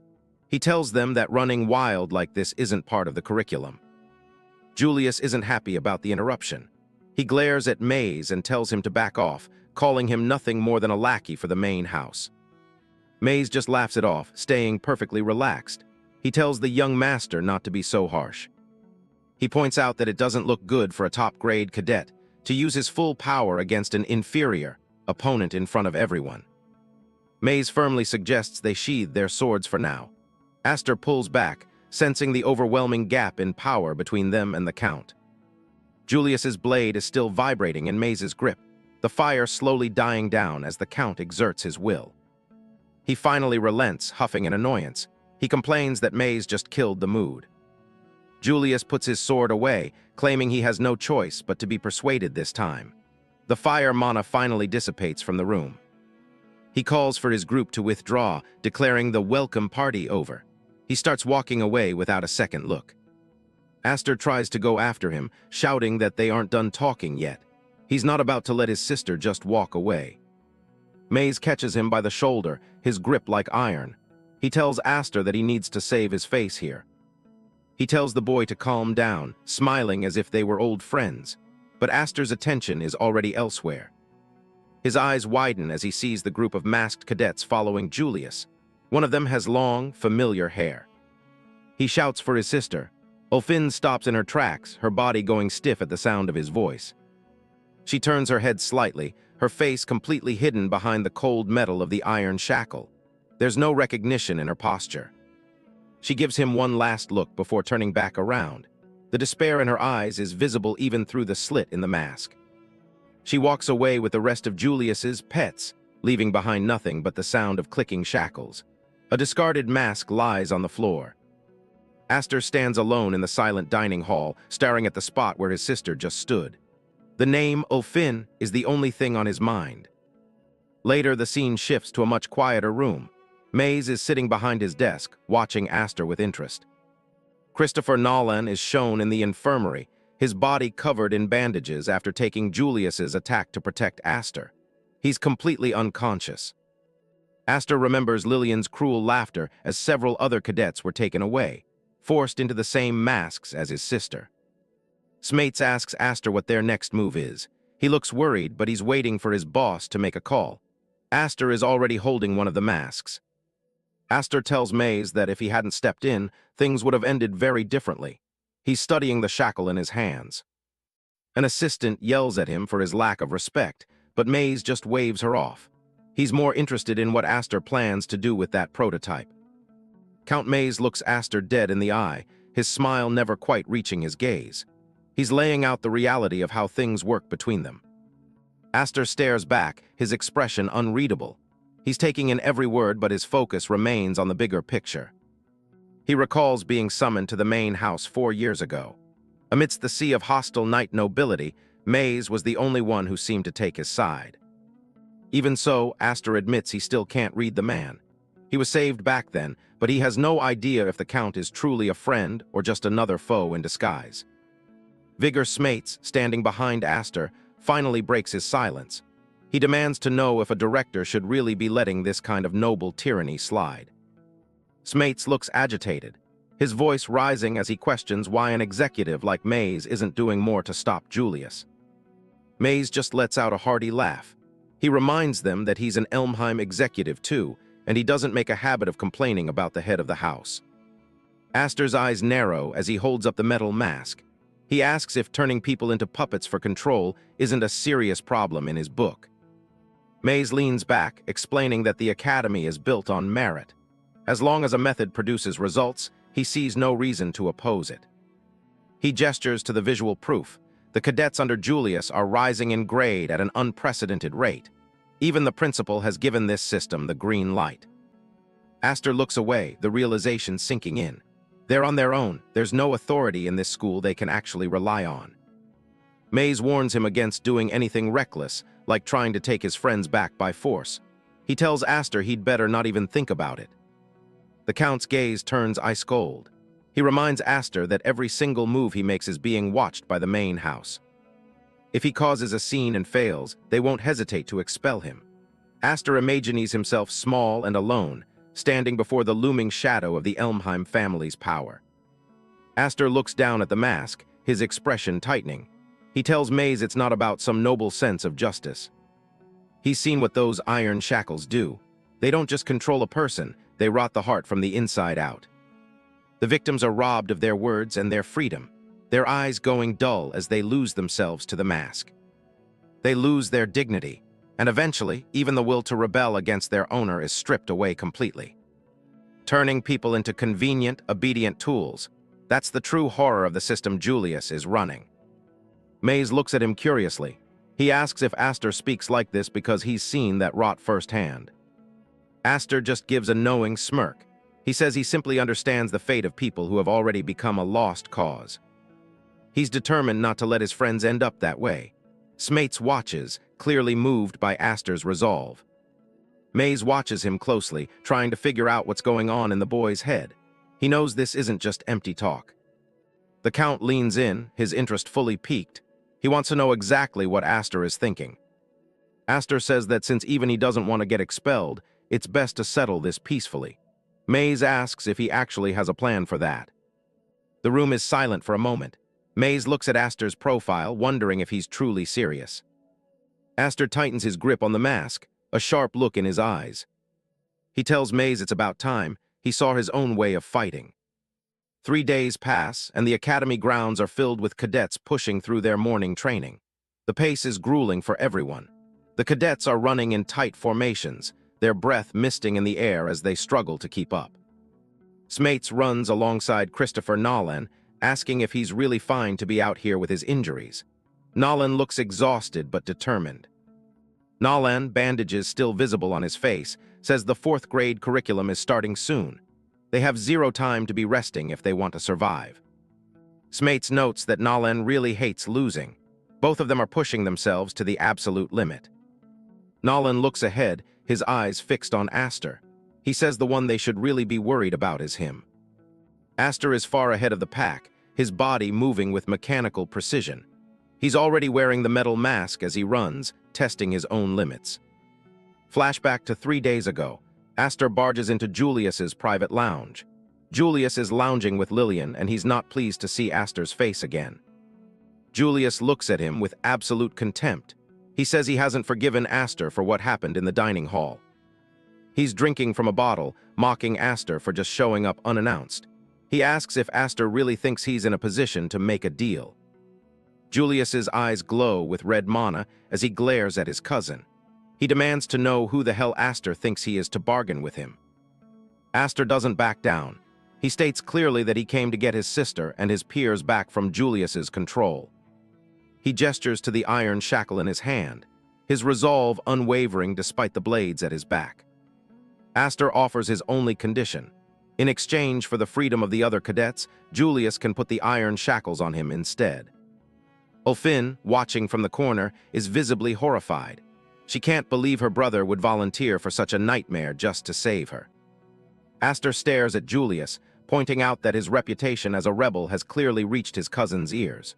Julius remains reclined, seemingly unimpressed.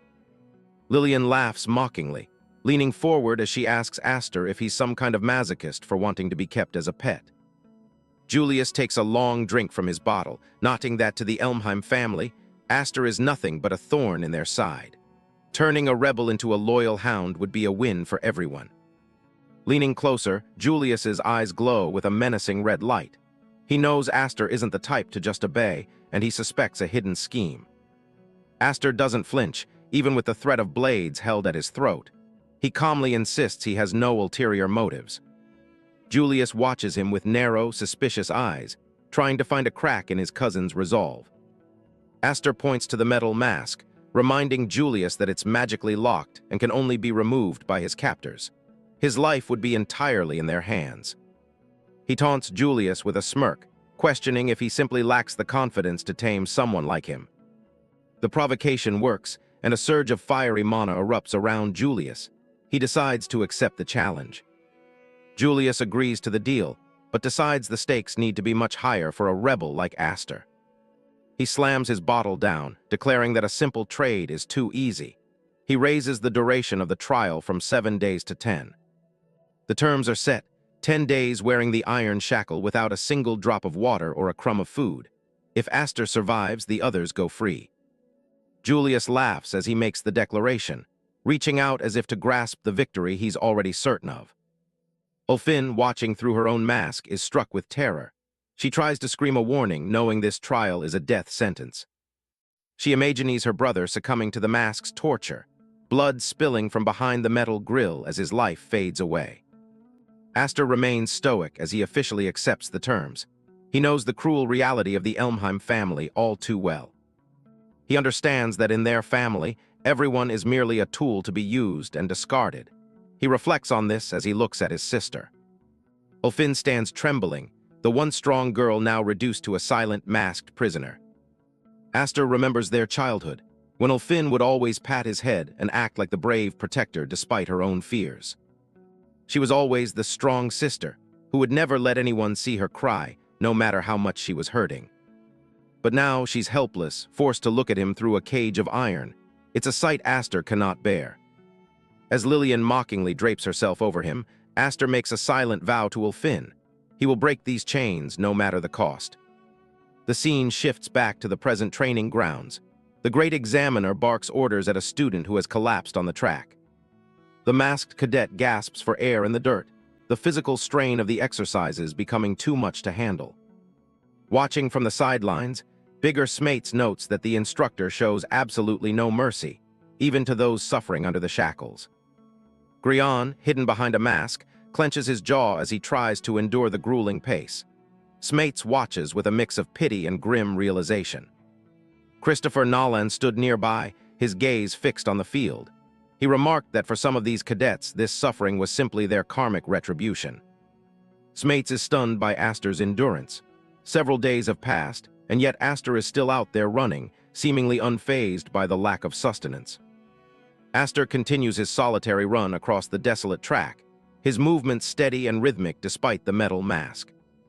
Nolan points out the medical impossibility of it all. A normal person can only survive a few days without water, yet Astor is pushing himself even further. He explains that most people would have to remain perfectly still to last this long, yet Astor is doing the exact opposite. In addition to running, Astor is seen sparring intensely, his wooden sword clashing against his opponents with violent force. The training moves to the water, where Astor leads the group in carrying heavy logs through the chest-deep currents. Nolan and Smates watch from the bank. Nolan wonders if Astor surpassed his human limits long ago. He turns to Smates and asks if he's heard the rumor about the boy with 7 wings. Smates listens as Nolan recounts a story from before Astor was adopted into the Viscount's house. It's a tale of impossible survival. The rumor says that as a mere infant, Astor crawled alone through kilometers of frozen, snowy mountains. He survived against all odds. Smates is visibly shaken by the story, marveling at the sheer life force required for such a feat. It explains the monster he sees before him now. Astor's red mana flares around him as he continues to push his body.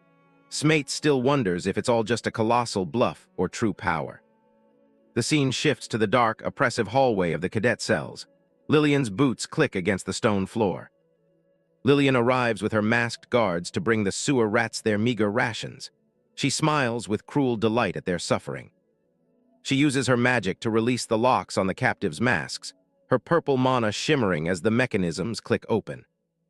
A young student with light hair sits slumped against the wall, his spirit clearly broken by the isolation and hunger. He barely reacts to the food. A solitary wedge of cheese sits on a cracked plate beside a simple glass of water, the entirety of a prisoner's meal. A cadet stares down at the meager rations with a hollow gaze, certain that such extreme starvation will lead to his death. Another student, his face hidden behind a heavy metal grill, begs Lillian for anything more substantial to eat. A heavy boot slams down on the plate, crushing the food and the cadet's hopes in a single motion. Lillian grinds her heel into the mess on the floor, mockingly suggesting that he should have spoken up if he wasn't interested in eating. She wags a finger at the captives, lecturing them on being wasteful while claiming other children are suffering far more. In a dim corner, Astor sits motionless against the wall, his head encased in the heavy iron shackle mask. From across the room, Julius cuts into a thick steak, his voice dripping with sarcasm as he comments on the bravery of the younger brother. Julius smiles at Ulfin, who sits in silent despair, and suggests that she should go over and cheer him up. With a mouthful of meat, Julius laughs cruelly, reminding Ulfin that Astor is enduring this torment solely because of her. Ulfin clenches her jaw, sweat beading on her forehead, as she listens to her cousin's mocking laughter. Seated before a tray of actual food, Ulfin is paralyzed by a crushing sense of guilt, wondering how she can help her brother. Julius continues to eat, his red eyes narrowing as he ponders the strange situation unfolding before him. He watches the silent figure of Astor in the distance, nodding that the boy doesn't seem to be resisting the trial at all. As he prepares another bite of steak, Julius wonders if Astor truly intends to endure the full 10 days of starvation. A sadistic grin spreads across Julius's face. He's eager to see just how long Astor's stubbornness will last. Astor remains a quiet, dark sentinel, his golden eyes glowing with an unyielding resolve from behind the metal grill of his mask. The instructor uses cards to illustrate how mana can be imbued into a sword to make the blade incredibly sharp. It can also be wrapped around the user's body, functioning like a suit of armor to protect them from attacks. He explains that magic power is flexible, and its role will change depending on the user's will. Some use it to enhance their legs, allowing them to run across the battlefield faster than a horse. Others use it to create eyes of mana that can detect enemies instantly, leaving the user with no blind spots. A group of masked students ambushes Astor A. Elmheim in the forest, thinking he's completely open for an attack. Despite his fever, Aster stays calm as red mana begins to gather at his feet. A massive red tornado of energy erupts from his body, acting as a trump card to turn the tide of the fight. The attackers are caught off guard, struggling to stay upright as the mana surge blasts through the area. They're confused by the sudden wind and can't see anything through the intense red light. Aster uses the confusion to leap out of the vortex and vanish from their sight before they can recover. A powerful beam of red energy slams down into the forest, shaking the ground. He reappears behind one of the masked students and knocks him to the ground with a heavy blow. This reminds Aster of the training rules. In 4th grade, they must master magic manipulation without using their swords. To demonstrate, the instructor killed a bird in midair with a single, precise blast of raw energy. He told the class that those with a wing emblem should be able to kill, even without a blade. Back in the present, Aster stands among the fallen students as red mana ribbons flare around him. It's the 7th day of the Iron Reed training, and the constant strain is finally taking its toll. Aster's mana control is improving, but he's running out of time to fulfill his promise to Julius. He pushes himself to endure, knowing his sisters will only be freed if he survives this trial. But his fever is making it harder to stay conscious, and he realizes he can't afford to be passive. He thinks back to Julius's terrifying power. The blonde noble was extraordinary even without a sword. As a 1st grade student, Julius hasn't even shown the true extent of his abilities yet. Aster sinks to his knees, frustrated that he's being slowed down by a simple training exercise. He forces himself to stand, determined to find a way to catch up to the power Julius possesses. The forest around him starts to blur and spin as his body reaches its absolute limit. He struggles to breathe behind the metal muzzle, sweat dripping down his face from the intense fever. Aster finally collapses face first into the dirt, his strength completely gone as the world fades to black. He lies there thinking he's reached his end, when a pair of boots stops in front of him. A hand reaches down and notes that he's burning up, calling him a fool for pushing himself this hard. Christopher Nolan looks down at the fallen cadet, mentioning that Count Maze would be troubled if Aster died here. Aster wonders why the Count would go out of his way to send someone like Nolan to help. Nolan tells him to wait and offers to go get his sword so he can break the restrictive muzzle for him. Aster quickly reaches out and grabs Nolan's sleeve to stop him from doing something so reckless. Nolan is caught off guard, looking back at the weakened student with a confused expression. Aster tells him that he'll only end up getting himself killed if he tries to break the mask. His eyes glow with a golden light as he thinks about the sisters who are still waiting for him to save them. Nolan can barely hear the muffled words, but he can clearly tell that Aster is dissatisfied with the offer. He looks into Aster's eyes and sees a resolve that doesn't match his battered, feverish state. Before they can say more, Nolan senses several more figures closing in on them from the shadows. A group of masked students surrounds them, and Lillian walks forward with a mocking grin. She laughs at Aster's pathetic condition, joking that he'll be mistaken for an undead if he stays out this late. Aster glares through the slits of his muzzle, recognizing the lavender-haired girl leading the ambush. Christopher Nolan stands his ground, questioning why a 2nd grade student like Lillian is interfering with their 4th grade training exercise. Lillian smirks as her group of masked lackeys looms behind her, claiming they just wanted to show off for her entertainment. She treats the whole situation like a casual class observation, dismissively adding that the instructor apparently doesn't mind the intrusion. A sudden blast of mana kicks up dust as the group prepares to engage the 2 students. Leaping onto a high tree branch, Lillian looked down with a sadistic gaze, revealing exactly what she was dying to see. She claps her hands together in mock prayer, admitting she's dying to hear the tyrant's son beg for mercy. She drops down from her perch, telling the boys not to mind her as she lets her pets loose. The masked lackeys close in from all sides, and Lillian encourages them to be as lethal as they like. Aster realizes the plan is to break him before his 10-day trial is even finished. He expected interference, but the sheer openness of this attack is staggering. He starts fighting back, though he's frustrated that he's accidentally dragged Nolan into his personal mess. Nolan doesn't seem to mind. venting his own frustration about the no swords rule as he unleashes a blast of yellow mana. The odds are heavily stacked against them, and Aster knows that a prolonged slugfest will only end with them being exhausted. He needs a low-cost trump card to turn the tide, gambling everything on his ability to manifest a new technique right now. Without their blades, the knights are forced into a messy brawl, trading blows in the dirt of the forest floor. Lillian watches from the shadows, mocking Aster for being so stubborn even while he's clearly struggling to keep up. She wears a smug grin, convinced that everything happening to him right now is entirely his own fault. Aster is panting heavily, his fever and the constant beating making every breath a struggle. Nolan spots an opening and shouts a warning for Aster to dodge an incoming strike. A massive, glowing lackey lunges forward, and Aster is too slow to move out of the way. He takes a heavy blow, his vision blurring as the world starts to spin. The impact sends him crashing into the ground with a sickening thud. Blood splatters against the inside of his muzzle as he lets out a choked cry of pain. The lackeys continue their assault, driving Aster further into the dirt. Nolan looks on in horror, genuinely worried that the blow might have been fatal. Lillian intervenes from above, reminding her group that they can't actually kill him yet. One of the students grabs Aster by the hair, lifting his head to check if he's still conscious. But as the lackey prepares to continue the beating, dark red mana begins to pulse around Aster's hand on the ground. Aster's eyes glow with a fierce golden light through the mask. He's finally managed to trigger the attribute shift. Thin ribbons of dark red mana surge outward from his body like living blades.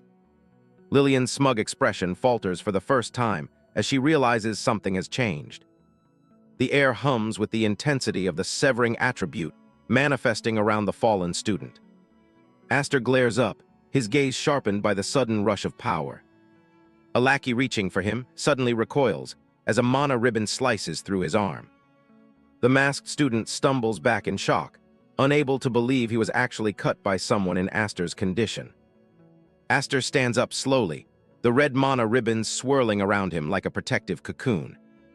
Lillian tries to analyze the technique, realizing it's far more complex and dangerous than a simple mana barrier. Despite the display of power, the lackeys decide to lunge again, hopping to crush him through sheer force. Aster reaches out his hand, his movements calm and deliberate. A single red ribbon lashes out, effortlessly piercing through a lackey's mana-reinforced defense. He strikes with surgical precision, aiming directly for the object controlling the student. The metal mask shatters under the pressure of the severing mana, and the attacker collapses instantly. Lillian watches in disbelief, her confidence wavering as she realizes Aster A. Elmheim has successfully manifested an attribute shift. Her group of masked fourth graders is sent flying backwards by a sudden, violent surge of mana. Aster A. Elmheim stands firm, his gaze focused. He recognizes that this technique is far superior to simple physical enhancement.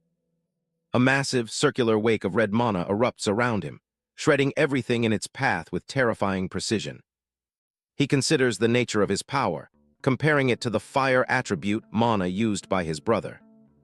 While his brother's flames are meant to incinerate, Aster A. Elmheim's new ability serves a different purpose. He unleashes a series of red mana ribbons that slice through the surrounding forest, demonstrating the raw power of his severing attribute. The remaining masked students are paralyzed with fear, realizing they are witnessing a high-level technique that many struggle to learn in a lifetime. Aster A. Elmheim moves with blinding speed, his mana ribbons cutting through his attackers with surgical accuracy. There is no longer any doubt that the young noble has achieved a level of mastery far beyond his grade. He has become a lethal force, capable of dispatching opponents using nothing but his raw, unbridled mana. Watching from the sidelines, Christopher Nolan ponders if Aster A. Elmheim is still several steps ahead of him in terms of growth and potential. Lillian descends from her perch with a mocking laugh, forced to admit that the boy's display was actually quite impressive. She lands roughly, stepping on the back of one of her fallen subordinates while dismissing Aster A. Elmheim's softness as a fatal flaw. Standing over the incapacitated student, she taunts Aster A. Elmheim for his refusal to actually take a life during the struggle. Her hand tightens around the hilt of her sword, and a spark of pink mana flickers as she prepares to take matters into her own hands. She unleashes a wave of power to force her worthless pieces of trash back onto their feet. Christopher Nolan watches her with pure disgust, calling her absolute pond scum for the way she treats her own followers. A sharp metallic click echoes through the forest as the muzzles of the students are suddenly severed. One by one, the heavy metal masks fall to the ground, freed by Aster A. Elmheim's precise use of his severing mana.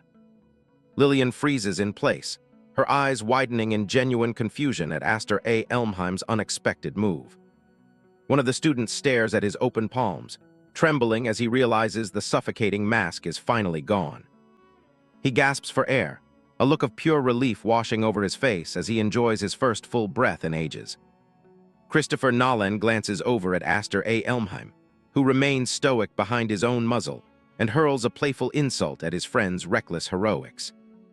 He is stunned that Aster A. Elmheim managed to pull off such a delicate maneuver right in the heat of a chaotic battle. Lillian quickly recovers her composure, sneering that her pets are far too broken to ever truly be free of her. Lillian watched the freed cadets, convinced that they were nothing more than dogs temporarily off the leash, ready to crawl back into servitude the moment they were fed. Infuriated by the lack of results, Lillian screams at her subordinates to resume the attack. She bellows for them to seize Aster A. Elmheim, her face contorting with rage as her plan falls apart. Cold sweat beads on her forehead as she realizes the situation is slipping entirely out of her control. She looks on with horror as the students she once controlled now appear completely unresponsive to her commands. Christopher Nolan remarks that their spirits are so thoroughly crushed that even freedom feels like a burden they'd rather trade back for their masks. He turns his attention back to Lillian, mockingly inviting her to step forward and settle things herself.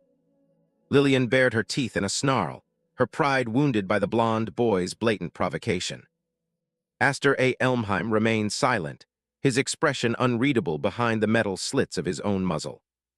Seeing his friend's reticence, Christopher Nolan takes it upon himself to act as Aster A. Elmheim's voice, continuing to taunt the lavender-haired girl. Lillian scoffs, pointing out that with such power, Aster A. Elmheim could have easily broken his own mask whenever he wanted. She finds it pathetic that he chooses to endure the humiliation while claiming he intends to destroy House Elmheim. She leans in with a wicked grin, warning him that his misplaced naivety will eventually lead to his downfall. Aster A. Elmheim stands alone as the mist swirls around him, seemingly unbothered by her dark predictions for his future. He knows he cannot simply act on impulse. He still carries the weight and responsibility of his father's house. Touching the side of his head, he resolves to maintain his honor and avoid doing anything that would bring shame to his family name. Christopher Nolan shouts a frantic warning, his eyes wide as he sees Aster A. Elmheim faltering. Aster A. Elmheim grinds his teeth, his vision blurring as he struggles to maintain his composure under the mounting pressure. A young woman with a vibrant red ponytail and a metal muzzle mask, Ulfin, Aster's older sister, suddenly catches him in her arms as he collapses. Breathless and trembling, Aster A. Elmheim stares up at the familiar face, barely able to whisper her name in disbelief. Ulfin cradles her brother, her expression solemn as she reflects on how his reckless nature has remained unchanged since their childhood. Her teal eyes shimmer with a mixture of regret and affection, while she laments her inability to protect him as an older sister should. She pulls Aster A. Elmheim into a tight embrace, claiming to have found the courage she needed from his unwavering spirit. With a final, lingering look, she promises that she will be okay, her silhouette beginning to blur into the surrounding light. Aster A. Elmheim awakens with a start, his voice echoing through the silent dormitory as he cries out for his sister. He lunges forward in bed, his chest heaving and his gloved hand reaching out into the empty, moonlit air. The vast, dark room remains still, illuminated only by the cold glow of the moon streaming through the tall, arched windows. Aster A. Elmheim remains seated on the edge of his bed, clutching the sheets as he tries to discern reality from a possible hallucination. He looks down at his hand, his golden eyes fixing on a small, folded object he hadn't noticed before. He holds up the piece of paper, his knuckles white with tension as a sudden, chilling realization about his sister crosses his mind. Aster sprints through the academy halls, clutching a crumpled piece of paper in his gloved hand. He's desperate to reach his sister before his worst fears come true. A voice stops him in his tracks as he nears the exit. Viscount Hyfried stands in the corridor, looking puzzled by the boy's frantic state. Maze blocks his path, warning Aster that he isn't in any condition to be running around with his injuries. Aster doesn't stop to explain, his gaze fixed on the path ahead. As Aster pushes past him, the piece of paper slips from his grip and falls to the floor. Maze looks down at the discarded note as the boy disappears. The Viscount picks up the letter, his eyes widening as he reads the frantic handwriting. The realization of what's happening begins to set in. The note is from Ulfin, calling herself a cowardly big sister for her helplessness. She wrote about her plan to plead with their relatives for Aster's safety. Ulfin sat alone while writing the letter, determined to return the favor for the times her brother protected her. She felt it was finally her turn to step up. She recalled how Aster stood by her at the Sword Dance Festival. That memory gave her the courage to walk straight into a den of vipers.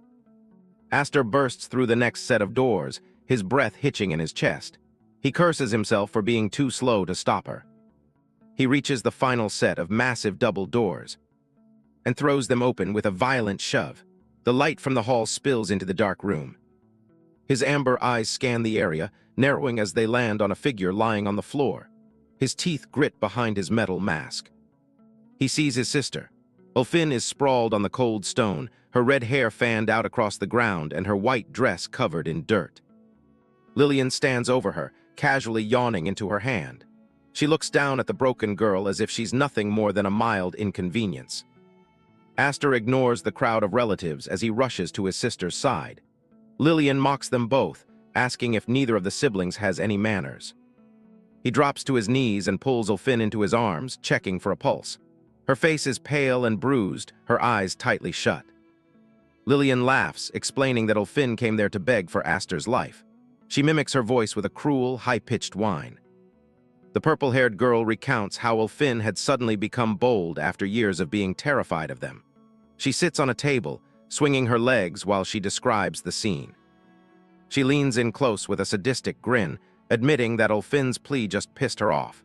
She casually mentions that she decided to bully the girl a little as punishment.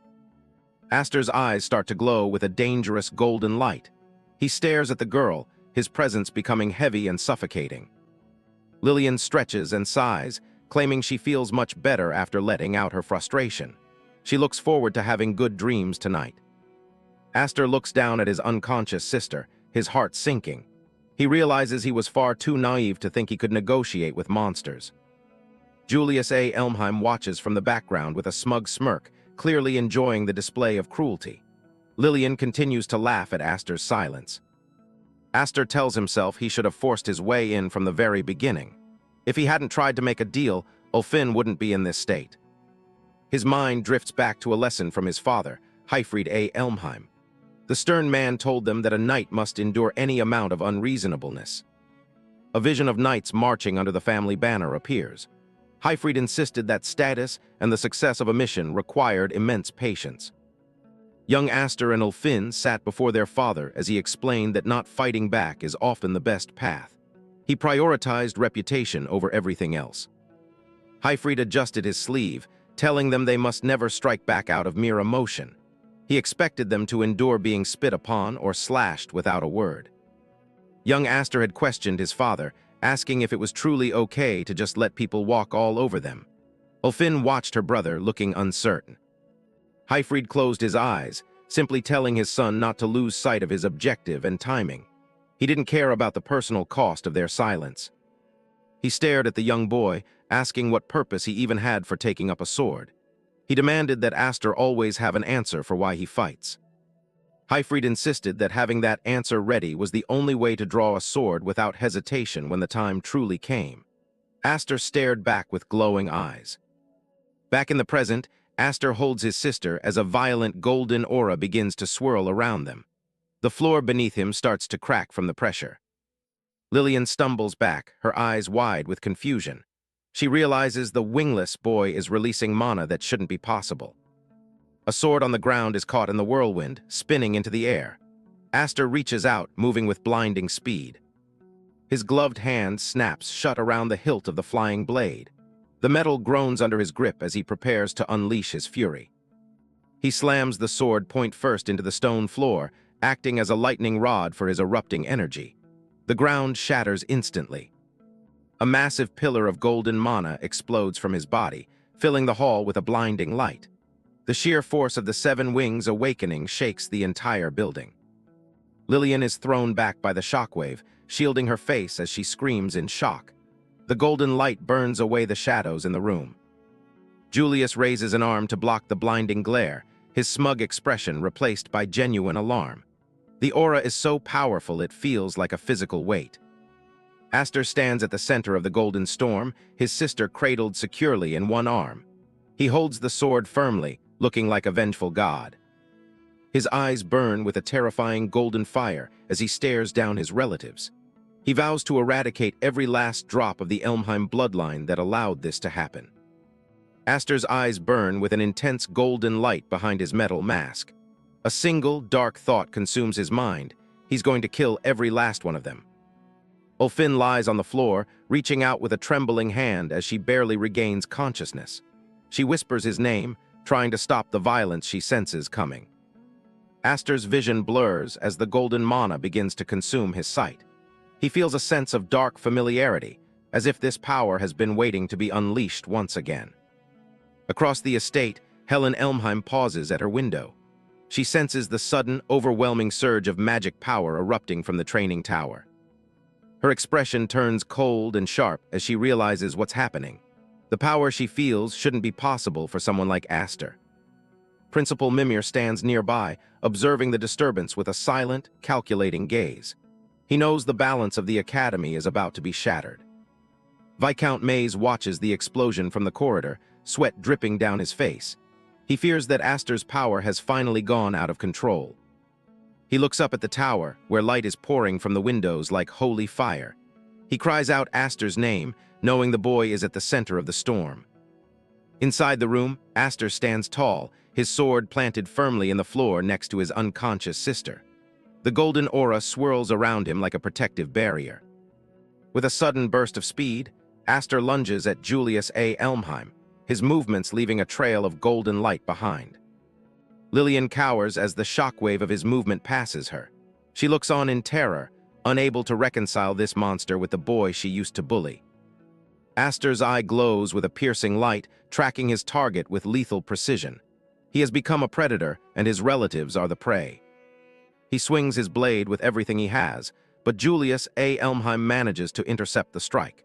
The impact causes sparks of orange and gold to spray into the air. Julius A. Elmheim laughs, his own red eyes glowing with excitement as he finally sees the 7 wings' power for himself. Lillian watches in horror, calling out to her brother as the floor beneath them continues to crack. Golden flames lick at Aster's mask and hair, his body vibrating with the sheer volume of mana he's channeling. Several students who were helping the relatives lie scattered on the floor, knocked out by the initial blast. Julius A. Elmheim asks if Aster is truly sure about throwing everything away just to save his sister. He mocks Aster, asking if he's really willing to become a traitor to the Elmheim name for such a small reason.